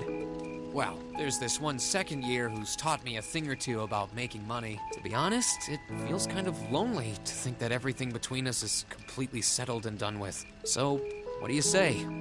You still owe me? I swear, the things I do for love. All right, you'll get your stupid interest someday. Maybe.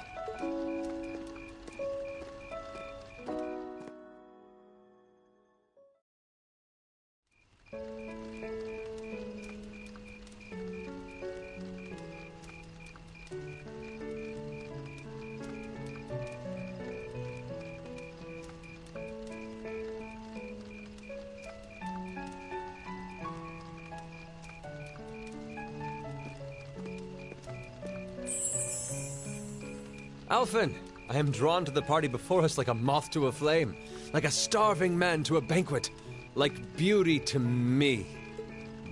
What say you we grace the dancers with the gift of our company? It's as though you read my mind.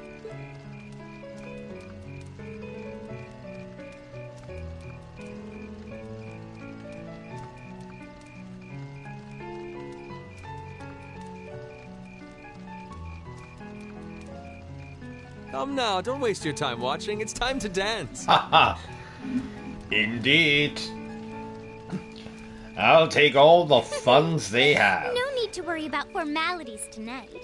Let's all relax, enjoy ourselves, and maybe let a few secrets slip.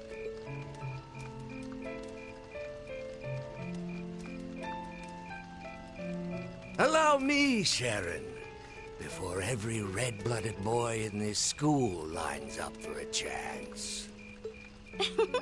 It would be my honor.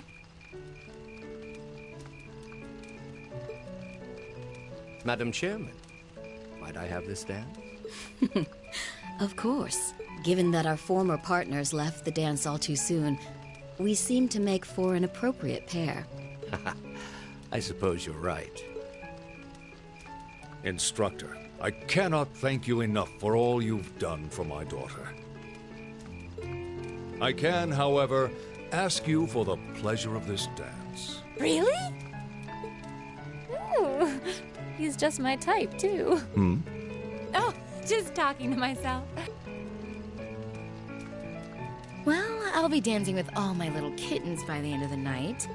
But I suppose I can let you take the first dance. Well, I don't mind.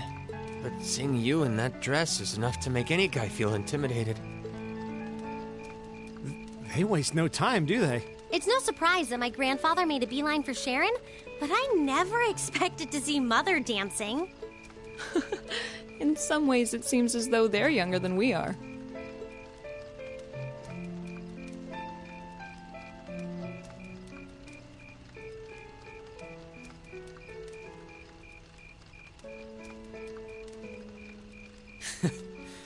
Looks like everyone's having fun, though. Shall we join them? You've given me more than enough of your time already today. Between showing me around and your incredible concert, you must be exhausted. And besides, I'm sure there's someone else you'd rather dance with here. Why not ask them instead?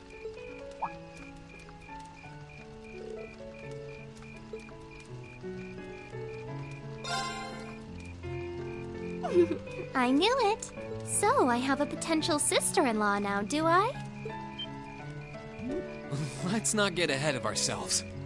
Still, maybe you're right. Maybe I will go ask her. I do feel kind of bad leaving you here on your own, though.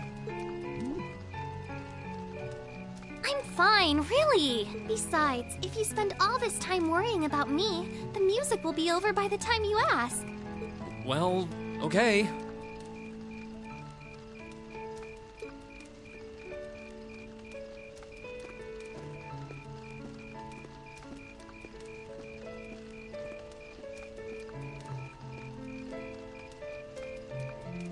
He's such an idiot. Oh, Elise. Your Highness? The generally accepted strategy here would be to keep his eyes on you, not push him toward another girl's tender embrace. If you were to only gather the courage to ask him, I'm certain that he would be more than accommodating. It's fine. I'm fine, honestly.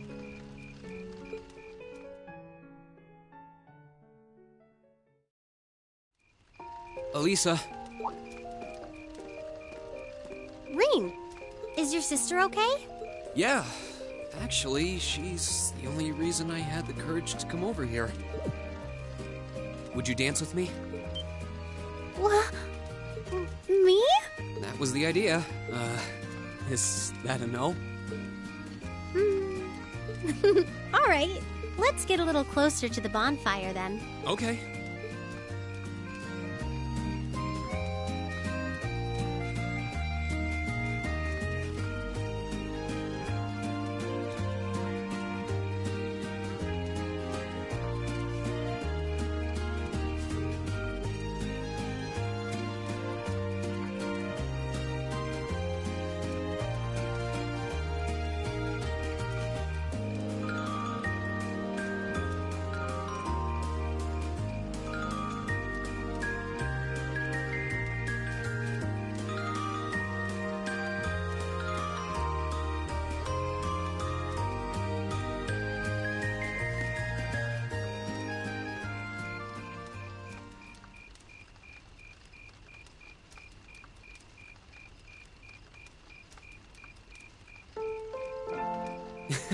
Everyone's still at it. I wish I still had that much energy left. Still, it's not like there's a lot more festival to use it on. It's strange. It feels like the whole year's been building up to this festival, but... Yeah, it felt like it was over in the blink of an eye. Both the festival and the year as a whole. Exactly. It won't be long until the second years graduate, and we'll be in their shoes. Time really does fly, huh? Yeah. It's hard to believe so many months have passed since we all first met. But I do have to wonder whether any of us have gotten any closer to figuring out what we're going to do with our lives. I wish I knew. I might have looked confident when I told Mother that I'd show her how to run the company by the time I graduated. But that was in the heat of the moment. I honestly don't know whether I'd drive Rhineford straight into the ground or not. How could you know? Still, there's one thing I do know. No matter how difficult the odds, our class always finds a way through. Growing up should be no different. You stole my line. I think you need some new material. I'm getting used to your speeches by now. Well, that, and I believe it. I think everything is going to work out as long as our class is together. As long as you and I are together. Forget I said anything. Lisa. Then let's stay together. We're still looking for our places in the world, but maybe they're right next to each other. I hope so. Me too.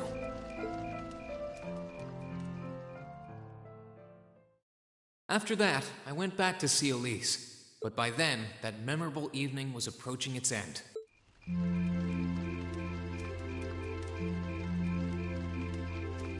Reen? Elise?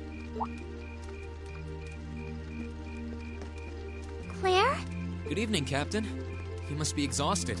Oh, well, it's not as though I performed on stage in front of an auditorium full of people or anything. I really enjoyed your concert, by the way. That's the kind of thing that makes me proud to be an alumnus. Wait, what? You're a student here? That's right. I was part of the Academy's 216th graduating class. And since you'll be part of its 221st, I suppose that makes me 5 years your senior. I had no idea. Why didn't you mention it until just now? Given that we only ever met while you were on your field studies, it didn't seem pertinent.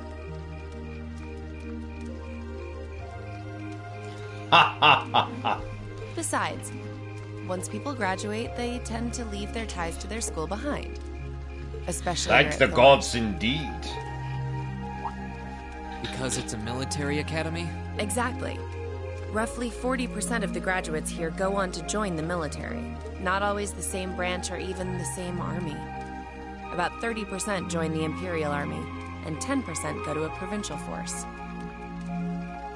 Students who are best friends one day might find themselves enemies the next. Reen. I'm sorry. I didn't mean to kill your happy mood like this. But I'm sure you're well aware of what may lie ahead. That we're teetering on the brink of an era of upheaval. I'm aware. Does this have something to do with the issues in Crossbell I've been hearing about? Yes, amongst other things. It seems as though everyone on the continent is ready to go to war with everyone else. But that's why it's so important that we're able to stand strong no matter what happens.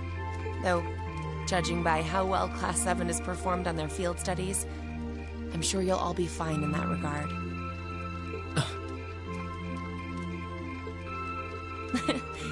Here's hoping that I get the chance to help you out again sometime. Even if I'll have to be careful not to draw the ire of that instructor of yours while I'm doing so.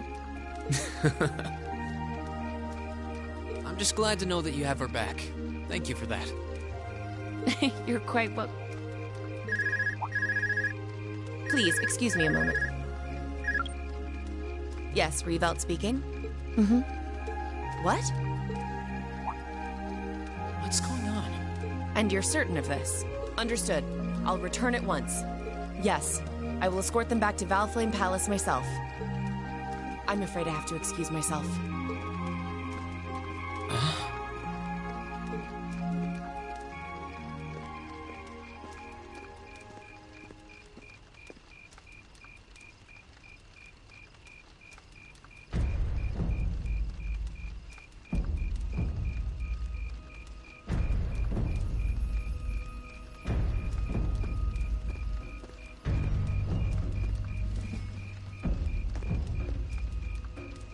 sorry, Elise. My brothers requested that we return to Heimdall right away. But as we're going back by car, I thought I'd offer you a ride home. But... Elise, I think you should go back with them for now. I'll call you later to make sure you're okay. Well, all right. Sorry to drop this on you so quickly, Reen. I'm sure someone from the Academy will fill you in shortly. Fill me in? On what? If you'll excuse us. Don't worry. We'll be sure to get Elise back to the Academy safely.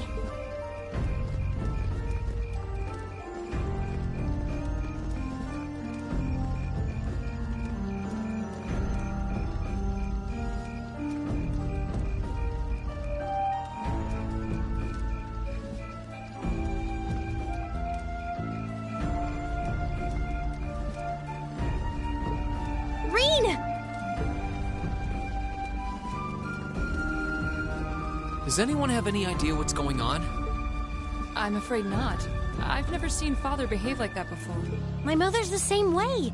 She got a message of some kind and just changed. Ditto my father. I think it was someone from Heimdall who got in touch with him. One thing is certain. Something terrible has happened. My dad turned pale and was gone before I could ask what happened. It sounded like he received a report from Instructor Neidhart, though. Hold on. Neidhart's supposed to be... He was at Corellia Fortress with the 4th Armored Division on some sort of mission, right? Speaking of which, has anyone seen Toa or Instructor Sarah?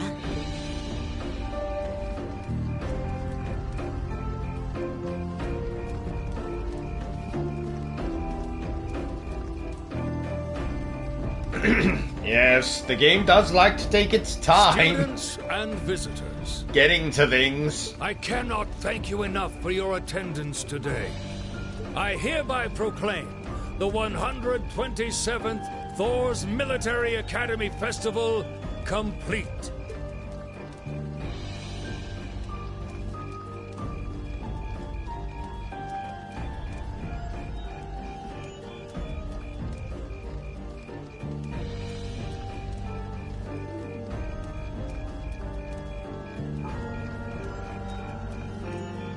But I am afraid I must announce this with a heavy heart, as we have just received word from the Imperial Government that this evening, Corellia Fortress, which rests on the eastern border of the Empire, has been destroyed.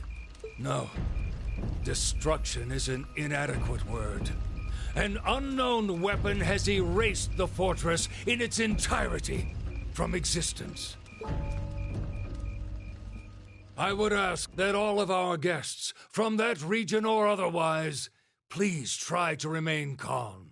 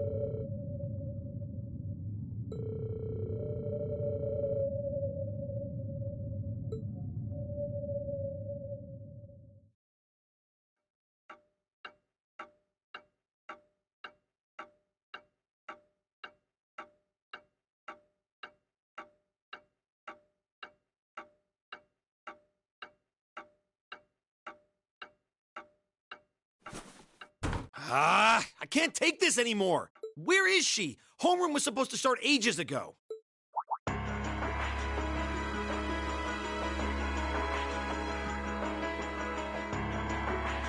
not surprised she's late. The instructors are probably all busy trying to figure out what to do. That seems more than likely. This morning's meeting has already blown past its normal ending time. It's still hard for me to believe all of this is really happening, having been there. The idea that Corellia Fortress just vanished is difficult to comprehend. Not all of it, I heard. There are still some parts left and almost untouched. But Instructor Neidhart making it out of there alive was nothing short of a miracle, though. Those huge railway guns were part of the section that's gone, too. If I hadn't seen the pictures, it'd be kind of hard to believe. What kind of weapon is even capable of doing something like that? I find myself doubtful that any human could create something so powerful. We just don't know. All we do know is that it's impossible to make a weapon that powerful even with today's most advanced orbital technology. And yet here we are, with just such a weapon in the hands of what's always been seen as a mere vassal state. The Imperial Army has their work cut out for them, I'll say that much. I'm worried about what's going on in the capital, too. It sounds like there have been even more demonstrations going on there these past few days. Down with Crossbell, they say. Point our guns towards the east. Is there even any truth to those rumors that Calvard's planning an invasion? I'm pretty sure it's all nonsense. But considering how there have been tensions between us and them for years, people are just more inclined to believe it. Rumors are just that. We need to be careful not to be misled by half-truths and speculation. If possible, we should find out exactly what's happening for ourselves. Yeah. Over the year, we've seen how things are across the Empire with our own eyes. And now's as good a time as any to put that knowledge to use. Well said. We've had quite the education in getting to the truth behind all the headlines. That seems to have been a running theme of most of our field studies. Still, we seem to be missing two of our illustrious members. Well, there's nothing strange about Crow's habitual truancy. Or did he already transfer back to his original class? No. He said he was going to be with us through the end of the month. As for Million, though, I'm not sure. You don't think it's something to do with the intelligence division, do you? Well, she is an agent of theirs. It's kind of easy to forget that, given how she usually is. It does concern me that none of us have seen her. Sorry to keep you waiting. Oh, Instructor. Are we starting homeroom? Not today, I'm afraid. All classes have been canceled. You can either stay here in the building and study until school's out, or go back to the dorm. So wait. Has something happened? Not yet, but it will. Chancellor Osborne's going to be addressing the nation from Dreikel's Plaza at noon. It's set to be broadcast across the entire Empire. A national address? Sounds pretty serious. And given the timing... Indeed. It's not hard to imagine what's on his agenda. Come on, guys. Straighten up. You're students of Thor's Military Academy.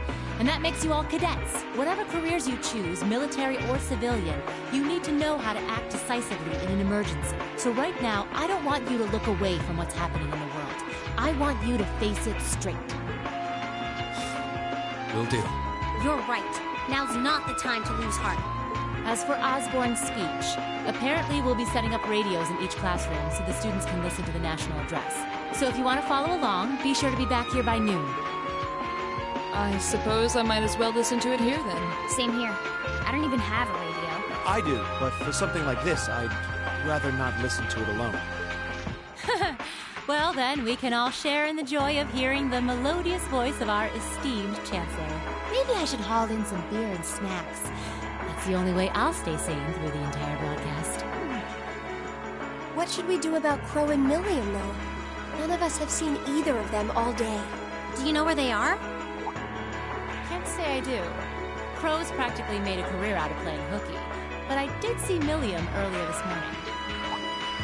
Oh, so she's still on campus? At least that means she wasn't called away by the intelligence division. I'd been thinking along those lines, but when I asked her, she just shrugged and said, "No news from the top!" I doubt she's wandered off too far. Yes, but lest you forget, she excels at giving us the runaround. At least it doesn't sound like she's in trouble. We're probably worried over nothing. We'll just have to tell them we're meeting here at noon if we run into them before then. Yeah, will do.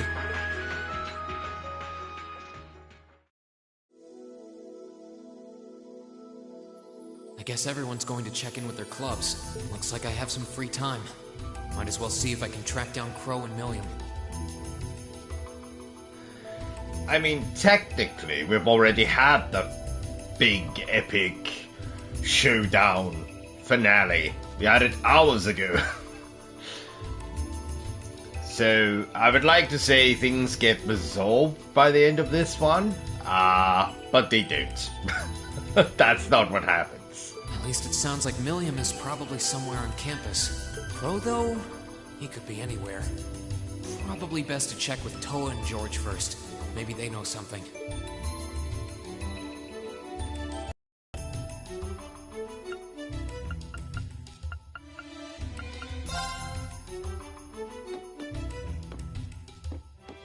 I still can't believe there's a weapon out there powerful enough to level Gorelia Fortress like that.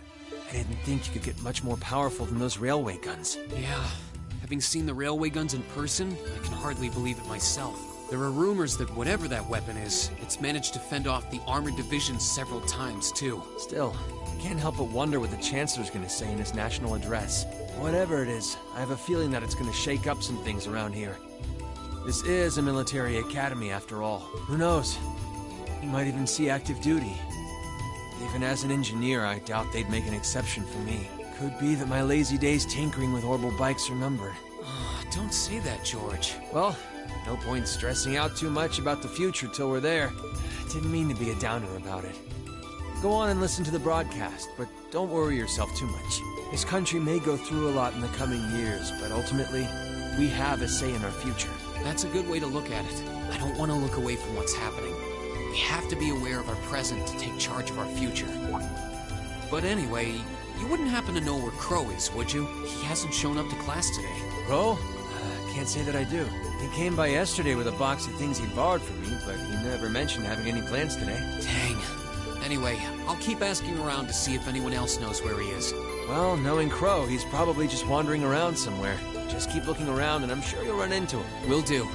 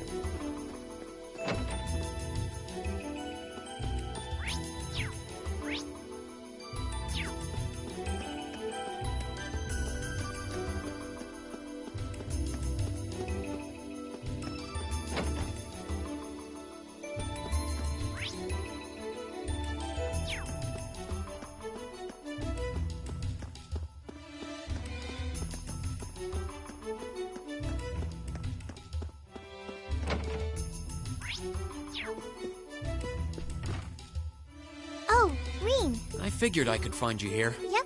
The student council will be passing out radios for every classroom, so I'm trying to figure that out at the moment. Are you guys planning on listening to the Chancellor's statement too? How could we not? He's supposed to be addressing the entire country after all. Yeah. Whatever it's about, it's going to be something big. I don't think anyone could have imagined the relationship between Crossbow and Arabonia going south like this. I sure hope Angie's okay. What with all of this political turmoil right now. Toa. Sorry about that. I'm the student council president. I need to stay focused on what's going on right here, right now. Angie would laugh at me if she could see me getting distracted over her anyway. That's right. You've got to focus on getting through this. Still, don't try to take on more than you can handle. I'm not the only one ready to give you a hand if you need it. Will do. Thanks. Oh yeah, why were you looking for me in the first place? Right. I almost forgot. Do you have any idea where Crow might have gone? Crow? Nope. I'm afraid not. He didn't mention that he had to go anywhere when I talked to him yesterday, at least. Was yesterday the last time you saw him? Yeah. He was giving me back some of the stuff he borrowed from me since graduation's getting so close. That was nice of him, but then he gave me everything he borrowed from Angie, too. It's only polite to give back the stuff he borrowed in person. Now it's more work for me. Well, that's a very Crow thing to do. Well, I'll keep asking around and find out if anyone knows where he's gone. sounds like a good idea. Oh, but make sure you're back in your classroom by noon, okay? Of course.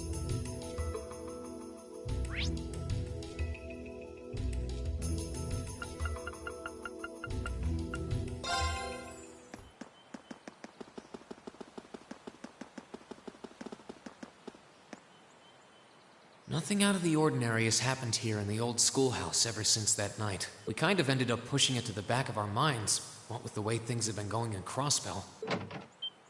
Huh? It's unlocked. I wonder if someone's already inside. George is in the engineering building right now, so it can't be him. If any of the students just idly wandered in here, they'd be in real danger. I should probably take a look inside, just in case. I checked around inside of the old schoolhouse. There didn't seem to be anyone around. But all the same, I didn't want a chance leaving anyone down there, so I decided to check the 7th floor.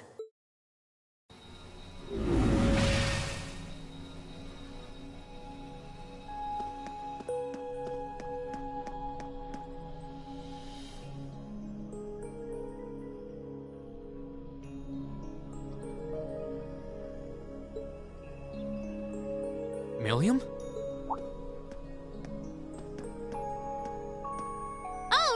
Come to take a sneak peek too? Is this where you've been the whole time? You do know we have class, right? Oh, dang, I knew I was forgetting something. Honestly.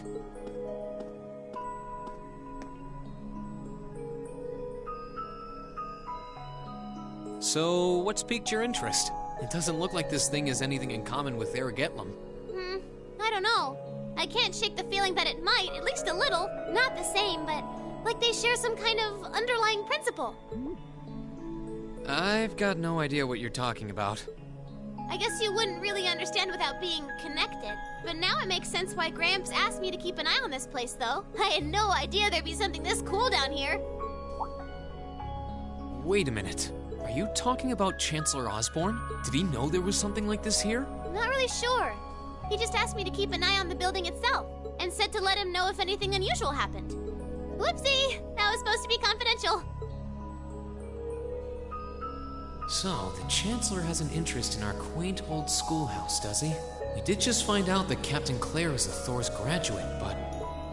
Hey, what you thinking about? Say, Milliam, was investigating the old schoolhouse the reason you enrolled at the academy? Well, sorta, but it was more of a side thing. There was a more important reason, but that kinda stopped being a concern. So I guess it's just this now. Something more important than this? Not sure what she's getting at. Doesn't sound like she's trying to hide something important from me, though. Oh yeah! It's almost time for Gramps' speech, isn't it? I guess I should head back and listen to him drone on. Oh, so you already knew about that. We were all planning to listen in the classroom.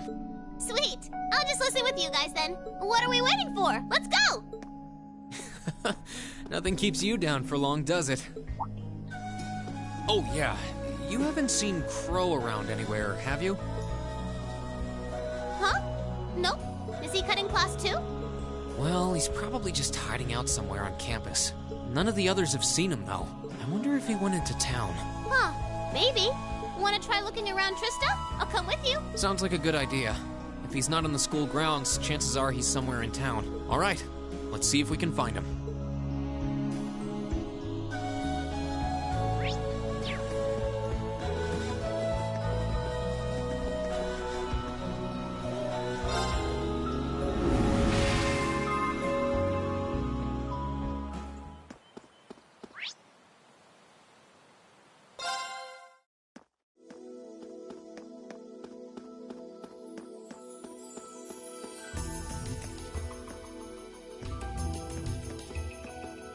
Okay, so are we gonna track down Crow? Might as well. I guess we should start with the dorms first. Maybe Sharon knows where he's gone. Okie dokie.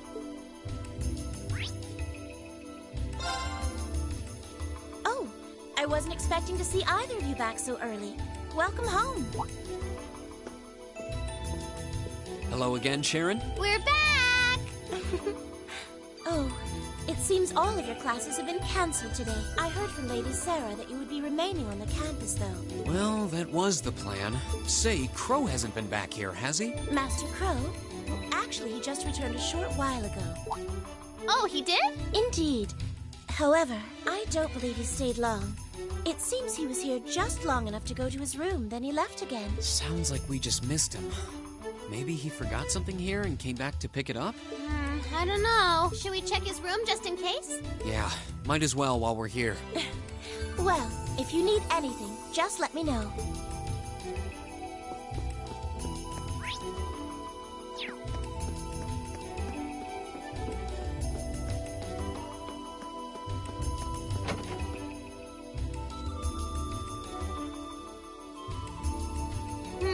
Looks like he did go out then. Still, don't you think his room's awfully tidy?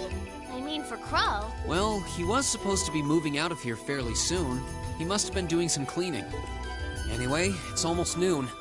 I guess we just have to head back to the classroom empty-handed for now. Yep, it's almost time for Gramps' speech. Still, I wonder where Crow went. Yeah. There's nowhere else around here I haven't checked, is there?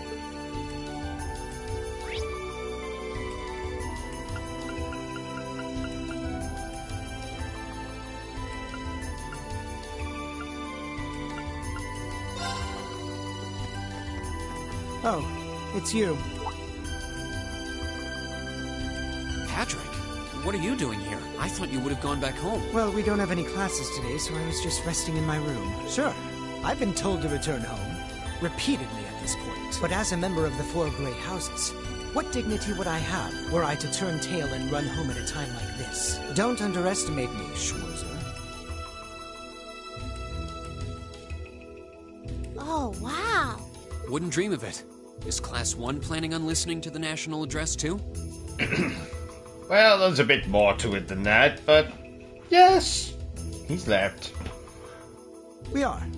Personally, I can't stand the man, but we are in the middle of a national crisis. Those of us who elected to remain at the Academy are having a radio set up to hear the broadcast together. Right. You've got some strange classmates, though. Especially that second year. I know Heimdall's not all that far from Trista, but I'm not sure why he'd bother going to hear the speech in person. What are you talking about? That Crow fellow. I met him outside the station this morning. Huh, really? Oh, he didn't tell you? When I inquired, he said he wanted to hear the Chancellor's speech in person. Huh. I wouldn't have expected him to suddenly take an interest in politics. Well, at least we know where he went now. I haven't a clue what you're babbling on about. Anyway, it's almost noon now. Shouldn't you be running along? You'll miss the broadcast. Oh, yeah, you're right. Let's get going, Milliam. Everyone else is waiting in the classroom. Okay.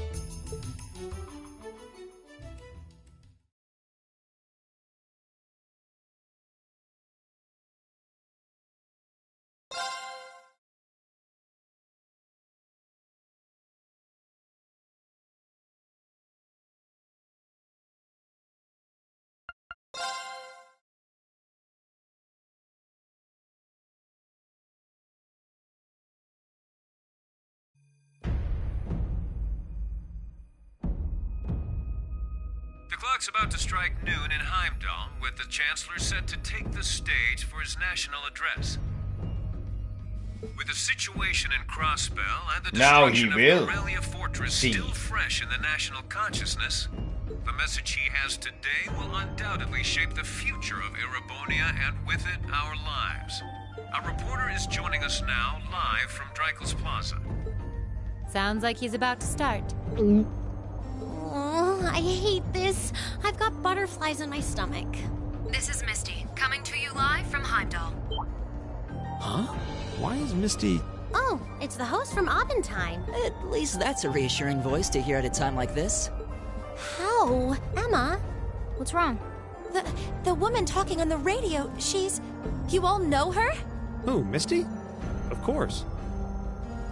She hosts the radio show Abendheim every Sunday night at 9. I've seen her out and about in Trista, too. She always looks so fashionable. Though, considering Abendheim is broadcast by Radio Trista, it makes sense that's where she'd be. Huh? Do you know her or something? The Chancellor's standing at the podium, and it looks like he's about ready to begin. Let's hear what he has to say. Citizens of Heimdall, fellow countrymen, Erebonians far and wide, I thank you for your attention. I am Gileath Osborne, your Chancellor and the acting representative of the Imperial Government.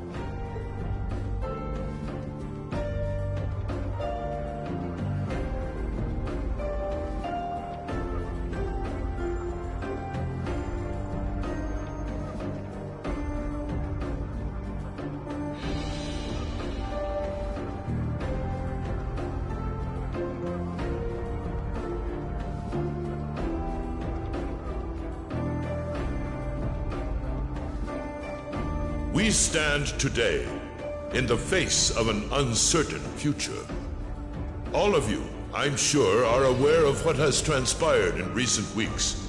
Crossbell, our erstwhile province, has defiantly declared its independence, and as its parting shot, frozen the assets entrusted to them by the hard-working men and women of Erebonia.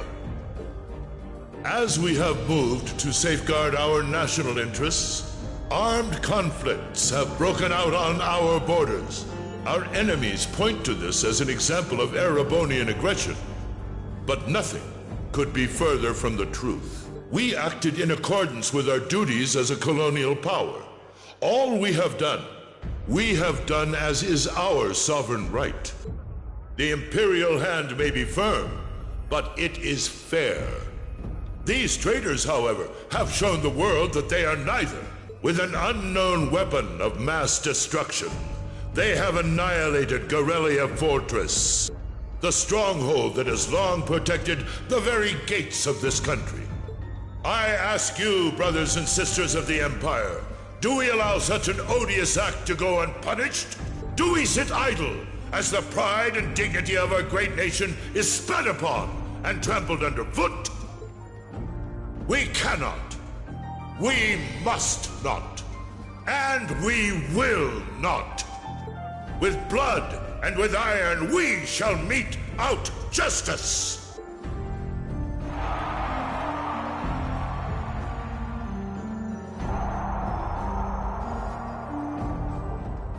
Listen to him go. Well, he's quite the orator, that's for sure.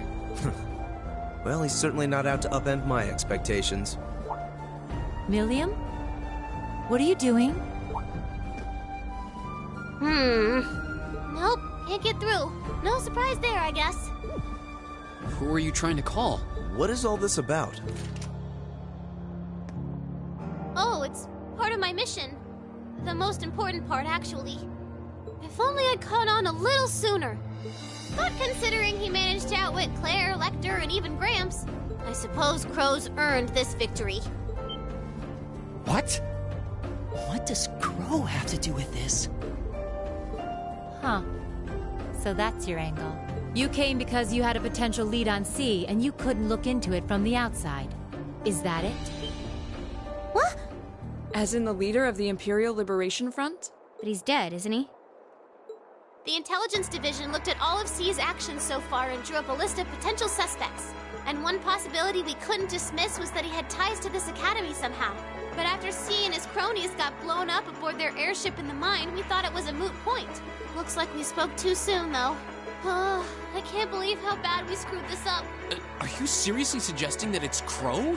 That it's been him all along? Crow was with us in the mine right up until he went with the miners to escort them back to the surface, right? Yeah, and then his route back ended up blocked off by a cave-in, so he wasn't able to reach us until later. But what if he actually used another route to get there ahead of us? Then fought us wearing that masked helmet and cape. Before making it look like he boarded the airship, then sneaking back around to join the others like nothing happened. Madness. No one would stake their entire plan on such a precarious stunt. Perhaps we can read the evidence that way, but there are a few leaps in logic that bother me. Besides, remember when the terrorists escaped from Garrelia Fortress? We heard C talking to us. And not just then. He was addressing us just before the airship exploded in the mine, too. That's true, on both counts. And Crow was with us the whole time during everything that went down in Garrelia. He never left our sight. Right. No mistaking it. My name is C, leader of the Imperial Liberation Front. The hammer of judgment shall fall again. I'm ready. Are you? Yeah, there's no way he could be... He could have recorded a message in advance and played it back. Oh. And the airship that exploded? It could have been controlled remotely. His alibi seems airtight. But once you account for things like that, it starts looking pretty questionable. Yep. And if C's still alive, that means the other ringleaders probably are too. Then right now, Crow is... Oh no. He said he was headed to Dreikel's Plaza, didn't he? If a skilled sniper has their eye on you, you let your guard down for even a second and bang, you're dead. If he's the one who shot down the airship in the mine, then it's checkmate for the Chancellor. Crow's already won. We stand at the brink of nothing less than a national crisis. In such tumultuous times, we must set aside our differences. We must look past the ideologies that divide us. I will not deny the rift that has grown between the reformist and noble factions, especially in recent times. But how childish, how insignificant such squabbles seem when the enemy marshals its strength beyond our borders.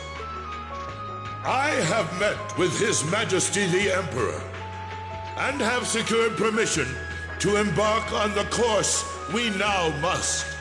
Thus, in the name of the Emperor, and as the representative of the Imperial Government, I hereby proclaim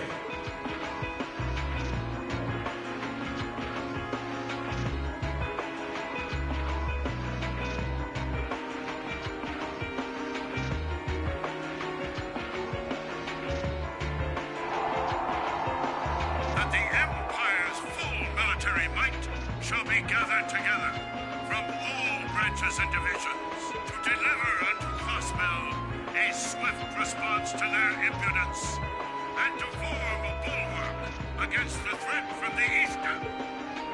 Go finish your speech in hell.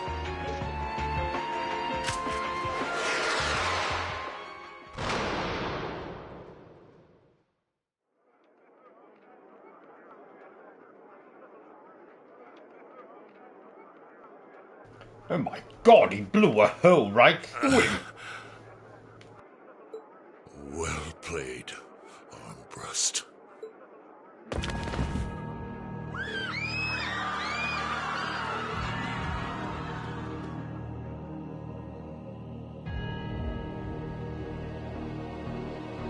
Well, that was anticlimactic.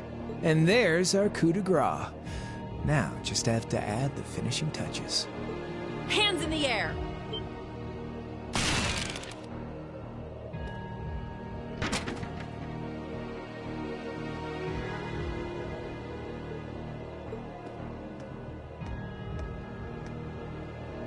It really was you all along. To think, all the time we spent searching for the leader of the Imperial Liberation Front, and he was right under our noses. Crow Armbrust from the Jirai SEZ. Aw, and here I thought I'd managed to cover my tracks like a real pro. So, who put all the pieces together? I bet it was Arundel, wasn't it? We just received confirmation a short while ago. If you hadn't been so difficult to pin down, we would have had this investigation finished up already. How could you? How could you? You know, this really brings back the memories. It's a lot like when Jirai was annexed by the Empire 8 years ago. You let your guard down, you lose. That's how your boss's favorite little game works, isn't it? Well, he lost. And now he won't be playing any of his games again. Ever. You! Get on the ground! I don't know how you managed to plan all of this, but you'll tell us eventually. I'll see to that. Yeah, I don't think so. What?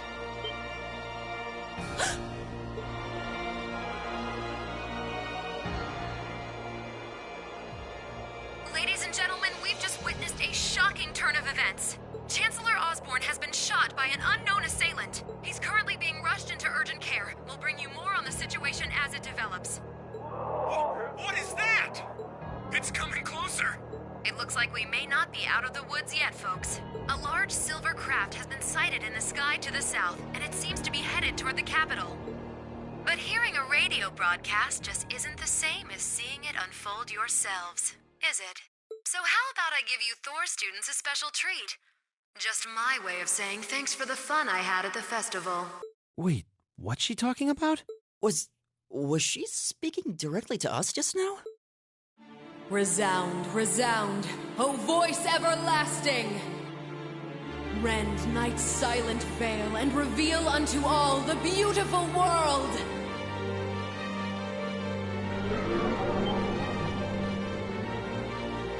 Twist number 2. Isn't that the plaza in Heimdall?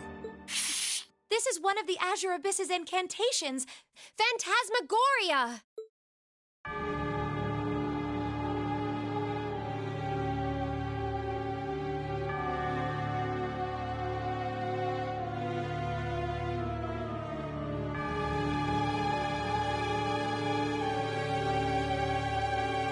That damn bird. I knew it was evil.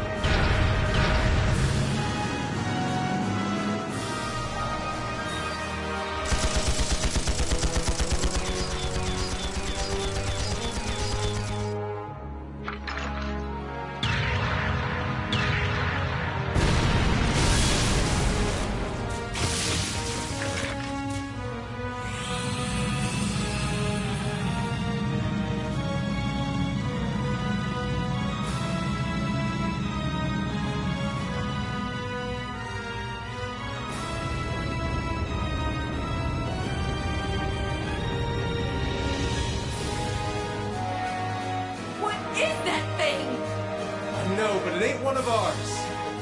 Time to avenge His Excellency.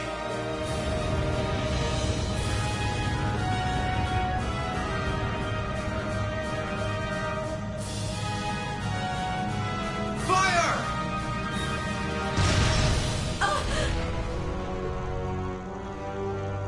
Where did he...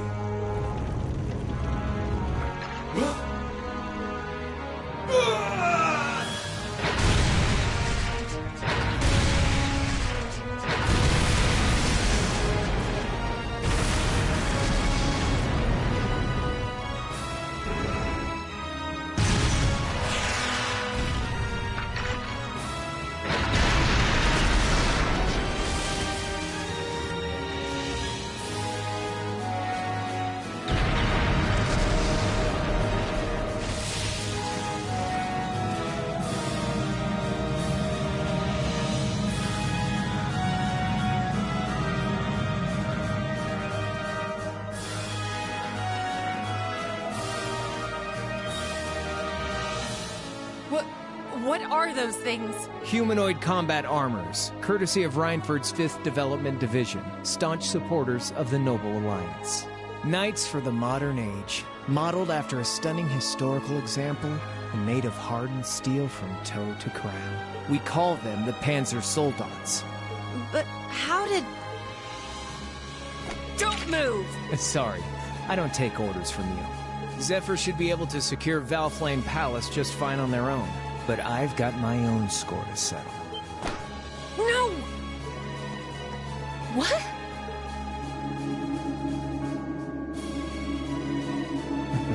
See ya, Icy Maiden.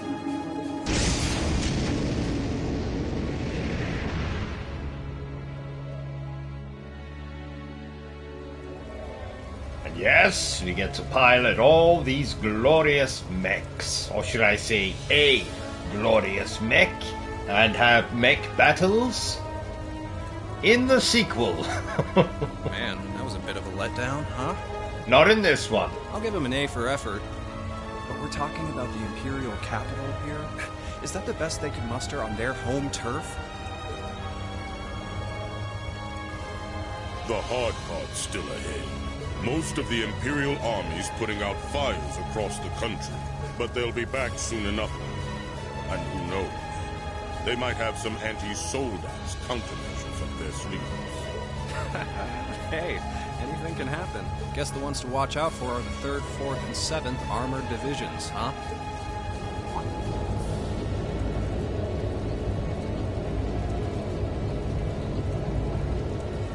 I wonder whose side our little princess will take. That's for Fee to decide. The boss will want it.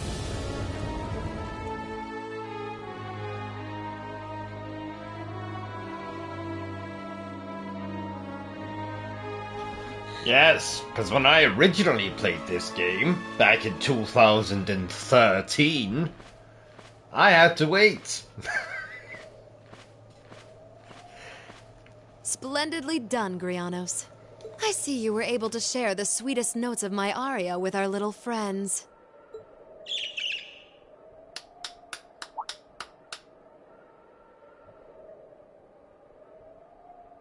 I find myself reminded afresh of the brilliance with which you shine as the second Anguis, Lady Vita Clotilde. Vast is the stage, and beauteous the performance of the Azure Abyss. That's quite the compliment, considering your standards on beauty. Still, first the Burl, then Crossbell, and now here in Erebonia. Don't you think you're getting a little too greedy for your own good? Oh, your chastisement cuts deep. We'll be proceeding with the next step of the Phantasmal Blaze plan, I presume? Yes, indeed. The bells are tolling for Crossbell, and preparations here are complete. Still, even this grand an undertaking is but a jewel in a greater crown. The second stage of the Orpheus final plan. The symphony awaits us. Let the second movement commence.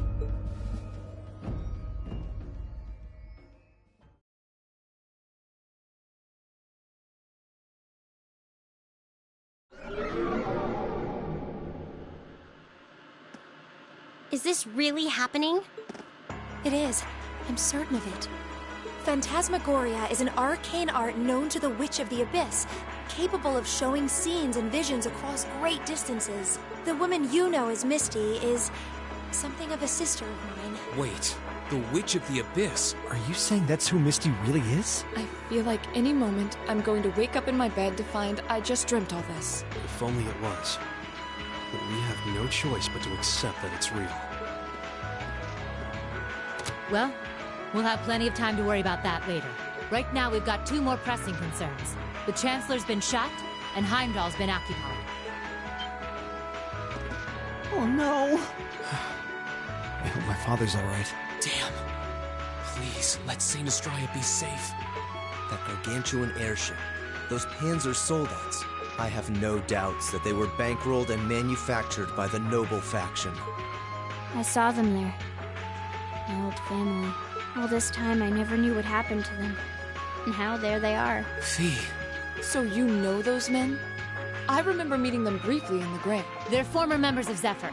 Used to be one of the continent's strongest Jaeger Corps. It looks like the noble faction hired them to do their dirty work. Just like the Imperial Liberation Front. On top of that... It looks like our guess about C's identity was right on the money. But I don't know what that cool blue thing was he flew off in. Crow, why did you do it?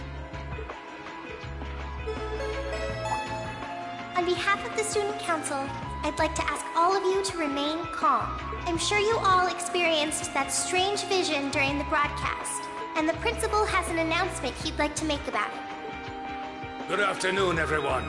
This is Principal Van Dyke speaking.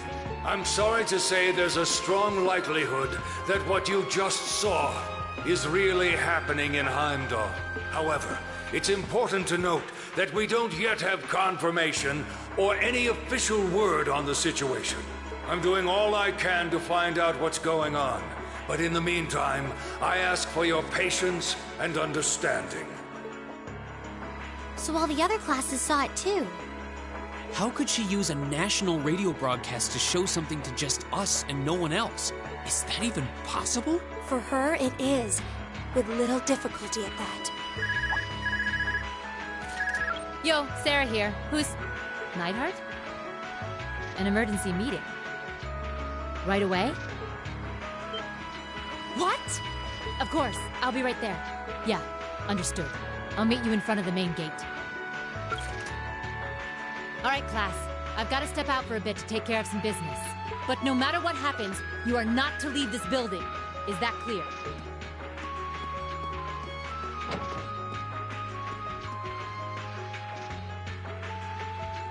What's going on? I'm not sure, but it's obvious something strange is happening. Can this day even get stranger than it already is?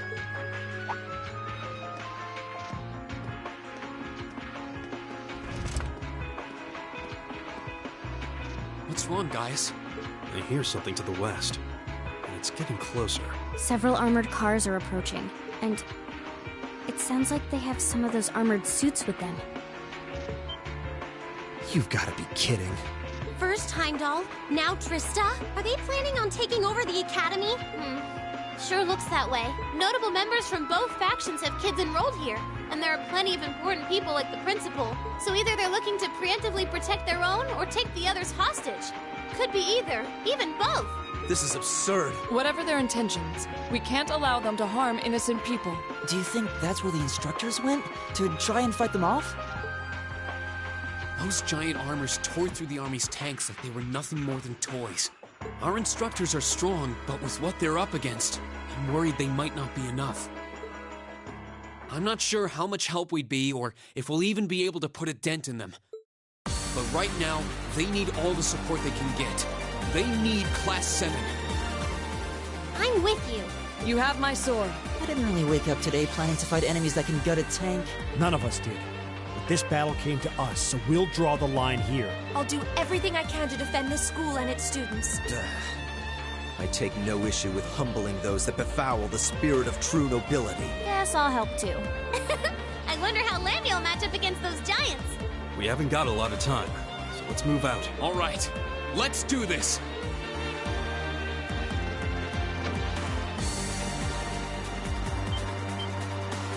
Elisa? Why are you all so flustered? What's going on? Ferris? You're still here? What in Adios' name is going on here? I saw the instructors leaving the academy through the front gate. Oh, they already left? Patrick, you have to stay here. You can't let them take over this building. Work with the other students as best you can. Schwarzer? Why are they...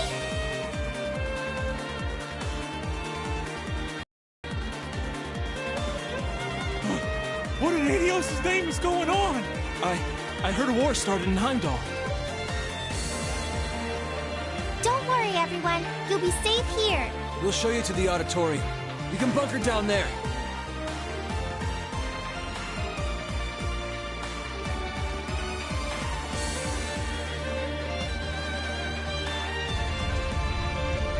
Toa! George! Rean! What are you doing here? You aren't... You're not planning on going to help the instructors, are you? That's exactly what we're planning. I'd bring shame to the Arcade name if I were to willingly allow such insolence and dishonor to fester. We're not gonna push our luck, but we want to give them every little bit of support we can. You can't be serious. If that video's anything to go by, you'd be going up against some seriously dangerous weapons. The chances of you overcoming a force like that is... well, I don't even want to say. Are you really sure this is what you want to do? We are. This academy has given us a lot. We've made friends here, learned to better ourselves. And we'll be damned if we're going to let them just take that away! You guys... Oh boy. The instructors told me not to let you past if you tried to come through here. All right. As student council president, I hereby grant you permission to head through. But don't forget, you're still students. This may be a military academy, but that doesn't mean you're soldiers. If you ever feel like your lives are in danger, even a little bit, you get out of there, okay? Run away. Surrender. I don't care what you do, just please don't die out there. Promise me. Of course. We promise. At least make sure you've got everything you need before you go, then. I've got my tools on me, so if you guys need any last-minute modifications to your Arcus units, I'll take care of it.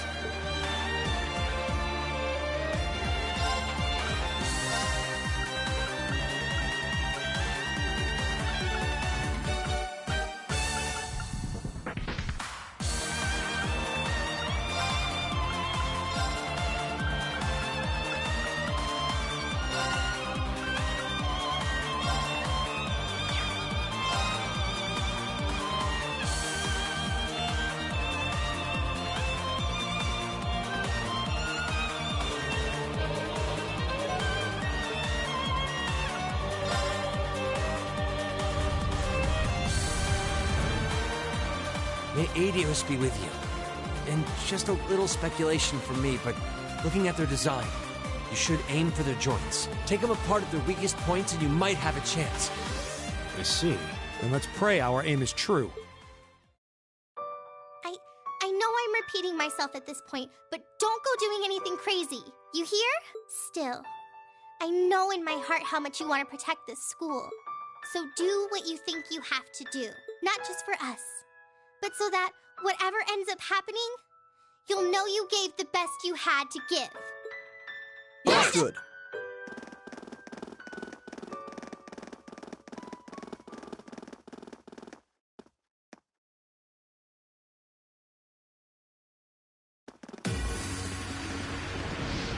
Damn. They sure didn't waste any time. It seems the battle's already underway. There, toward the west exit. Let's move.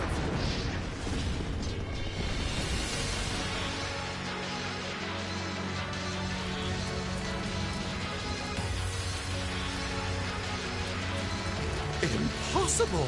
Are you even human? Oh, I'm as human as they come. Can't speak for the principal, though. Or Instructor Beatrix, for that matter. I'll say, our decorated veterans are putting the younger generation to shame. Now, there's no need to go around flattering old ladies, Nightheart. No need to be so modest, Beatrix. I don't know of any other old ladies who could reduce an armored car to a smoldering wreck that quickly. Says the man who cut one in half. Always nice to share a little outing with my wonderful colleagues.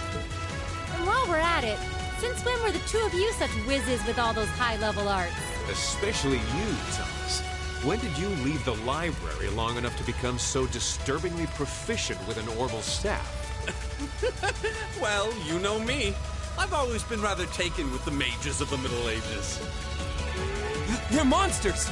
Sir, we don't stand a chance against them! Ah, stop your whining!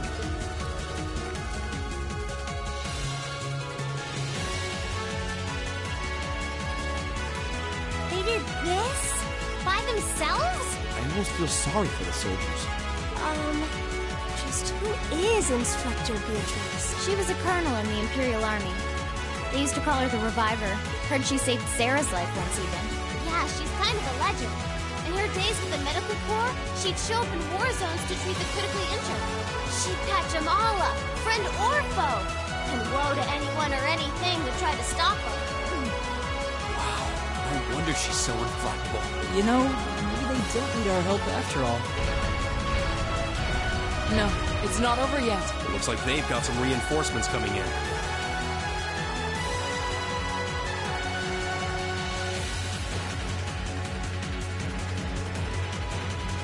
Cease your fire. There's no need to increase our casualties any further. If they're fielding monsters, we might as well call in our own. Here they come.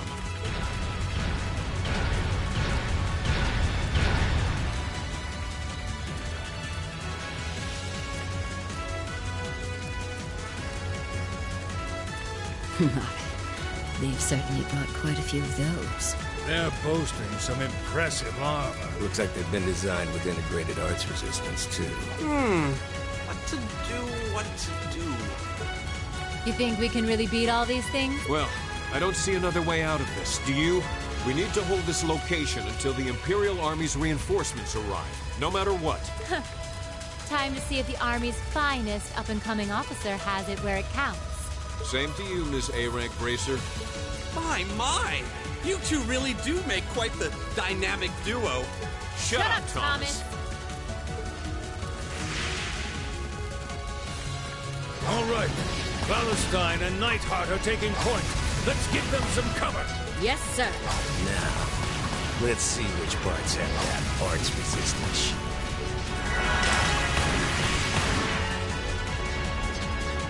They certainly seem to be holding their own. Yeah, but look how many they're up against. And the enemy's still got strength to spare. The instructors don't have anything to fall back on if the enemy gets the upper hand. Let's go. They need backup. We're here to give it to them. Right. I'm not sure how much support we'll be able to provide them. At the very least, we should be able to keep one of those things busy. If we can give them that much more of a fighting chance, I'll do it. That won't be necessary. What? Sharon? Allow me to handle things here.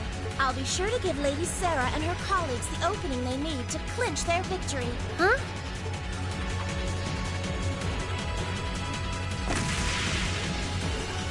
She's fast. I figured you'd show up sooner or later.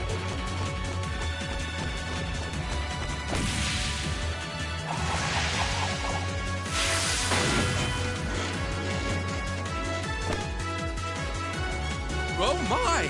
Steel wires.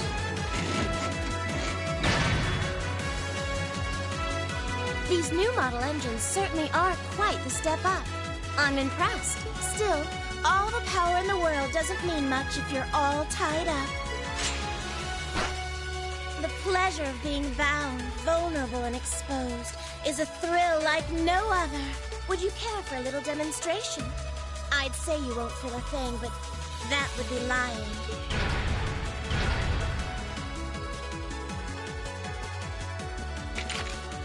So you finally dropped the act, huh? Looks like you've even picked up a few new tricks since our little dust-up 2 years ago.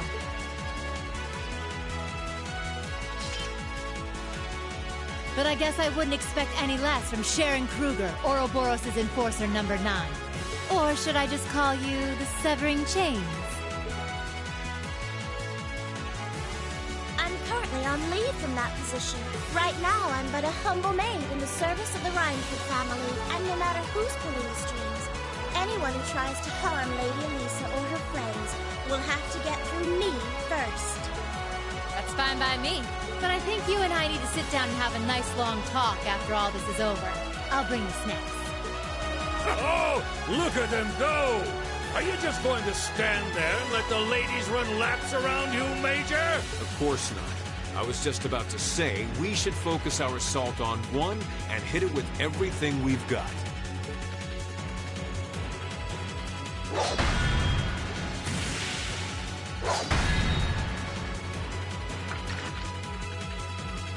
Boys will be boys. Oh my!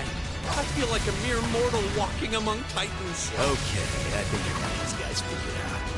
Gonna nullify their arch-shielding capabilities.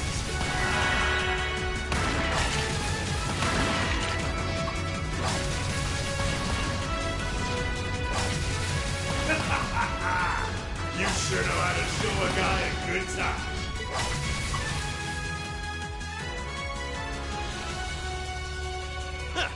You got some real fight in you. I can respect that. Still, there's only so much you can do against these soldats. Let's see how long you can hold out, shall we?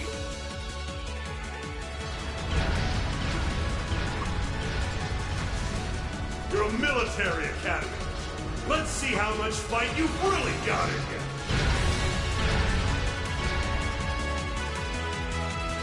So, Elisa, just who the heck is Sharon? Don't ask me. I want to know just as much as the rest of you. I'm pretty sure my mother knows her background, but she never told me. Still, now they may have at least a chance of victory. but not a great one by any stretch. Still, we've seen those suits demolish battle tanks in just a few hits. Every second we hesitate. You're right. If we join the fight, their chances would be that much better. That sound. It's faint, but I can hear it. No way. But that's coming from the opposite direction of the capital. Lemmy!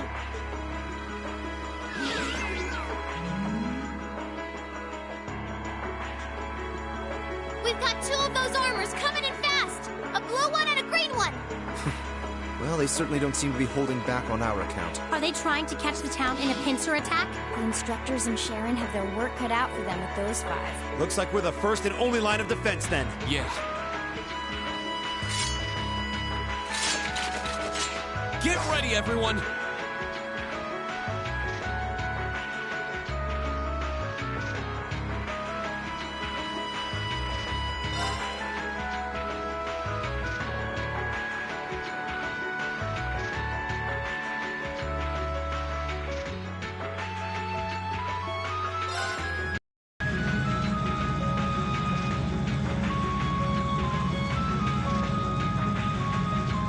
Trista's east exit in sight now. No hostiles visible. I hear they've rounded up quite the posse to defend this little town. But I'm sure they've got their hands full dealing with Vulcan.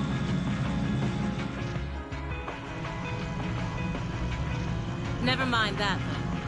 We're not here for the town. C's instructions were to head straight for the academy and take all of the students captive. Roger that, Comrade S. We've got a group of unknowns dead ahead. My, what have we here? And here I thought Vulcan would get all the fun to himself. But you didn't let me down, did you? Yes, the story's great. And it gets even better than this. Commencing operation. Our objective is to defend Trista's east exit. Aim for the one in the front and give it everything you've got. How cute. You seriously think you could beat a Soldot's unit, do you? It just wouldn't be sporting of us to attack at the same time, so why don't you soften them up a little first? Roger that. With pleasure. You've interfered with our cause for far too long. It's time you got what's coming to you. Let's see how long you last against this dragon. Come on, then. This is my secret weapon. Charging auto energy.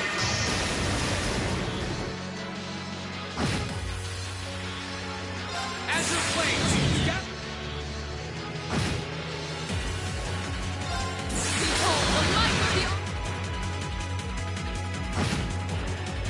My turn!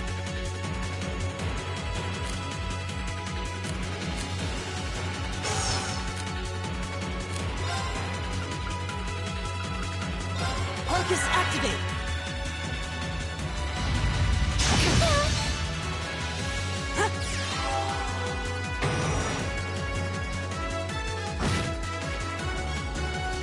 Here we go!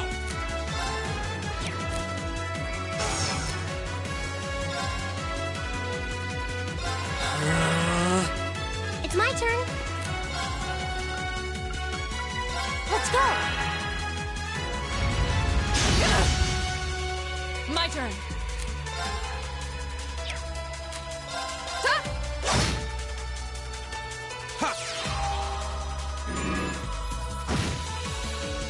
My turn!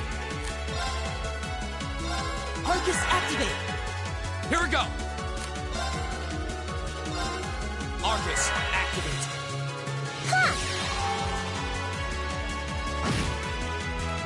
Right!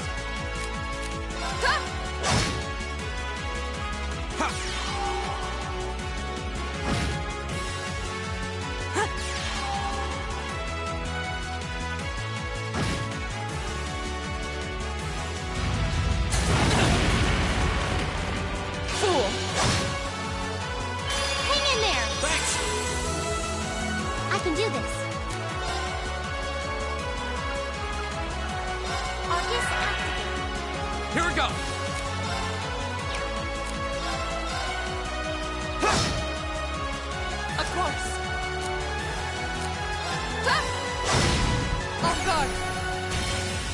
I'll take you up!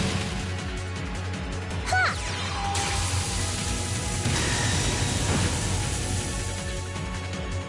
My turn!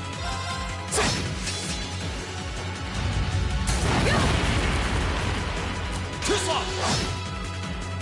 Right! Arcus activate! Right! Hey! Go! Go! Elisa! Okay! It's my turn.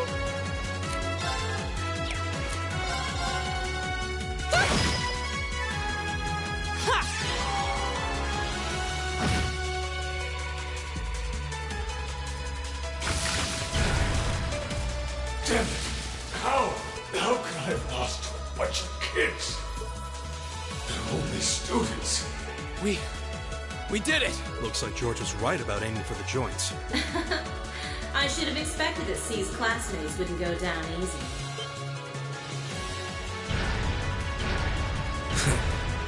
I recognize that grating voice. Scarlet? You're in there, aren't you? Oh, did you miss me? I'm sorry we didn't get a chance to play online.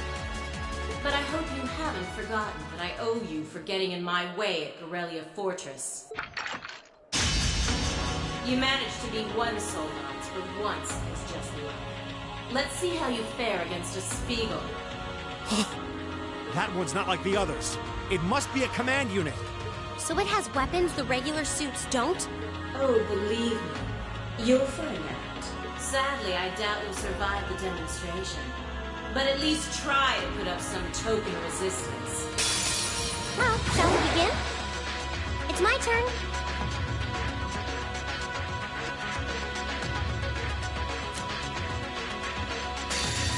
As you please!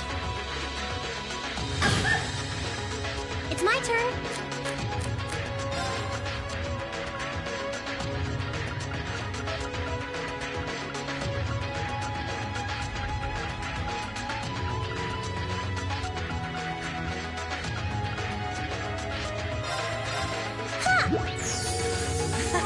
Thanks!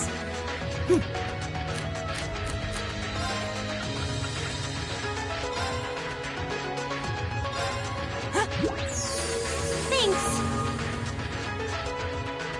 Right!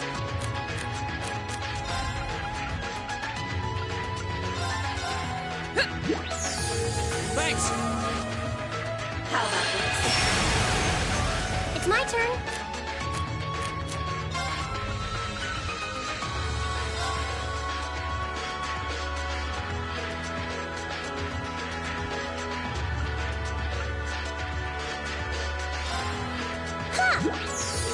Thanks! My turn! Arcus activate! Here we go!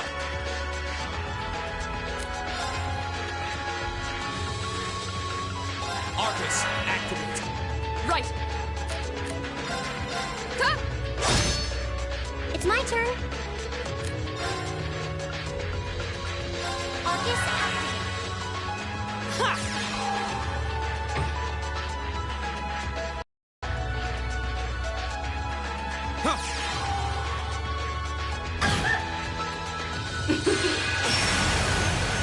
My turn!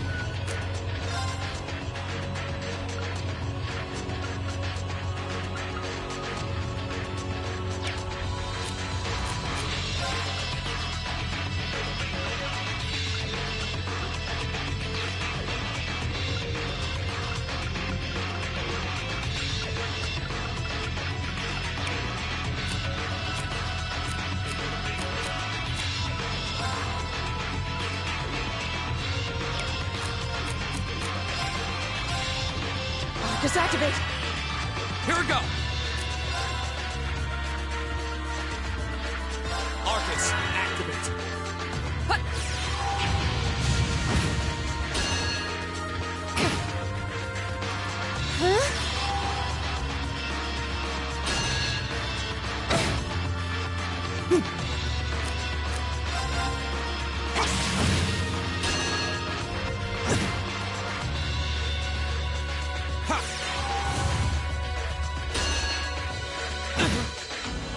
It's my turn.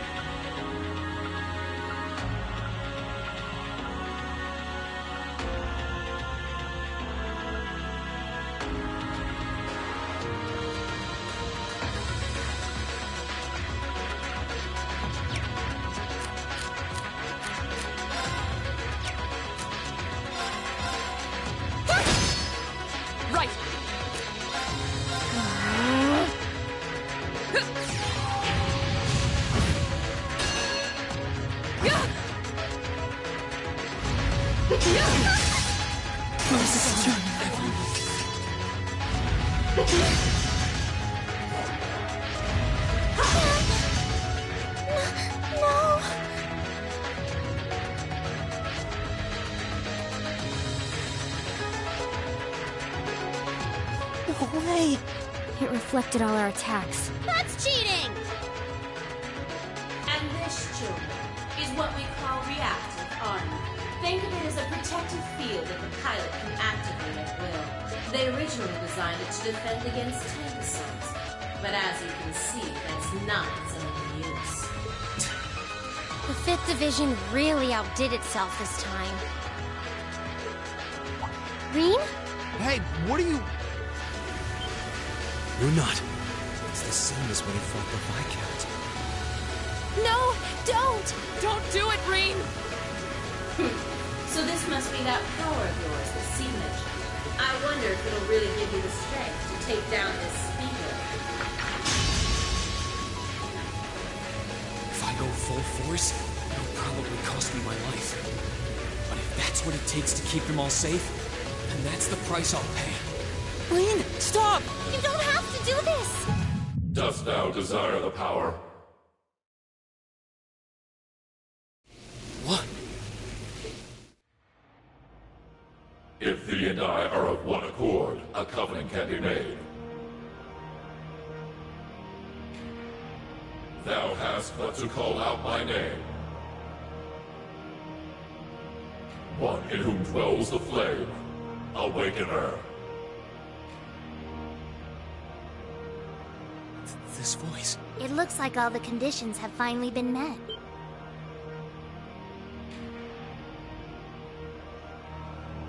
Celine, you can talk?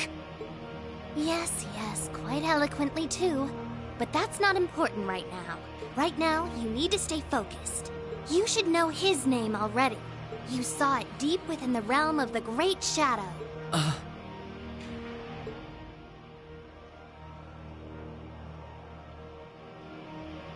She's right. I remember the name. It feels so familiar. Like I've always known. Heed my call. Valimar, the Ashen Knight!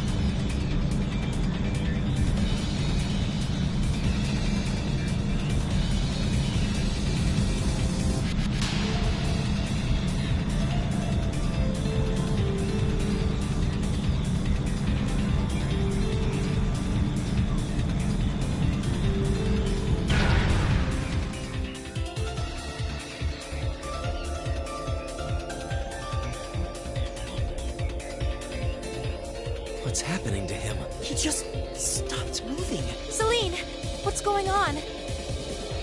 Shh, let him concentrate. What? Did Celine just... The cat is talking! What's he doing with that fancy light show? Well, whatever. It's not going to save their skins this time. Playtime's over, brats. Unless you have a death wish, I suggest you get the hell out of here. What was that? Is the provincial army bombarding the town? Wait! No! Shit! Is that what C was talking about?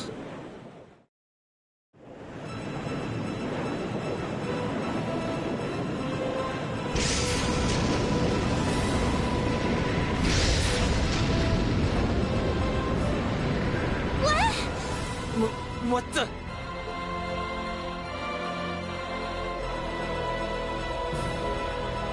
Here it comes.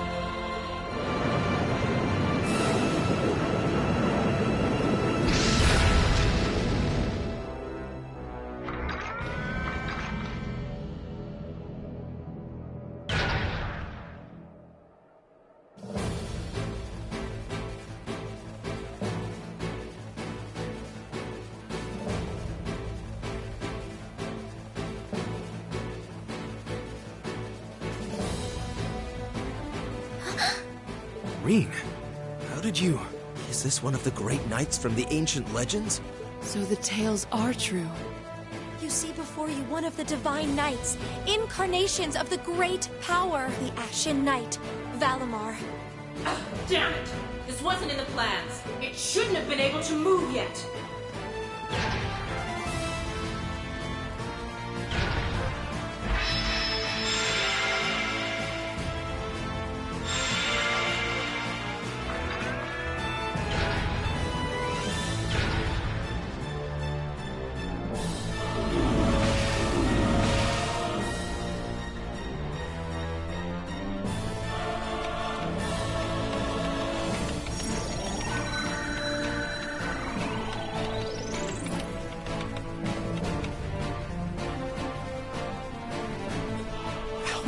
Doing this.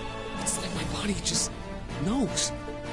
The moment you accepted the Awakener's Covenant, all the fundamental knowledge was granted to you. But you've got a more pressing issue to deal with right now, and this Divine Knight doesn't have a weapon yet either.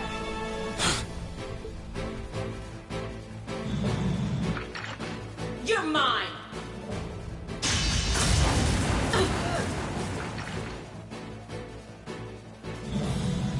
It evaded that attack like a trained duelist. Like Reen would. Alright, I think I figured out the basics. Reen! Is he inside that thing making it move? That's awesome!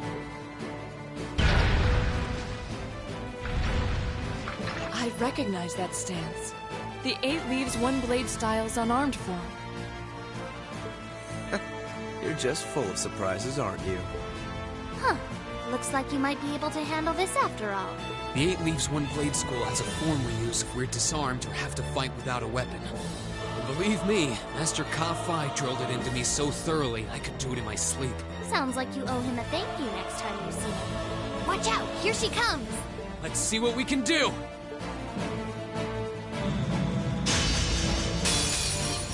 Don't leave me unsatisfied.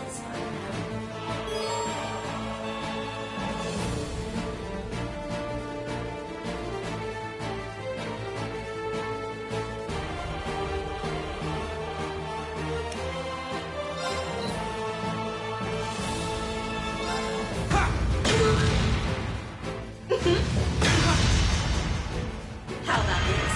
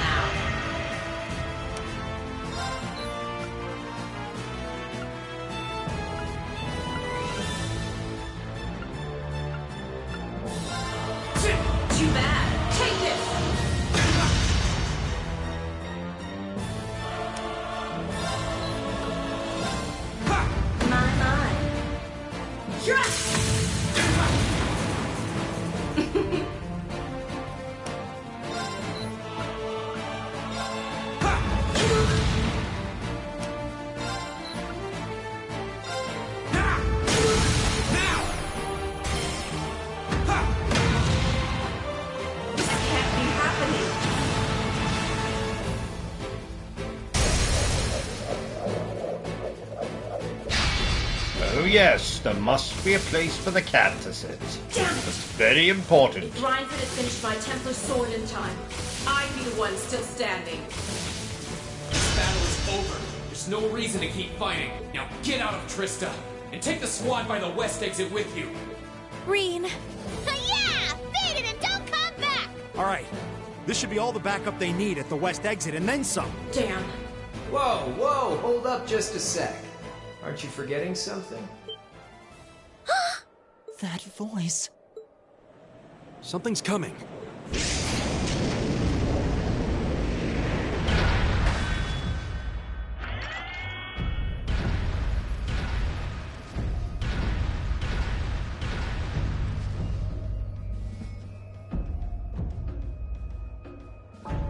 Whoa. A blue knight? Then Valimar wasn't the only divine knight that was awoken. See? Am I ever glad to see you? The Azure Knight? So he was an awakener all along. I'll bet she's the one who guided him to it too. Crow. Crow! Are you really in there? Sure am. Long time no see, Reen. Oh well, not too long, I guess, seeing as we just had dinner together last night. But that all feels strangely distant now, you know? Another lifetime almost. Why?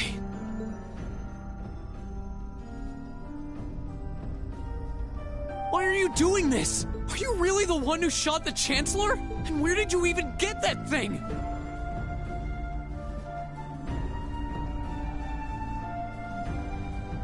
It's thanks to the Imperial Liberation Front's planning that I wound up at the Academy in the first place. It was a nice spot to bide my time while we waited for our chance to take out the Chancellor. Gotta say, though, the whole school thing was a lot more fun than I expected. Almost makes me sad to leave it behind. But at the end of the day, I'm C. That's the real deal. The Crow Armbrust you've known all this time, he isn't real. He never was. Like hell he isn't! All the good times we had? Your friendship with Toa and Angelica and George? You seriously want me to believe that all of that was just a lie? That our hanging out, our field studies, even our concert meant nothing to you?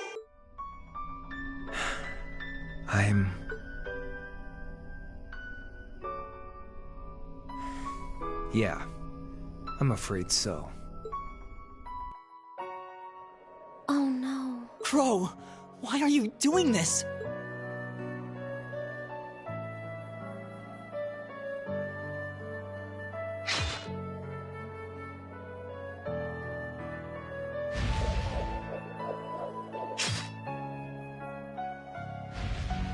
Reinford made that for the Soldats units. I know it's not the kind you're used to, but it's the best you're gonna get right now. So, what do you say we settle things once and for all? A double saber.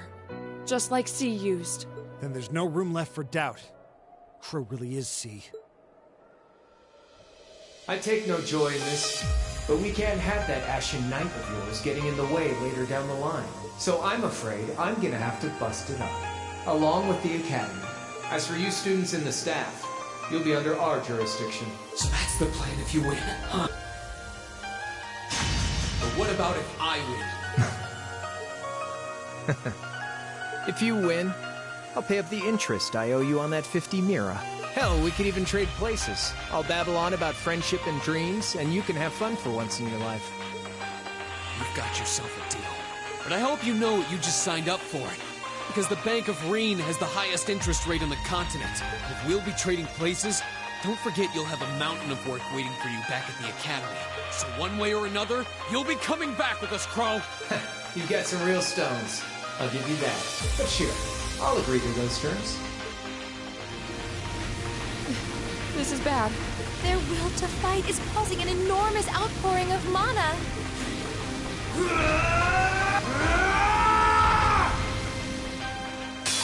Alright, let's do this.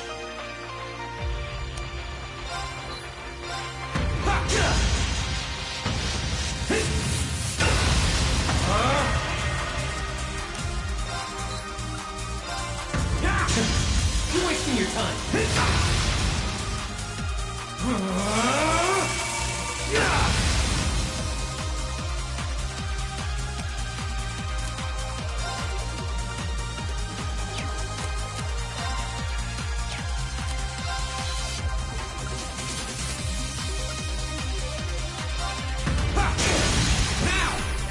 Here goes! Now!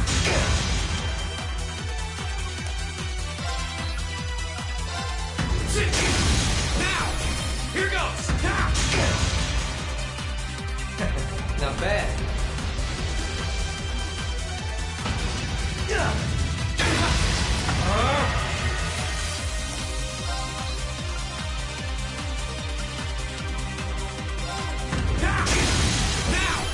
Here goes! Now!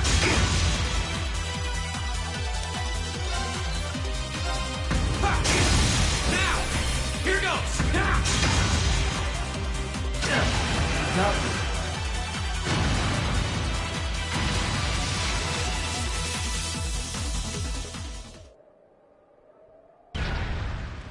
Yahoo! He did it! Thank goodness. That means... This can't be happening! You really don't do anything halfway, do you? I thought I knew what you could do with your 8 leaves training, but you're fighting on a whole nother level today. Good thing, too. Otherwise, I'd never have stood a chance against you. Time to make good on our wager, Crow. You're coming back with us.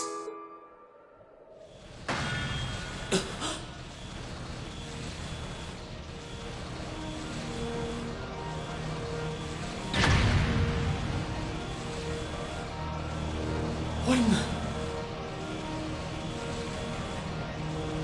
You've been piloting a Divine Knight for 1 day. I've been using mine for 3 years. Did you think I wouldn't have a trump card to play?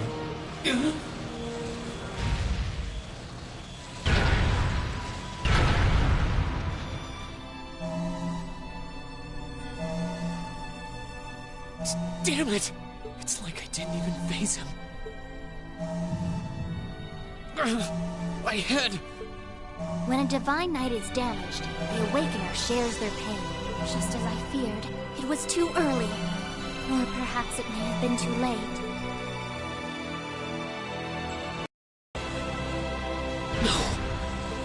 No, you don't!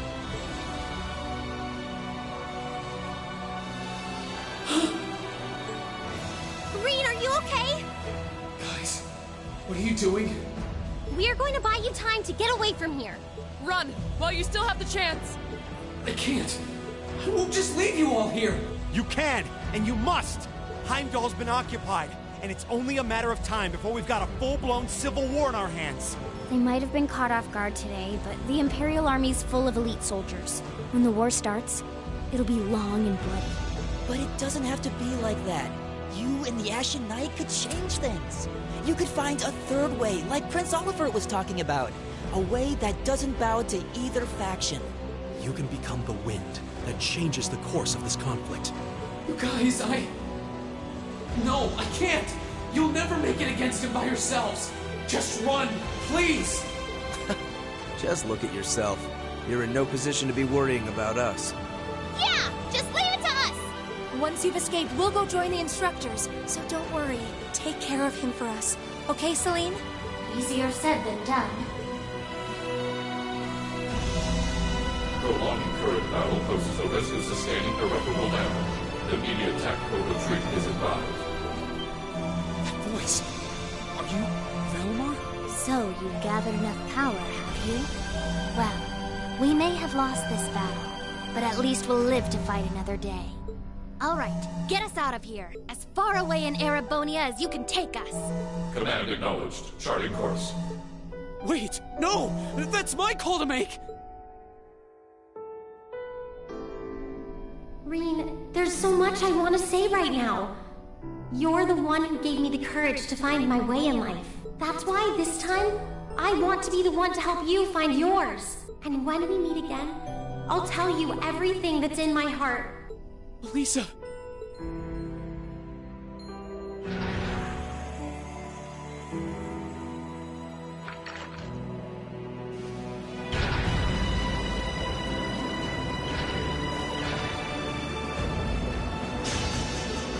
They need me! Let me stay!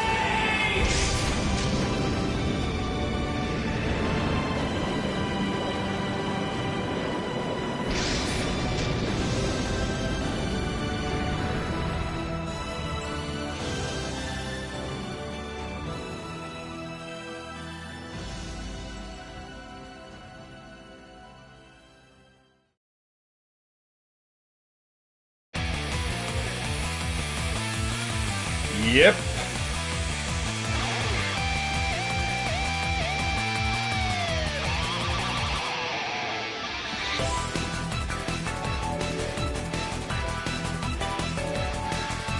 And just like that, it's over.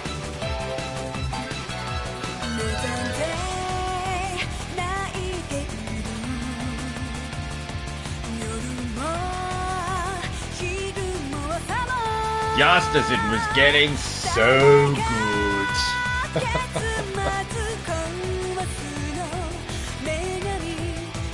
Well, this video we can go straight on to the second one. And then the third, and then the fourth.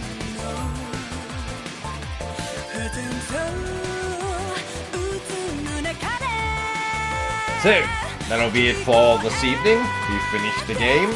And tomorrow, we will start the second one.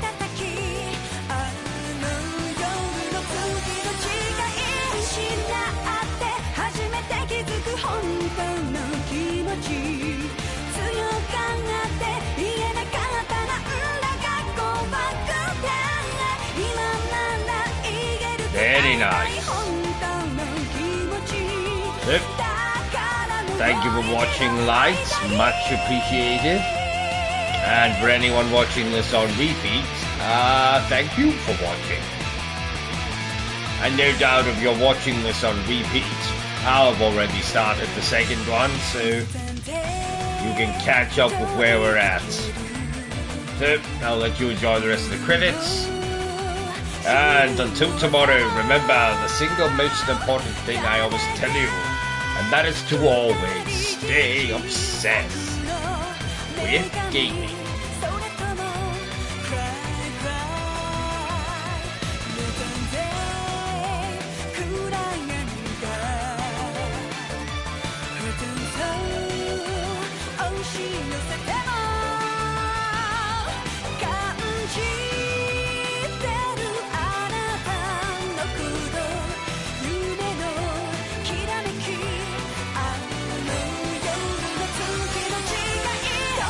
It's